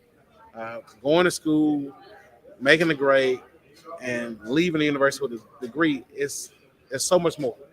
So much. The university serves as a incubator of excellence. The university serves as a platform to catapult you beyond the stars, and that's when we have achieved that. I believe we just get started. That's great. That's great. I would also agree. I feel like the opportunities presented to us within the honors program are limitless, boundless. We receive emails every week regarding different internships or research opportunities that aren't presented to the regular student. I just have a question regarding the curriculum. I know that it is a requirement to take a foreign language and a colloquium class within the honors program. Why is that? What started that, and what was the vision or goal when that came to be? The honors program curriculum consists of taking a foreign language, and for many years, that foreign language was Mandarin Chinese, and a year of Mandarin Chinese, and then the students went to Xi'an, China, for 6 weeks to actually take what they learned in the classroom straight into practice, language practice. You can't say that you're going to be a global leader without expanding your mind, your thinking, and even your exposure to different languages. Since I've become director, we have incorporated Spanish as a language, and also at the university there's Arabic, and I believe upcoming French is coming to the university. So having language as a core of what we do actually allows for a global mindset, because in the honors program we want you to be prepared to be a global leader. And I don't think you can be a global leader unless you actually understand various cultures. And learning a language leads to you learning a different culture. And so I think that actually allows, and then also it sets you up to where most companies have an international component. Right. So it allows for you to be at the forefront and becoming that person that can go to a global department to where you can actually run the organization from a different country. Okay, that's wonderful, wonderful. I feel like with us constantly growing in the global impact that is desired, that the honors program wants our students to have, these foreign language classes are very beneficial to us because not only do we have the opportunity to go to China, but I know a couple years ago before everything shut down, we went to Mexico as well for those students who are in Spanish. So in regards to students coming in, what advice would you give them as a professor to be able to succeed at the collegiate level? I would say don't be afraid to don't be afraid to not know all the answers. Don't be afraid if you don't feel like you're the smartest one in the room. Don't be afraid to challenge yourself to dream bigger. Um, and then it's okay to ask for help. It's okay to ask for help to get on the path to where everything starts to click for you. I tell a student to every opportunity that is presented, even if it's not your major, go after it. Apply for everything, and then choose what's best for you. But also try things that are different. Try things that are outside your major. We had a chemical engineering or mechanical engineering major uh, participate in oratorical contests. You don't put engineering and writing and speaking together, but that diversity plays a great role in the impact anyone can achieve. And I would second that because I feel like it's very big to not get discouraged, especially when you're just getting on campus. I feel like weathering the storm is something that a lot of freshman students don't necessarily understand coming in. Everything is not high school anymore. You're not gonna always be able to get those easy A's, walk into class, just get an A on the test, but making sure you're prepared, having the proper time management skills, I feel like those will be extremely beneficial for you, not only in your beginning years of college, but also in the long one as well. Well, Byron, it has been a great conversation. I know we could talk for a long time because being a part of such a great being this in the Inspiration Dome. The Inspiration Dome located at on the golf course, close by the 9th hole. But we also see the 18th hole. Yep.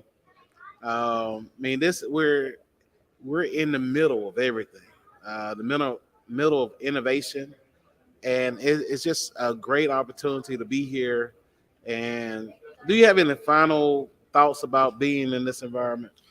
Honestly, I would just like to express gratitude for the opportunity because not I never imagined being able to go to a golf tournament or just wanting to go to a golf tournament simply because it just necessarily wasn't on my radar. So when I saw the opportunity present itself, why not?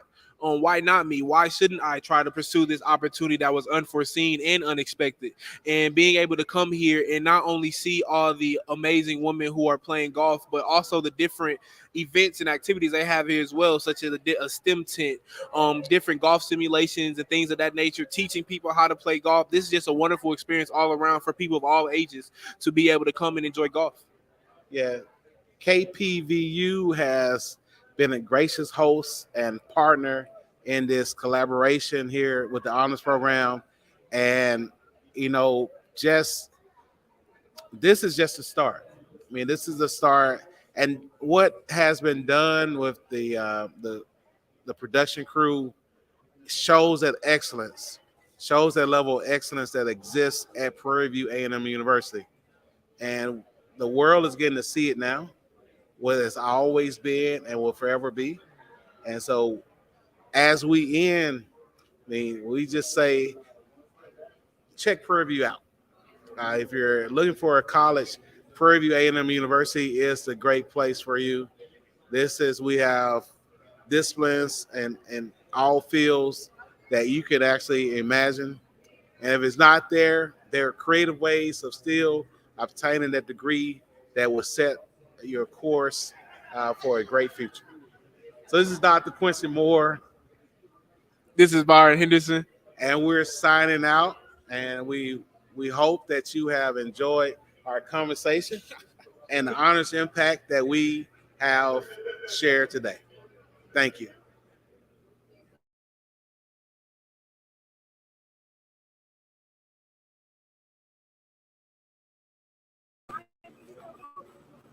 Hello, I'm Iman Abraham. I'm reporting from KPVU-TV. Today we have a special junior golfer with us today, and we are going to get some insight on what this event means to her. How are you today? I'm good. How about you? Thank you for coming up here with me. So how have you enjoyed the LPGA Chevron so far? It's super fun. All the golfers are super cool and stuff. I'm going to try and get an autograph because they're like, super cool. Yeah. And I just love like when women are just thriving and slaying, and I don't know, they're just out there and they're just doing so good. So yeah, We love like, women that support women around here. Yes, ma'am. And I love the pink. I Thank love you the so all much. pink. It looks really good. Thank you. So how long have you been here? Was this today your first day? I don't know if I've been here like a long time ago or not. It was like, I think my dad said I did, but like I don't really remember that. Okay, so you've been to another LPGA event before. Yeah. Okay, fun. Maybe. So this is the first one that you remember though. Yeah. Okay, this is a great event, and this is the first time it's been in the Woodlands. So speaking of this event and being a junior golfer yourself, what do you think has inspired you the most about this event? Inspired me about this event.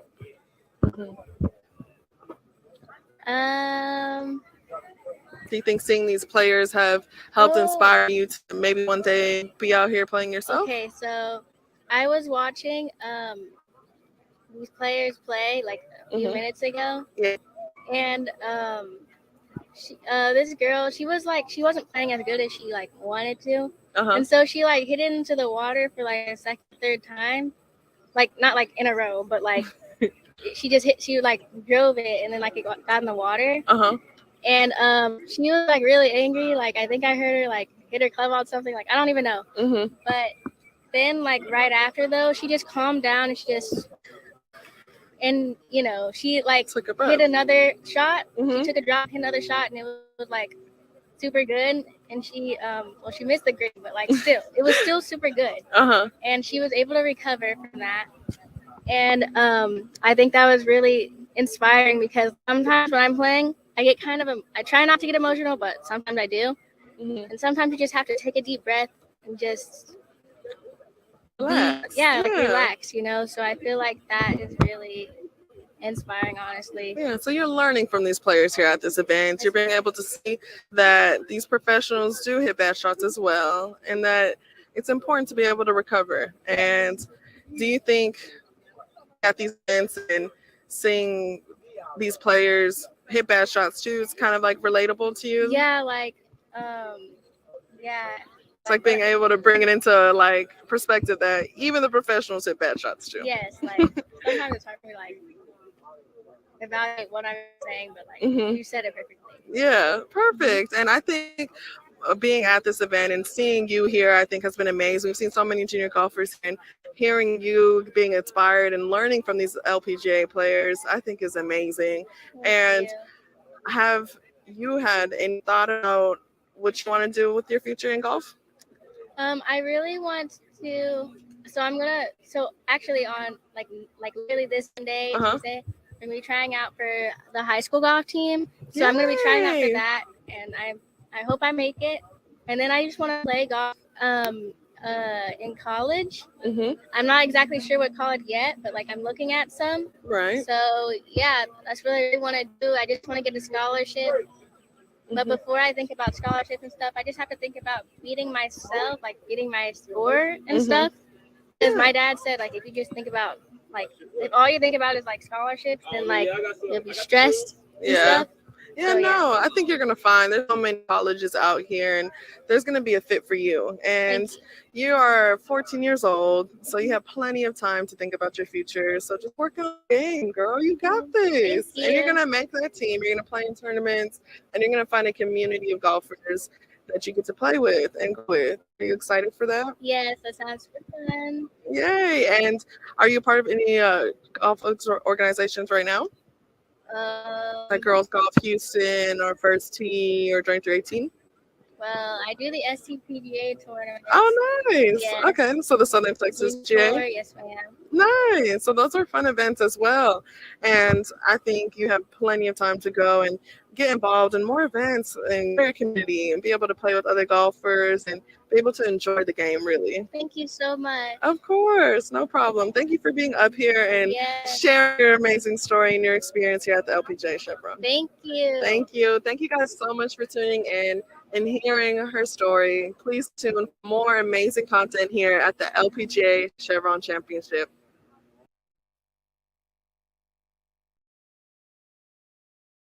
Hi, my name is McKinley Fields at the Chevron Championship, and today I have Leah Roberson. So you're here at the Chevron Championship. What is your role here? So I'm here with KPVU-TV, and currently I've been working with tech mostly behind the scenes, but recently they've been putting me in front of the camera.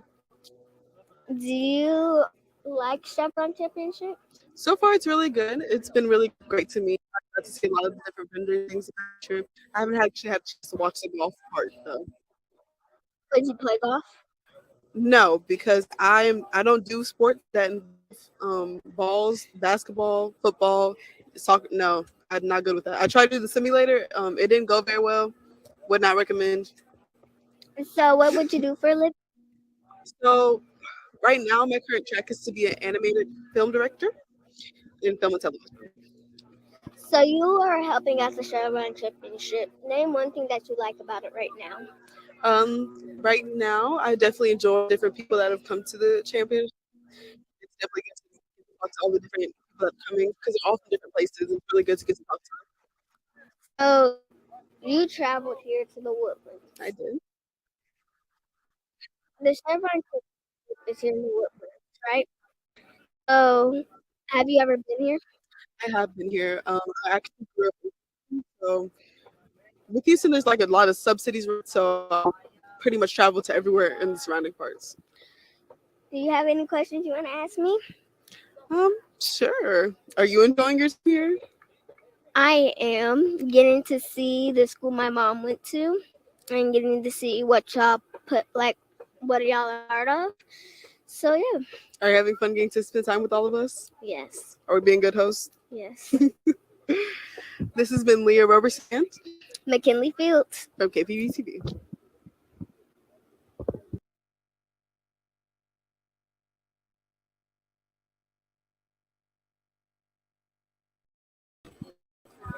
Okay. I go now. Hi, my name is McKinley Fields at the Chevron Championship. Today I have Kelsey Brown. So, what do you want to do for a living? What do I want to do for a living? Well, I want to work in the communications department. I would like to be a radio personality or a TV personality. But I have a question for you, Wendy. Yeah. So, right now we're going to talk about women in sports. And we were just talking. I want to know, who's your favorite female golfer? Lydia Ko, Nelly Quarter, and there's so much. So more. Tell me, what are your favorite golfers? Lydia Ko is like me. Okay. And when she doesn't do really good, she keeps her tempo, she keeps her attitude well, like I do. And so I just like to see someone else that keeps the same stuff that I do and then calms down at the end and figure out what they need to work on. Awesome. I like that answer. I know you had a question for me about my past sports experience. So, cheerleading. Yes. I'm a retired cheerleader. We're not to get off topic from the golf experience. We were talking about women in sports, and we were just talking about how cheer was not really, a big sports thing until now. So I'm retired because I injured my knee, and yeah, that's why I stopped cheering for a minute. Do you think you would do golf in the future? I absolutely think I'm gonna, because this is my first time coming to a golf tournament, and just from being here, I'm in awe. I love the environment. I love the calmness, the quietness, the focusing on getting that ball, hitting the ball, eye on the ball. I learned a lot of new things out here that I never knew about golf, and it's really good, like for building relationships with other people and networking. Just learn all of this. It's really amazing to me. So, golf, right? Yeah. Do you want to do golf to travel over the world and to see new things that you never seen, or do you want to play for fun so you can play forever? Well, from being here at this event, just thinking about it, I would like to do this as a side hobby. I don't know about traveling the world just yet. I just learned about the golfing environment, but from what I learned about the networking and building relationships, and like it's very therapeutic to me, to be honest.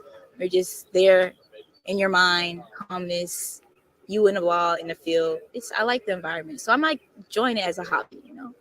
So, what did you think of LSU winning the national championship? I just heard about that yesterday. Honestly, that's really cool. I think that's really huge. LSU, the basketball team, the women's basketball team, right? Yes. Yeah, I think that's really huge, especially them being African American and making it this big. I'm very proud, and I have cousins that go to LSU, so I don't hear the end of it of their winning the championship, but I'm so proud for them. So, in sports for women, and especially golf, you don't see a lot of African American girls. You don't. What do you have to say for the African American girls that are just getting into golf right now? I think they should go for it. I really think this is a really huge, good impact for everyone, not just African Americans, but everyone. This is a good networking event. This is also good for, I feel like, the mind, the body, the soul. It's good all around, in my opinion. Would you want people to do cheerleading? Absolutely. Not to get off topic, but cheer is like a great sport to work out your whole body. You're always tumbling, you're lifting people in the air. And it's also like we're giving energy to the audience, we're entertaining the crowd. So honestly, in the future, who knows, you might see some cheerleaders at a golf tournament event cheering on the golfers over there. And they're at the 18th hole, I see. So, you're golf. Yeah, very good. And I know that you don't know many people that play the sport. Absolutely not. But you know basketball, right? Yes, a little bit, not too much. Do you have a favorite player?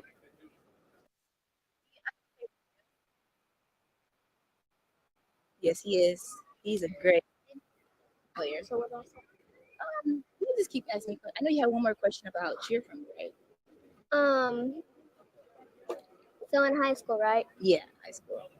You retired. I retired because I messed up my knee. So are you scared not to go back out there, or you just wanted to stop? Both. It was kind of a realization of knowing that I need to end it right here, right now. There's other things out there for me. I learned more about myself after I stopped cheering, because I didn't even know I loved golf. It was very calming and fun. But McKinley, thank you so much for interviewing me. You're just got a welcome. message that they're ready to wrap it up for a second. So yeah, thank you guys for staying tuned. Again, my name is Kelsey Brown. And I'm McKinley Fields. And stay tuned.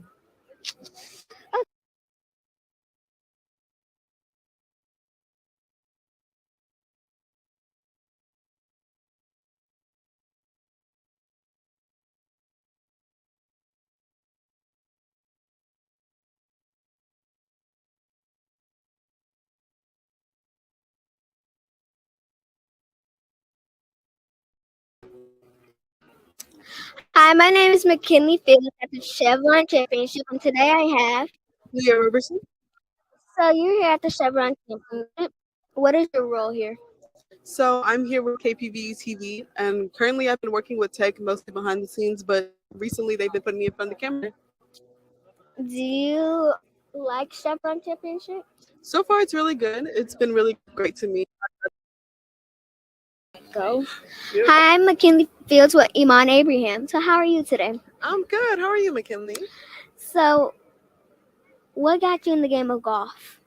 My dad got me into the game of golf. He took me to the golf course, and it was just kind of fun. We had fun out there, so I just kept playing. So what made you go to HBCU?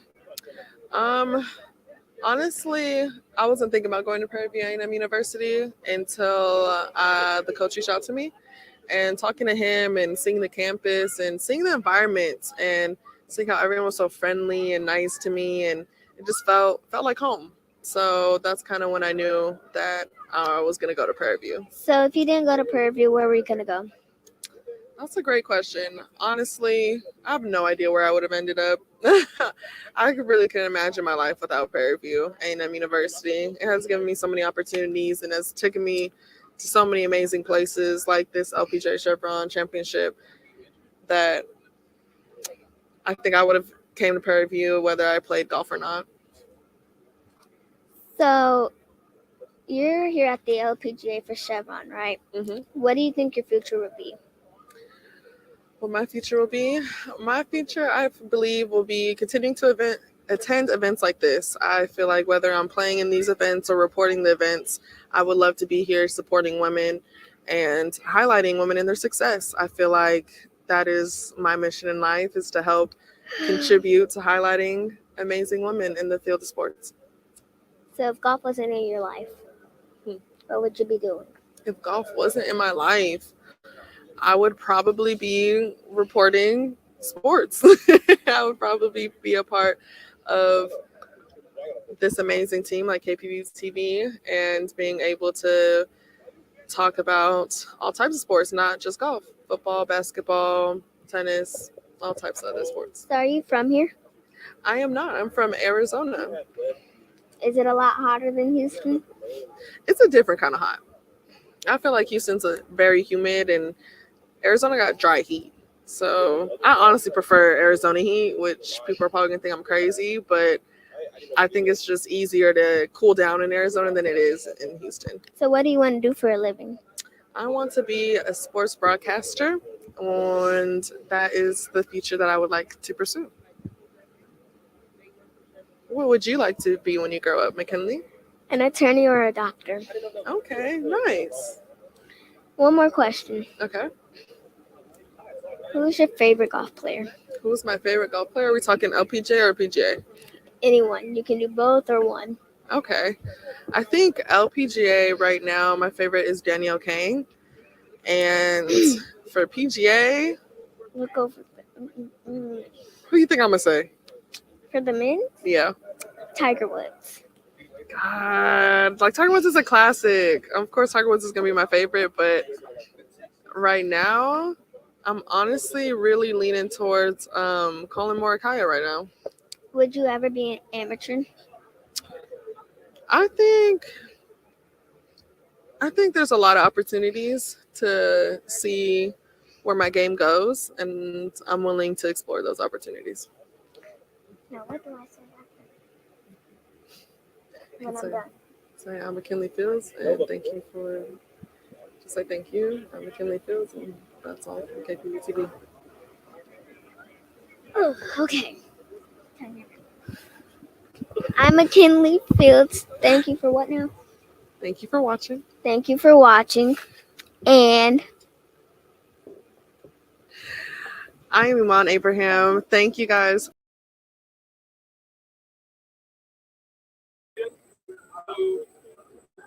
Good afternoon, ladies and gentlemen. Welcome back to the LPGA Chevron Championship. You are here with Dave. I don't even know.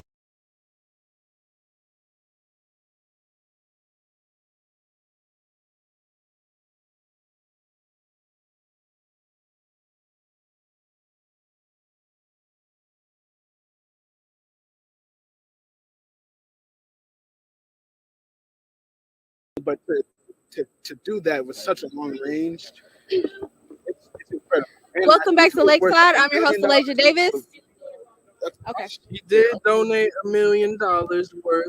She did hit this hole in one. And Welcome back to Lakeside. I'm your that's host, the money Elijah that's Davis. being donated. I advise all of these golfers to at Gabriel least hit one hole in one while they can. And I'm Dorian Waller, and we had a chance to go talk to the NBC production crew. So, G, you go ahead and start. How'd you feel about that? It was a really good experience. Getting a chance to be around all those professionals.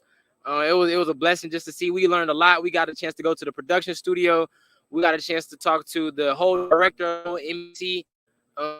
Just to see the process that they take, the technical directors, and the process that they take. So it was a really good experience. What did you think, Elijah?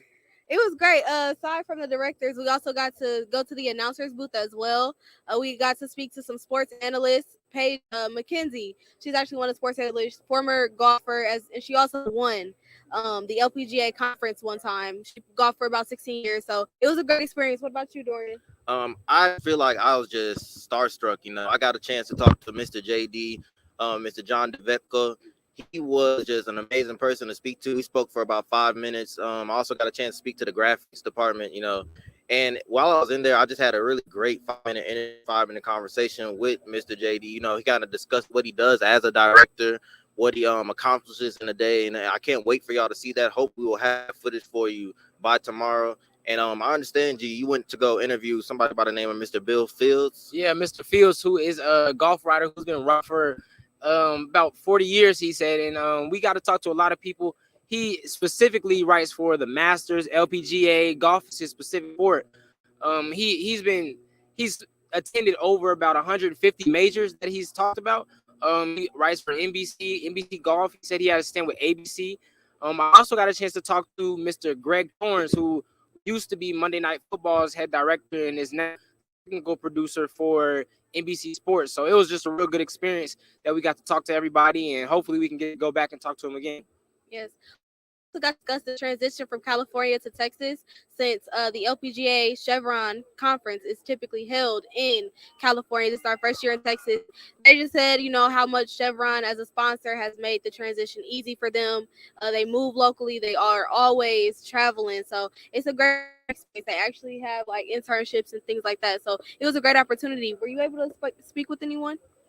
Yes, I also got to talk to the graphics department, and they kind of told me about how, actually hire around 140 people from multiple locations to come out. So like you just previously mentioned, they're usually in California. So we kind of all discussed, the transition from California to Texas and how the hiring of different production companies, how the people they hire graphics, let's say they hire people for graphics, they usually go for California graphics designers, but I'm kind of aware that they went for people from Texas and people from Orlando, people from more southern and eastern kind of states, So it's just kind of a whole process that goes into moving from California to Texas. And I was just really blessed to talk to them. I really, as far as the graphics people go, they could just talk about how hectic it was, sometimes. And hopefully we get a chance to go in there and get more footage of them in the act and everything. And it's just a really fun experience. Yes, for sure. So as we, kind of found, most of them, they actually have golfing experience. How do y'all feel like that plays into the ability to analyze the sport? I feel like it plays a big role, just like with any other sport. Like if you used to play basketball, you see how they got inside the NBA with all past basketball players. So the more that you used to play, the more that you know about the game as being a player, it translates to being a podcast. So you don't really have to put as much work in as everybody else, because a lot of that stuff you already know. So I think that plays a big part. I have to agree, honestly, because as you know, we have the wonderful, amazing, the beautiful Iman Abraham and Taylor Harvey, both special golf players here, both really good, both SWAC conference finishers this season. And so to kind of hear their perspective from golf, and they kind of gave us kind of crash course lessons about the game as well, and just hearing them talk about the way the golf game is played, hearing them actually play. We actually got to watch Iman take a couple of swings earlier yesterday, so it's just kind of an amazing thing to see. And they both want to do something in the golf realm, so talk to them extensively about what they want to do. Taylor wants to be a writer, Iman wants to be kind of a reporter analyst, as the lady that you spoke to today. So it's kind of just how that shows in them, like they already know what goes on in the game of golf. They already have a very good understanding, and now on top of that, they're also very good at what they do, both on the golf course and the field. Yeah, I definitely think that plays a big role, especially for them just being here, the opportunity if they want to become professional women's golfers, and just to connect and find people that can possibly help them in the future. I think that played a real big part of them being here. Also could play a big part in the future. You never know. Yeah, for sure. I know he talks about, golf opening up, a plethora of doors, especially for the African Americans, just minority community.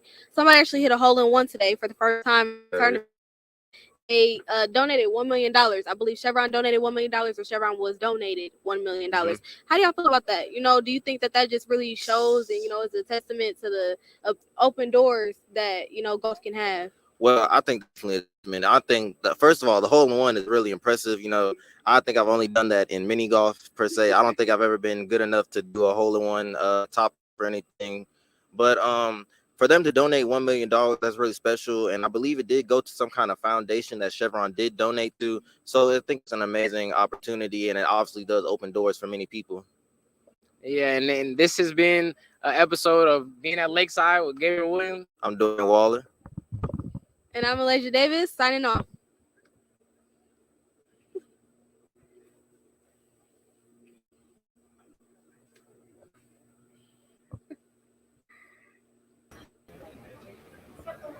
Hello and welcome back to the desk. I'm Caleb Carter, and let me tell you, if you haven't tuned in yet to the Chevron Championship, let me tell you, tune in right now. Get your family, your friends, your uncle, your auntie, whoever you need to tell them to tune in to KPVU-TV right now, because we have the special guest.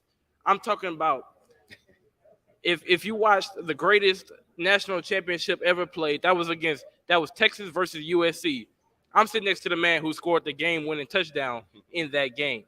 I'm talking to the man who was drafted by the Tennessee Titans. I wish he was drafted by my Houston Texans, #1 overall. I still hate them. I'm with you. Let me get off. Let me stop. I'm with you. Let me calm down.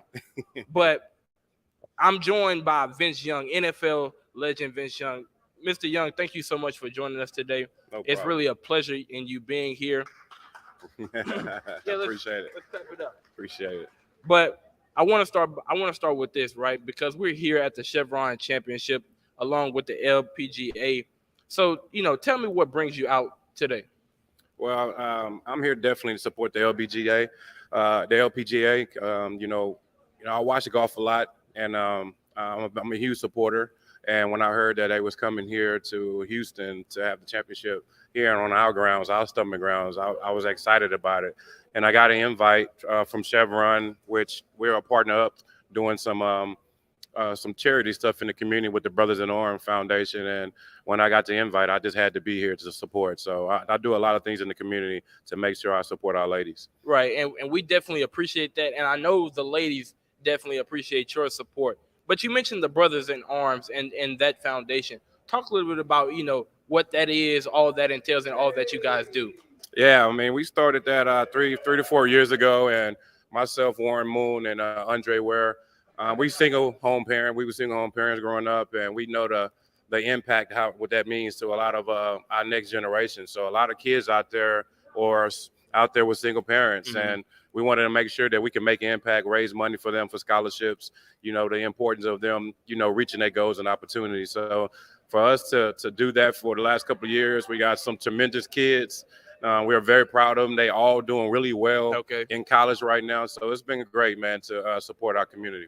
Right. And I know you said that the Brothers in Arms, you guys host a golf tournament. So talk a little bit about that and, some of the success that you guys have had. Yeah, it's been really great. I mean, we do it April 26th coming up this week. And we have to pretty much everybody you can think of, from Elijah Warren to, Clyde Drexler. We got a lot of the alumni out here that's played in the Houston area come out and support, even some younger guys as well. So we have a really good time. We always got some surprises that we do out there, but it's fun, and we raise a lot of money for the kids out there. Okay, and that's great. And Mr. Young, I have to say this kind of as a plug, because we here at Prairie View, we're more than grateful to be here at the Chevron Championship, partnered with the LPGA. But let me tell you right now, it would be even more of a privilege for me specifically to be able to come out there for the Brothers in Arms tournament. I just had to slip that in. You heard that. He wants to play. There we go. But I want to transition to this, right? Because you mentioned how you're so involved in education and making sure that others, are getting that proper education. So talk a little bit about that and why that was so important to you. Well, a lot of people just don't know. It's like knowledge, how to get to college, how to fill out these applications, get money to go to college. So one of the things that when I started my foundation, I was an education major. We was always trying to give knowledge and information to the parents and to the kids to help them understand, how to get to college. And a lot of people just don't know. So the things that myself and my foundation is doing, and as well as a lot of people across the world, is trying to make sure our next generation have the full opportunity that they can have. And there's so many doors are open for them if they just stay on the path, stay focused, do what you got to do, because there's so many distractions out there in y'all world right now. There's so many distractions. So I try my best to stay in the community and teach my testimony, give my testimony about everything that I had, the highs and lows that I went through, and try to, push that next young man or young lady to be the better than me. Right. So it's fun, and I enjoy it. I'm a goofy guy. I like hanging out in the community. I just like having fun. And I also like the importance of making sure they understand how to get to college and take care of their responsibilities. Right. Now, when we think about education and all the things that need to be taught to people my age and younger than me, right? It makes me think about bringing it back here to golf, right? Because oftentimes I say that, it isn't just a physical or mental sport, right? But it's a cliche that, business deals are made on the golf course. Oh yeah. But I think it holds true. So talk about, how much financial literacy goes into also being well educated. Yeah, I mean on the golf course, that's what it is. You got 3 hours beating someone that you never thought you'd be playing with. And Right. I played with the other day, a couple months ago, with the owner of Chick-fil-A, Wow, Cap, and jeez. playing with him and listening to him about all the things that he's doing and the stuff that he does with Steve Harvey. That happened. I now have a relationship with that guy. Now I can ask questions and he can mentor me to continue to be successful off the field. So it's a lot, but in the same time, you got to take that aim and just have fun. Right. But it's sometimes you got to stop doing that and go focus on what you need to do. Right. And it's a lot of opportunities on the golf course. So if you're that kid, don't know about golf yet, go pick up a club and just start. And once you start, it's going to be very contagious. I'm telling you that. And another question I would have for you, right? Because a lot of us here at Prairie View, we're currently in school, but we're making that transition from college into that real world. And I know your situation was completely different from ours in your transition from the college to the real world. But what are some, tips that you could give some of us who are trying to, find our way? Well, the main thing is to me, is lean on relationships. You got guys like Commissioner Kendrick Jones. Okay. You got guys like that went to Prairie View that's opening up a lot of doors for young men and young ladies in that community. So I always to tell people, when you have good people like that in your community, don't be shy to send an email or figure out how to get in touch with that person and hang on his coattail or her coattail and ask questions, because one thing kids don't do is give themselves a lot of gratitude at what they're doing. Right. They're actually doing a really good job. They Right. just need to help figuring out some things in life. So when you have these mentors and these people coming into your life, try to hold on their coattail. When they give you that card, they're not giving you that card or that information on that presentation just for you to they look at it and then look away. Right. They putting their information on that presentation for you to stay in contact with them. And that's one of the things that I learned growing up after I, made my retirement from football. I had so many cards and I stayed in touch with those people. So when I got done, I reached out to them. Yeah. And I kept a relationship with them, like an easy happy birthday or something. These things go a long way. So I try to teach young men and young lady that stay in contact with those people, because when you all said and done, you might need somebody to lean on for some help. So keep those cards and write that information down when you see it. Right. I mean, that's definitely a word of advice that we all could use, right? Because, being here at the LPGA, like I said, it's a lot of movers and shakers here. Oh, yeah. Right. And you never know who you're talking to, or you never know who you'll get the chance to talk to. So you need to capitalize on each of those moments.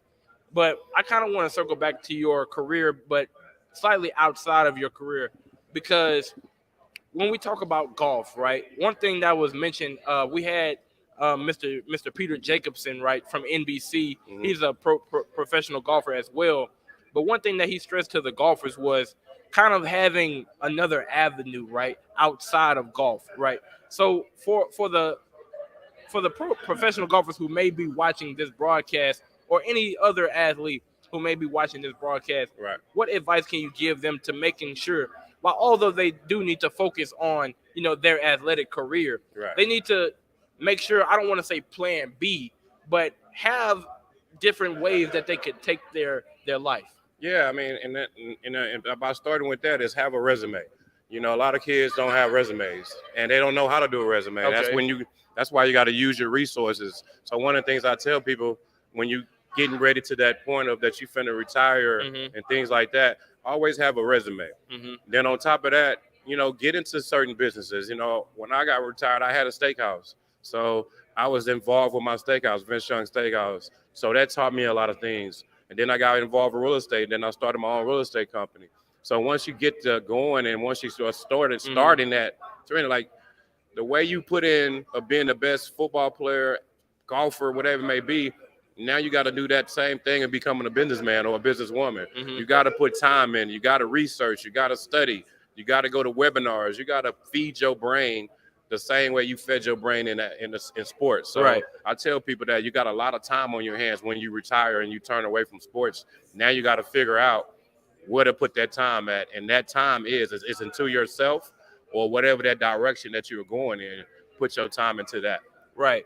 And when we think about that, right, about putting your time into, like you said, that different avenue of thinking, so to speak. Right. We're here at the LPGA, and a lot of things are going on, right?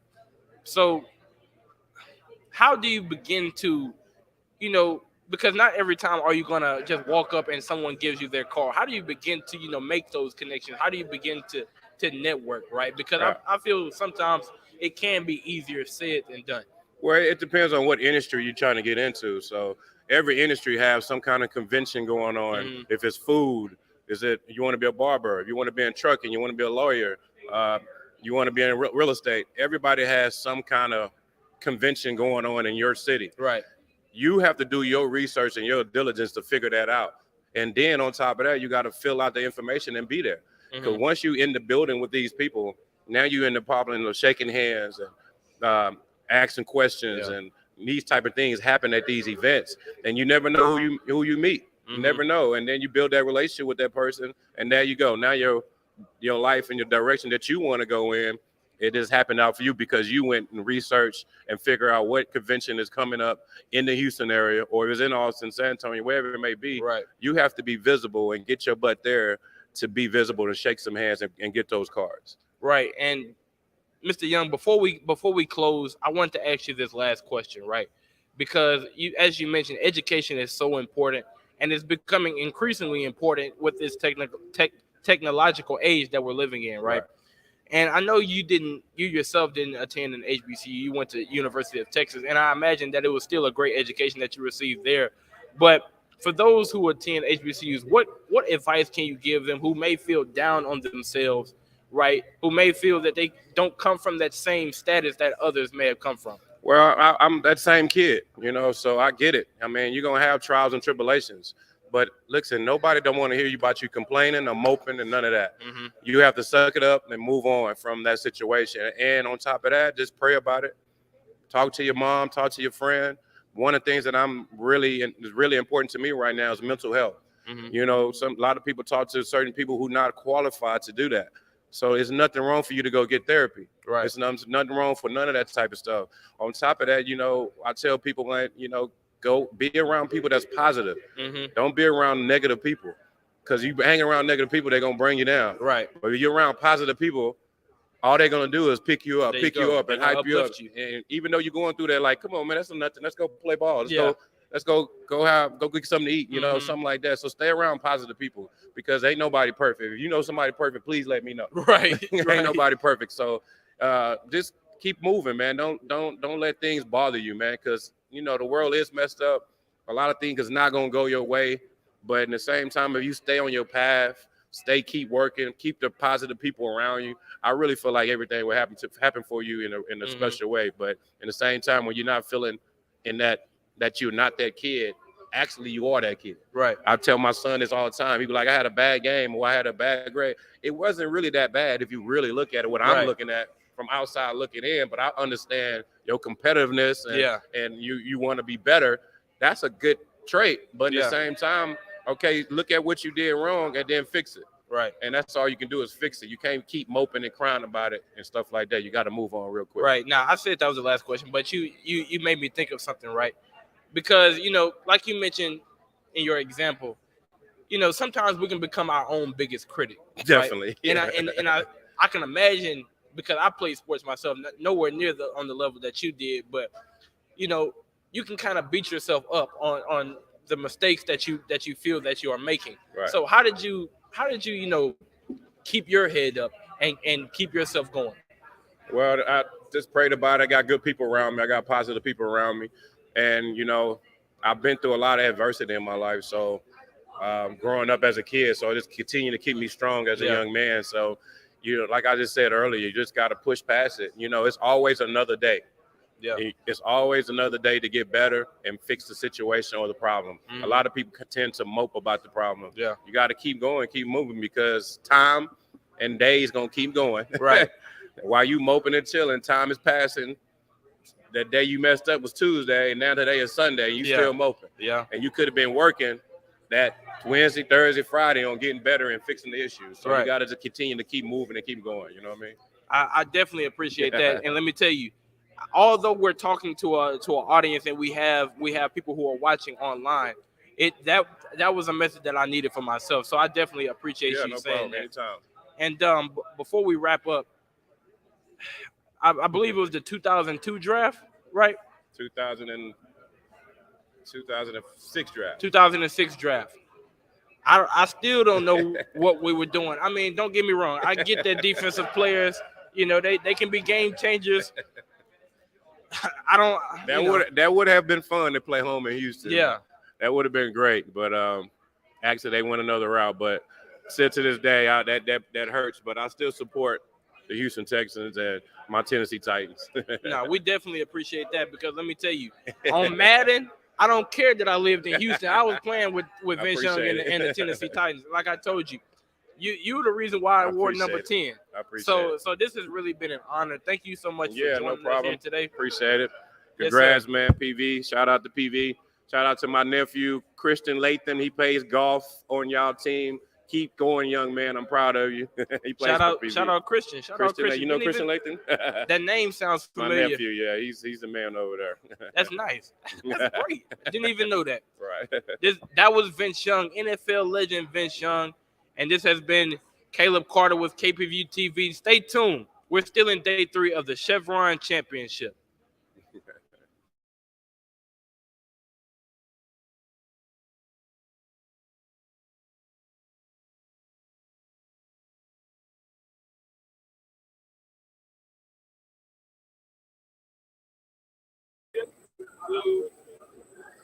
Good afternoon, ladies and gentlemen. Welcome back to the LPGA Chevron Championship. You are here with day 3 of this championship. Now you are tuned in with Panther Sports Zone. I am Kyrie Willis. Alongside with me, I do have Joshua Howard.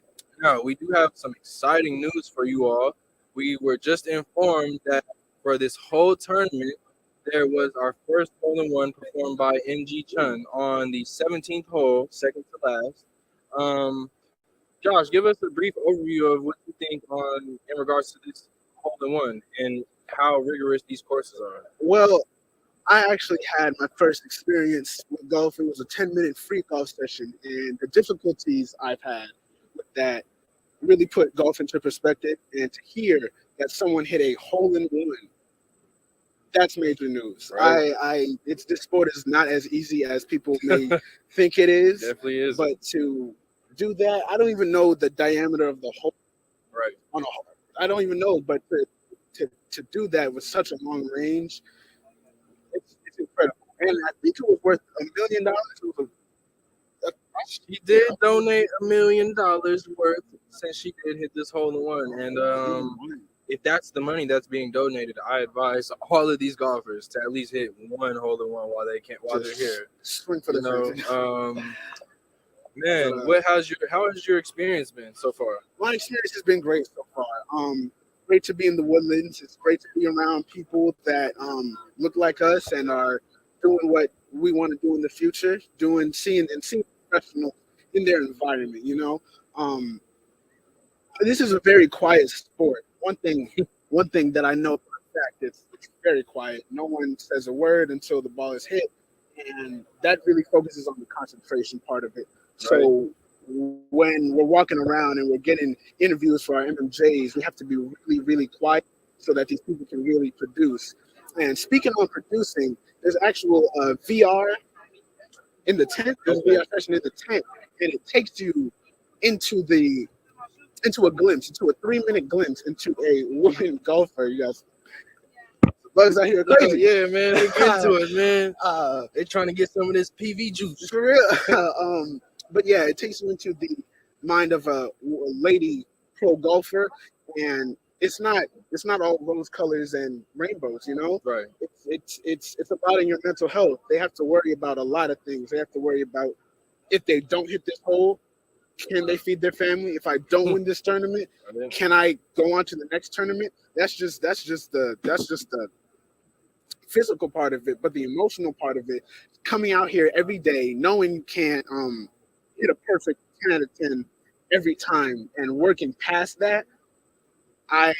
This is a mental fortitude game, and I'm very proud of every woman here doing their thing. Right. You know, it's a competition, and the best woman will win, and I'm all for it. As we always will give roses when we can. You mentioned that golf is a very, very quiet sport. Now, compared to other sports outside of the quietness with golf, what's in your opinion, what sets golf differently from football, basketball, tennis, or any of those sorts? Well, besides the obvious quietness, it's not a team sport. I mean, well, it is a team sport, but doing this by yourself, you can't really rely on anybody, because once you go up to that ball, it's just you, the club, and the ball. Right? Whatever happens, happens. If it was baseball, I can understand if I'm the first baseman, I got somebody to back me up, and just in case if I miss a ground ball. If it's football, I got another wide receiver ready to get me in position if I'm doing something wrong. But this sport, you're your own help. You do what you got to do, and you have to really put yourself into focus. Hey, I got to compete with not anybody else, but I got to compete with myself. I have to get past this hurdle every single time. Every hole, every course, it's different. So it's a lot of different mentalities coming into it, each and every one. Okay. So see, and now that you mentioned that, I think it's you kind of sparked or redirected my thought process with it, man. And as much as each course is different, that's how I kind of now I'm looking at. Maybe that's the analogy we can use with our everyday life. You know, as much as the golfers are out there and it's them being one-on-one with themselves, yeah, they have the caddies out there. Yes, they have people keeping score for them. But in regards to that game and how they do, as you said, it's on them. And as you mentioned, each course is different. So I believe within tying this into everyday life that we're all going to run into a rough course. We're not always going to be on the green. We're not always going to be in the clear. We might be in the rough sometimes, you know. So it was intriguing to see the other aspects that golf can bring outside than just the sport manner of it, you know. Yeah, it really is. You know, walking around here for the past couple of days, barely seeing, you know, the professionals, because they're practicing, they're in a mindset. They really don't take a lot of pictures with everybody. When they do, you know, they smile, they do it, they do enough. But that feeling, that mental anguish that they go through. Okay, yeah, I gotta smile for the cameras, but I know I gotta do better than the next girl, or I lost. Yeah. But bringing that to, you know, bringing that mentality, bringing that golf mentality to regular folk like us, but regular folk like us, it's if we all adapted that mentality, I think we would all be better along. And I think our crew, honestly, has that. I want to shout out to Panther Sports Zone. To be honest, they're really, every day we come in, we do our stuff, things happen, but we get past it. We get past it and we move on to the next hurdle. And seeing, you know, pro golfers do that, that really inspires us to kick it up a notch. Give out quality content. Jeez, quality content. And it shows. Speaking of quality content, out of all the interviews that we have gotten here, we do have some special interviews for you guys, so please stay tuned for those in the MMJ reports as well. But I did want to mention the gentleman we were talking to and his daughter. And a piece of advice he gave his daughter was, the only shot you need to worry about is the next shot. And I'm not sure if every golfer has that same mentality or even that in the back of their mind. But to be a person that isn't that highly educated on golf itself, it redirected my thinking with the fact that, okay, you did hit one bad shot, but it was, if I was in a golfer's position, would I have necessarily told myself the next shot is the shot you need to worry about? Probably not. Probably not. So it was cool to see how other people, think about the game and whatnot. So my question for you is, out of all the interviews that you did have, what was your key takeaway from the best one? Well, I did not have an interview per se, but the Penn Sports Zone team and I went to NBC and we talked about everything that we could do and help. They actually invited us to come in there after this and see, how a production company works. I mean, we only got a glimpse of that, but the cameras, the setups, the quick pace, the energy that is being brought, it's on another level. And it shows everyone that went that there's a level beyond what we're doing, and we can achieve this. Everybody said everybody said that they were runners in the beginning. A runner. Okay. For those who don't know, is a person that helps around the entire getting food, getting water, getting anything that anyone needs. That's what a runner is, and that's what they all started off as. So that's something. When we do this, for real.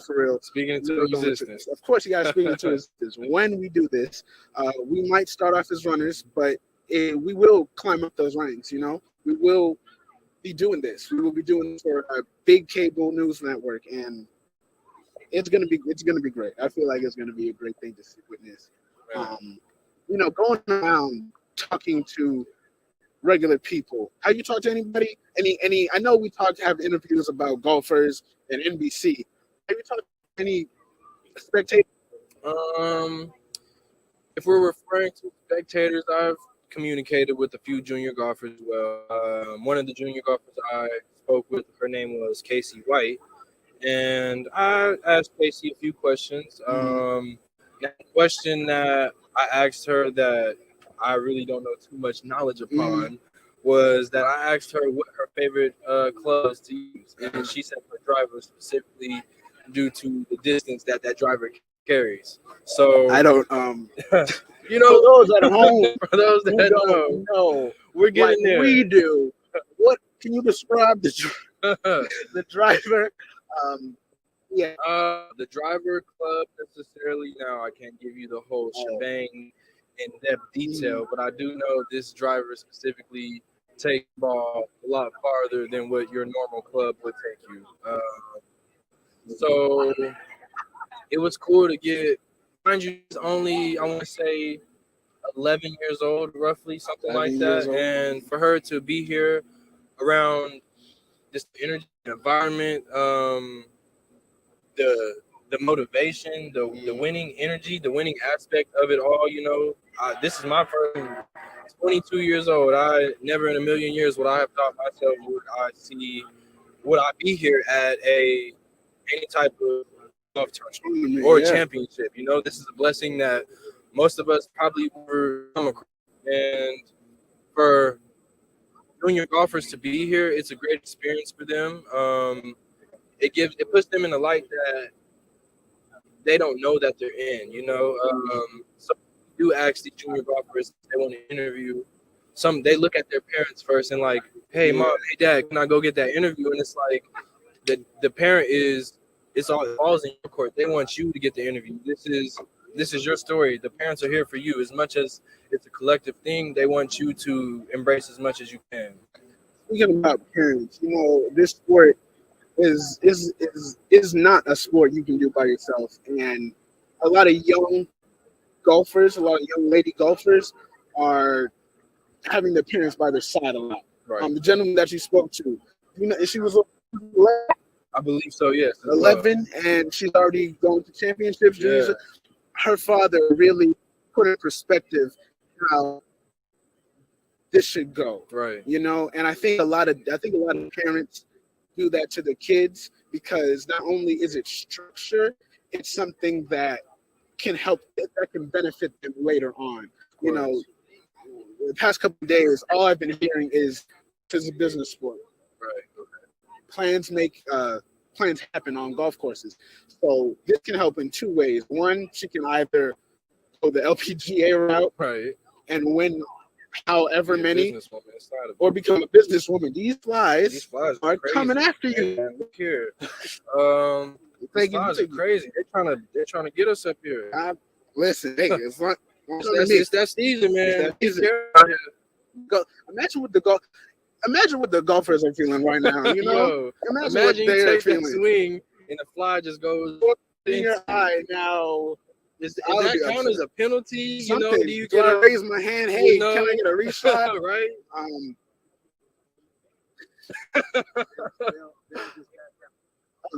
Okay, well, we've just been informed we know that if something happens, the golfer just backs out, takes a step back, you know, readjusts himself or herself, and you know, tries it again. But that's the environment that we're in. You know, going around little things, and this is a little thing sport. Any blade pass that doesn't give you the extra push for that ball to go in, that's a problem. Right. Every fly that comes out of the woodwork and is in your eye right before you're about to hit it, that's a problem. Even a sneeze. Everybody has to really be quiet. This is a very quiet sport. Right. You sneeze, the golfer looked at you. Looked at you. Man, you can't even. Look, I was a little shocked by coming here, considering the fact that when the golfers and caddies are going to their next hole, like the security people will technically block you off in order for them to get to their destination. And it was a shocker to see that, but I love the professionalism that comes to sport. You know, as Josh mentioned, it's a very, very quiet sport. It's soothing, as you can see. We're at this lakeside view right here. Beautiful lake, by the way. I'm not sure if you can see people walking behind us, but sometimes we got some golfers behind us. Behind us are these next, or the end of the course, to say. So 17 and 18 are currently behind us and to the right of us.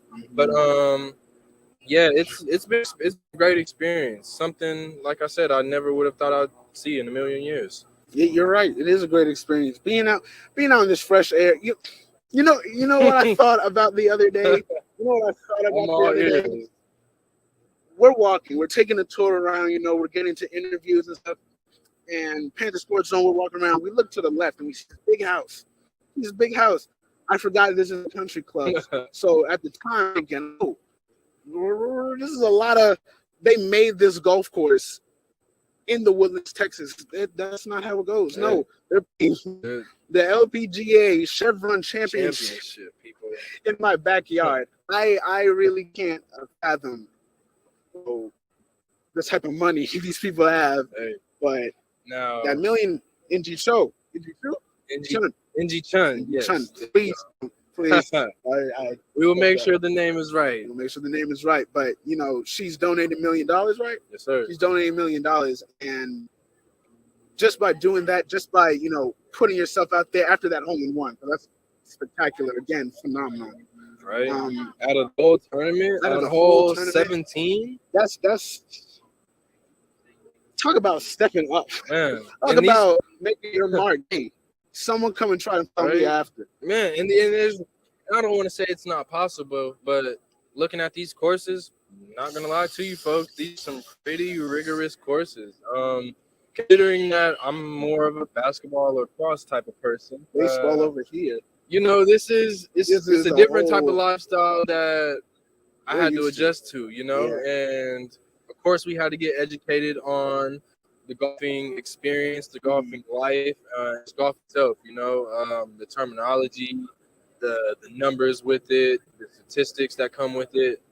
And you see all these people here just specifically to either probably bet the money or just really watch. And or have junior golfers really get a great experience. So with everything that's been going on, day 3, it's been a journey. It's been great. It's the top 50. Top 50. I think it's the top 50. So this is getting more and more serious. Imagine the World Series every day for a week. That intensity, that energy, although it may be quiet, it's there. That's the thing, man. With the intention, like you said, as quiet as that it is, we don't know how their mentality is. Yeah. And I was talking with Professor Harris. Professor Harris stated that, as quiet of a game as it is, all the noise is in here. You got your own comments. You got the thinking that even though it's a quiet game, you still have something in the back of your mind lingering, saying, "I'm pretty sure there's some people in that crowd that don't believe in me." Whoa, it's getting exciting, folks. It's getting exciting. It was a cheer, and then it was excited. It sounds like there was almost another hole-in-one over there. Oh, well, I might be mistaken, but it's getting exciting, folks. It was close to the hole. So yeah, as I was saying, it's just all the noise is in here, and once you bring down all the noise that's in here, folks, it's all said and done. It's like Josh said, it's you, that course, the golf ball, and the club, and there's all that is to it. You got support through and through, but just like the gentleman said to his daughter, there's only one shot you have to worry about is that next one. And I think that kind of should take away most of the stress. As easy as it may sound, yeah, it's more harder than it is. I can't even explain. The smiles. It's a great thing to smile in the face of adversity. It's a great thing to smile when you're down and out. But all did it. All of them are doing it. Every picture that they taken, I don't see a angry face. Really, take a step back when they make sure not to show their emotion to the crowd. Right. Body language is another important thing in sports, especially in golf. In general, body language, doing too much, doing too little with your body, tell the world how you're feeling. And when you're doing something professional like this,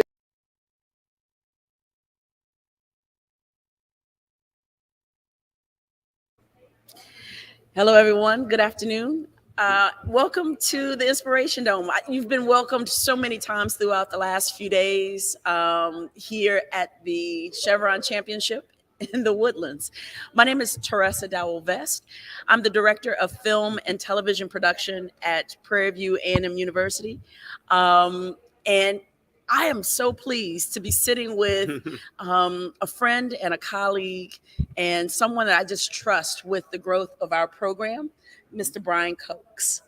How you doing, Brian? I'm doing well. Thank you for having me. Good. Thank you for being here. I'm so happy to have you, in a rare moment, sitting with me in front of the camera and just having a conversation about your input on what we are building in the communications program at Prairie View. First of all, welcome. How are you feeling today?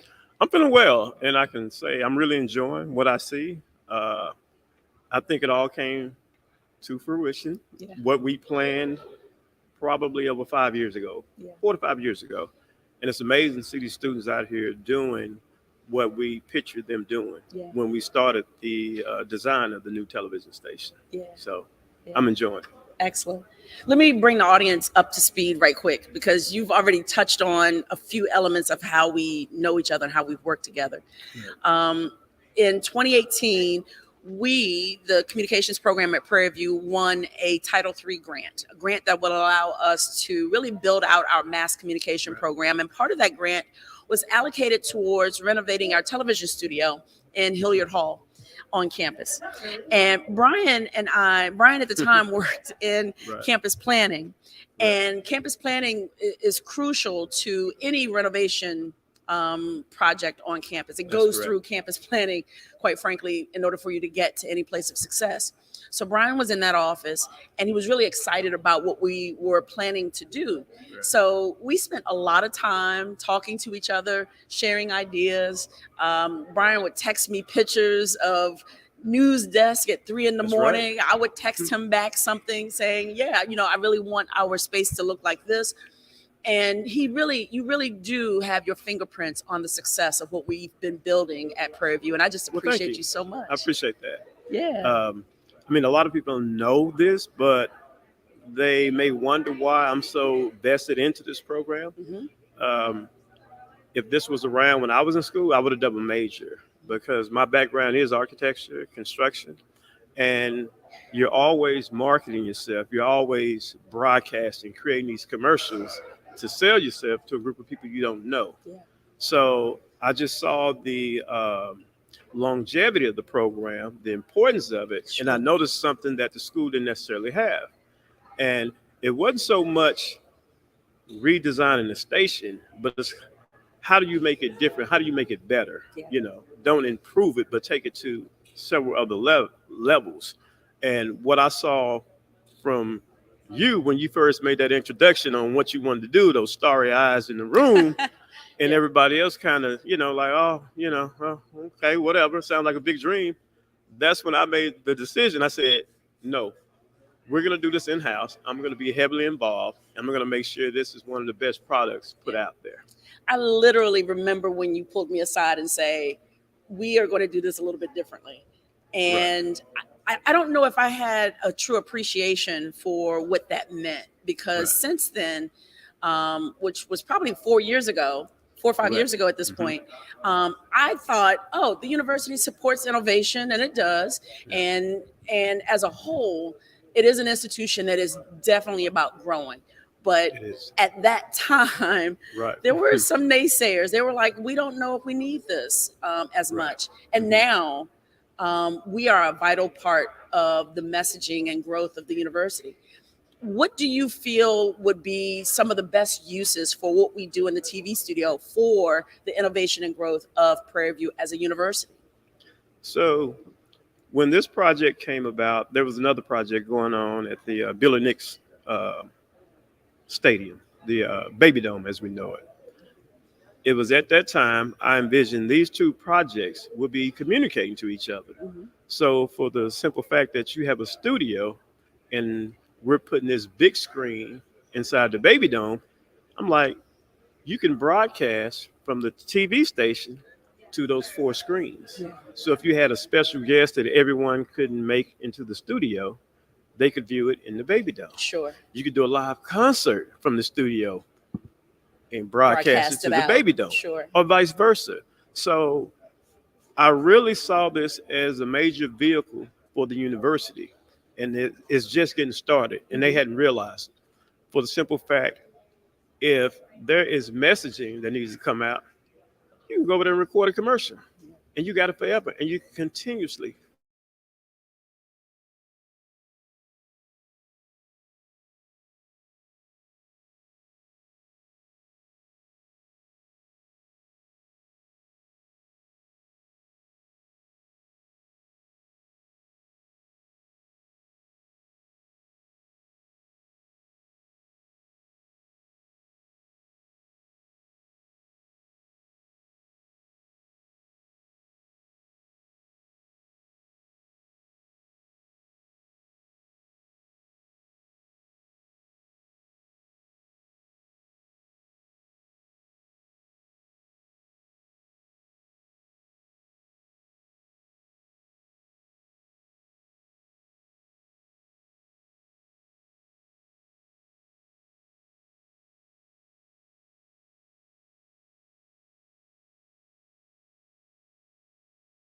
video. The fact that we have technology that's in the industry right now, so that if you are working in the TV studio, you are working with equipment that CBS, NBC, that the major networks are using and allowing our students to leave work ready. I hear parents say all the time, I really want you to major in architecture or major in engineering so you can go out and get a job. Yeah. But what we're proving is this space with the technology we're using, our students are able to go out and procure the work that will allow them to not only make a living, right, but make a life. Yes. And I think those are two different things. It isn't just about getting a check. It is about quality of life. If they want to be content creators, what we're doing is creating a space that allows that to happen and for it to sustain themselves, their lives after they graduate. Right. And then being able to be flexible, that was one of the things that I thought was great when you said, excuse me, creating a set. You're like, Brian, I need to be flexible. I don't need a stationary set. Yeah. And I believe this thing transforms. I've been telling people 16 to 20 different sets. Yeah. Because you physically can, right? Yeah. But just for the simple fact that we created it like that and you putting that idea out there is how you're able to have this set out here today. You know, because it can collapse. You can move stuff. Yeah. You don't necessarily always want to do it, but Yeah. you have that opportunity. Yeah. And, you know, that's how we got from, hey, we can do this set. We can be on the sideline of the football game. We was talking about the game day, like the Home Depot style deal. Yeah. Being at the basketball game, the jump. You know, when I was coming up with all these ideas, you say, Brian, stop sending me stuff because you know I'm spend money. That is true. Ladies and gentlemen, I said plenty of times, Brian, you have to stop sending me stuff. But every time he sends me stuff, it's like we say yes because, you know, these are the opportunities we get that really grow our program. Yeah. And I'll say one of the other things that this is going to be a great advocate for is when we have the alums come up here and tell these stories. Yeah. You know, I'm one alum representing thousands. Sure. They call me all the time. Yeah. You know, I post all the time because I want people to see the great work we're doing because sometimes it's a hidden secret, but it's no longer a secret. It shouldn't be a secret. Yes. You know? Yeah. So that's why I'm always posting, marketing. Some people may think, oh man, he's just bragging. I am bragging. I'm bragging on my school. Yes. I'm bragging on the department. I'm bragging on these students. Yeah. Because they're doing a wonderful job. Yeah. I want to thank you, Brian, not only for giving your time today, but certainly giving your time to the program in general. Brian's birthday is the day before mine, so we're twins in a very particular way as well. And I really trust this brother with my ideas and my interests for our program. We even trust him with our our apparel. Excuse me. I want to send a special shout out to Anthony Michaels. Did a great job whose company did a fantastic job with the look of our team for this particular event. And we're just representing Prairie View with the greatest amount of pride. And I got one last comment. I'll say this for the students that are working, the students in college, is continue to create those relationships. So when you talk about why we're here today, that was based off a relationship through golf. And I was on the phone with Jeff Champ. We were talking about something else along with Glenn from Chevron. And he mentioned, say, hey, you know, got some challenges with this. I'd like to do something different. I need to hire somebody. And I said, whoa, we already got that in place. I felt confident in making that decision for you because I had been such a big part of your program. Sure. I knew your capabilities. And I knew that all I needed to do was set up the meeting, get you on the phone. You was going to sell it, and it was over. Sure. And within 10 minutes, it was over. That is actually a real thing. And understand, none of this has been done before at this level with an HBCU at this particular championship. I know it's the first year here, but I mean, we have really elevated this thing to the next level. So absolutely. I appreciate you accepting the challenge. Absolutely. I will bring many more challenges to you. So, No doubt. you know, we'll make it work. You know, but I appreciate you said something just now, and I don't want to prolong this conversation, but there is something that I want to key in on. The excellence of our students isn't just an HBCU thing. I think you could pull any school to this challenge and we would still stand head and shoulders beyond, given the infrastructure that we have, the talent of our students, and the drive of our program. I would stand our program, I would stand our students up against any program in the nation.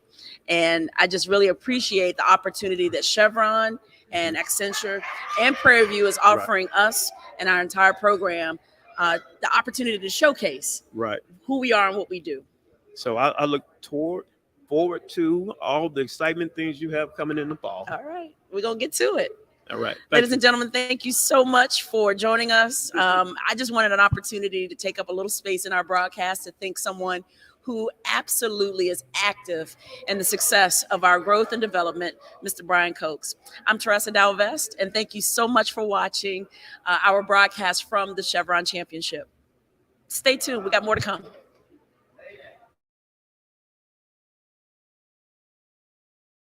It's a straight go mode. You have to smile throughout everything. You have to do everything perfectly. So that little girl that looks up to you, thinking, "Oh, she's like, you should just hit the ball the opposite way, right?" You know, the she entire doesn't wrong way. She doesn't want to see. She doesn't want to see. Yeah, she See doesn't her wanna see- inspiration. You know, golf clubs on the ground when you're getting frustrated. Be able to just control that anger and frustration, and from there's all that is to it. You know, now with everything that's been going on, I wanted to ask you, like, all these vendors are here and sponsors. What do you think the sponsors mean to the Chevron Championship? I think they mean a lot, you know, coming into the tournament, coming into the grounds and seeing St. Judas Hospital, seeing other medics, seeing other news channels, not MSNBC, NBC, getting this out there, especially for the LPGA. It's amazing. I mean, sponsored by Rolex. If you look to your right, sponsored by Rolex. It ain't cheap, folks. It's not a cheap. It's not a cheap thing. It ain't none of that. What you think it is? It ain't no Michael Kors. That's a Rolex. Every time they're sponsored, so it means a lot to do something this big and to have such a big audience, have everybody, you know, appreciate and understand what these women go through. Chevron really stood up and stood out, found a perfect place to play golf, to play this wonderful sport. And I think it means a lot to have all these sponsors come in and help and put in and produce to make this happen again. I think they're going to stay in Texas for the next 5 years. Yes, sir. I did see that, man. I'm coming here next year. Yeah, of course, we'll be you here. this So again. definitely be tuned for us next year as well. You know, before the tournament was in California, I believe. And I will say they made a great executive decision. Change it down here. You know, change it Woodlands to Texas. You know, I wanted to touch on, you know, there's a lot of competition out there. Yeah. You know, everybody's, of course, wants to win. Nobody really likes to lose. What would you say in regards to just keeping your head up and not being discouraged if not top 10, top 15, or specifically that number one spot as you want? Well, I am a professional golfer, so that mentality, our mentalities are two different things. Okay. They can probably take a lot more pressure than I can, but on the little experience that I have had with baseball, it takes a lot to keep your head up when you're down. But when you're told, not when you're told, you have to tell yourself, I got to do this. I got to power through this because this isn't the only hole I'm playing. This is the only chance I'm going to get at bat. This isn't the only person I'm going to strike out or walk. But coming out of that, doing something, whatever it is to distract your mind. When I used to play baseball, I used to try and think of something else. I used to try and think of something else because if I think of too much, everything's just going to crash down on me. Right. So that's just high school Josh playing baseball. But these are here, you know, money is on the line. Their livelihoods are on the line. You know, we have to take everything to the next level. So I feel like besides the physical aspect of this sport, they do a lot of reading, a lot of meditating, a lot of, you know, personal reflecting, seeing how much they can mentally take before they break, and then going a little bit further. Okay. Because if you look to the right of you, do you see that pit? Oh man, that's very intimidating. That's a very intimidating pit. And I know you guys see this beautiful body of water behind us. Yeah, beautiful as it may be, Now I You know hit it's it in probably there. it might be a little hard to hit a golf ball right in here, but there are other courses where the water is purposely placed, for you to hit it. So it's almost not necessarily impossible, but you definitely have to zone in on where you want that ball to go. Lock in. Speaking of, since we're on the aspect of winning and losing, I'm not sure if you were aware, but for our viewers, if you are not either, when whoever wins, we're told that you have to jump in this body of water. In the body of water. I've seen some turtles in here, but I do not. And then I was also informed that there might be alligators or crocodiles in here as well. No. Okay, ain't no alligators. Are you in this sure? water. No, I'm pretty sure they pay good money not to have alligators. Man, I hope not. I hope not, because if they jump in, it's in and out. Yeah, it's a problem. in and It's out. a Please different don't stay in showing. there. But being here, experiencing this for the very first time, it's been a great experience. There's not that much more I can say. This is an experience you have to do for yourself. You have to come out here, feel the air, and experience this for yourself. But what's up? Alrighty. I want to get back to watching these golfers play. Yeah, let's get let it back go. to the business. We got some more interviews to catch up on. So otherwise than that, thank you for tuning in on day 3 of the LPGA Chevron Championship. I am Kyrie Willis. And I'm Joshua Howard. Thank you for tuning in the Panther Sports Zone.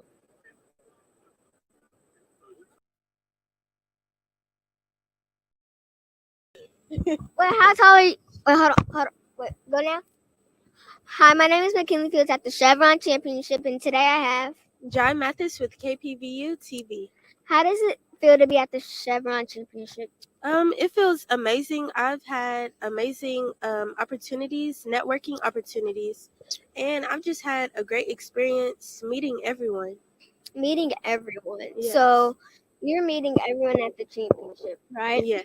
Do you think in the future you play this? Like golf, I mean. Golf.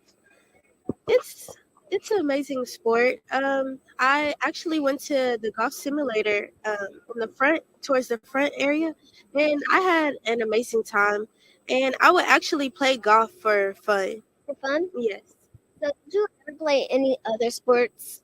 Yes, I have. I played tennis in middle school and high school. So how many years do you still play tennis? No, I don't. How many years have you played when you're in middle school and high school? It was probably about 6 to 7 years. 6 to I would 7 say. years? Yes.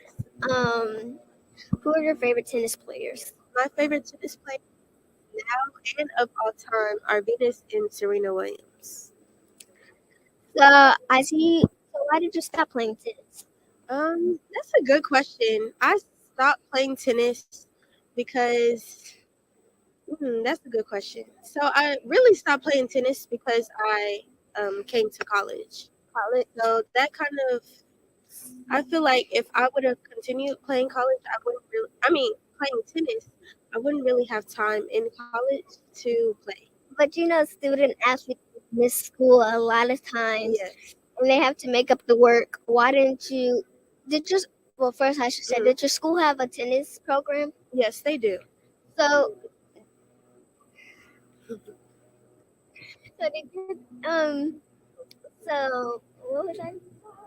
So at Prairie View A&M University, we do a tennis team, but I wasn't really interested in playing in college.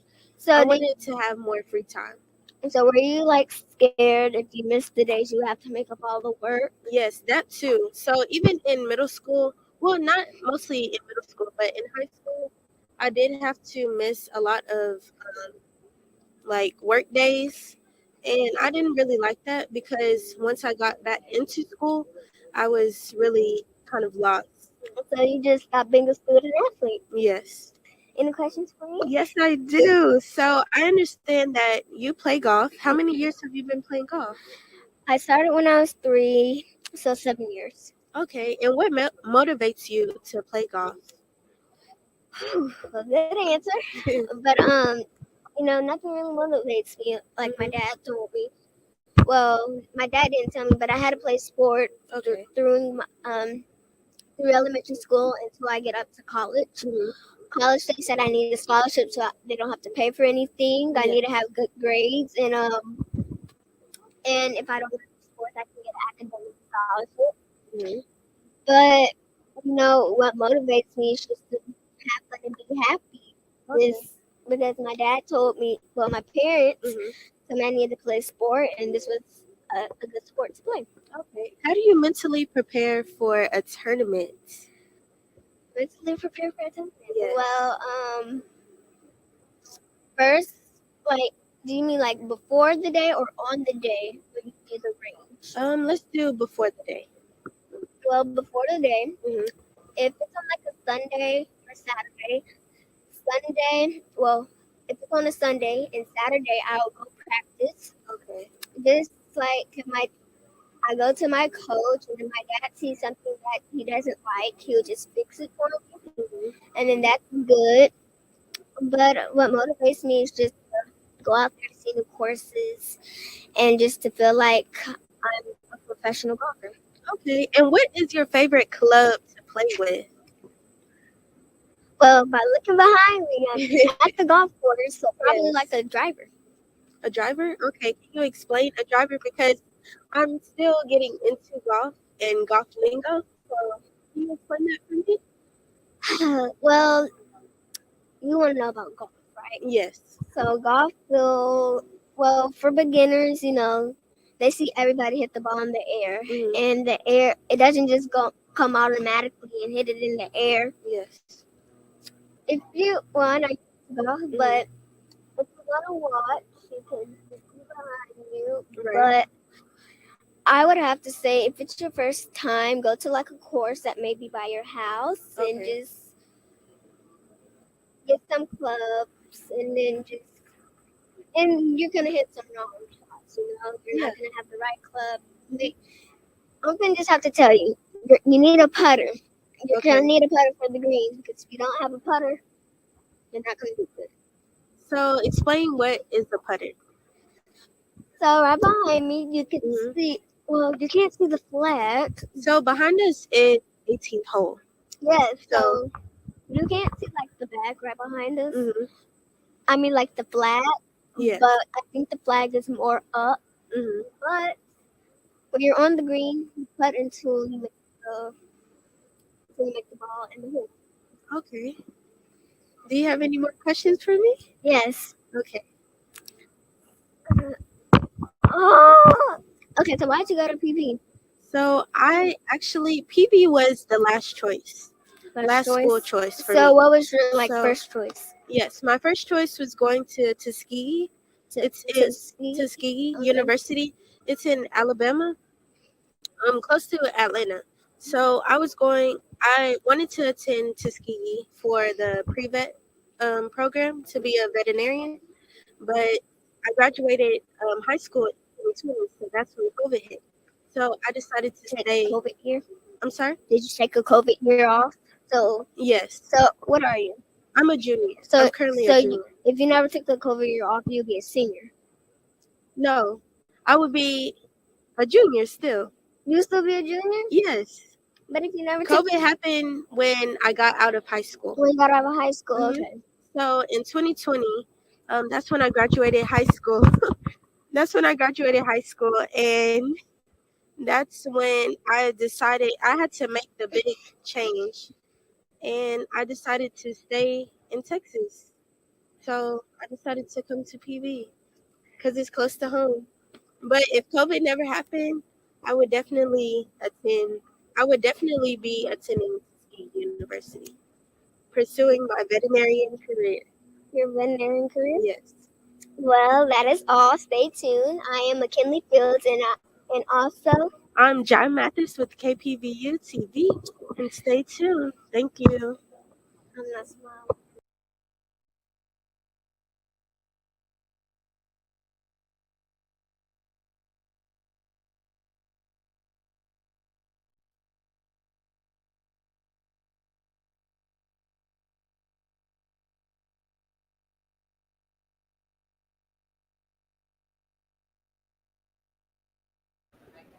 Hello and welcome back to KPVU-TV's coverage of the LPGA Chevron Championship. Today has just been an amazing day, Josh. I know we did a lot today. I know the studio, the team members, everybody got a lot accomplished. How you feeling about today? I'm feeling ecstatic about today. You know, we did a lot. We went to NBC. They invited us there. They showed us their insides. They showed us, you know, how they work as a unit, and just an amazing experience. That's an amazing experience. You know, seeing how KPV can really up the level to where we can get to NBC level. And hopefully, if NBC's watching, I'm available for an internship. Just letting you know. And I mean, we just been hearing a lot of great things about KPV. You know, I've been stopped a couple times. They've asked us, you know, hey, what do you guys do? Hey, is this Prairie View A&M studio? You mind if I get a picture at the desk? And, you know, it's just been an honest, really blessing. You know, we made it to USA Today. There's been a lot of buzz around the LPGA Chevron Championship about us. And, you know, I just feel like that not only elevates us, but that elevates HBCUs. But specifically to me, I've always felt like PV has the best communications department, one of the best communications departments, not even just as a HBCU, but I'm talking in the country. You know, what TDV does for us, you know, what Dr. Moore does for us and everything, and how they set this up so beautifully and so perfectly. It's just an amazing thing to see. They really do put their best foot forward when doing something big like this. You know, TDV really put her mind to this and made sure everybody was a part of it. You know, everybody got interviews, everybody got MMJs, everybody is here on this desk working, doing something amazing. You know, I agree. Thank you to TDV for putting me in this position. I was scared of the camera. If you remember back early in the days, I was scared of the camera, but TDV really, you know, gave me the confidence to be behind here. So thank you very much. And we cannot be more thankful for this opportunity, but don't worry, we have one more day of coverage coming up tomorrow for the Championship Sunday. Thank you so much for watching. I'm Dorian Waller. And I'm Joshua Howard. And we're cutting out for today.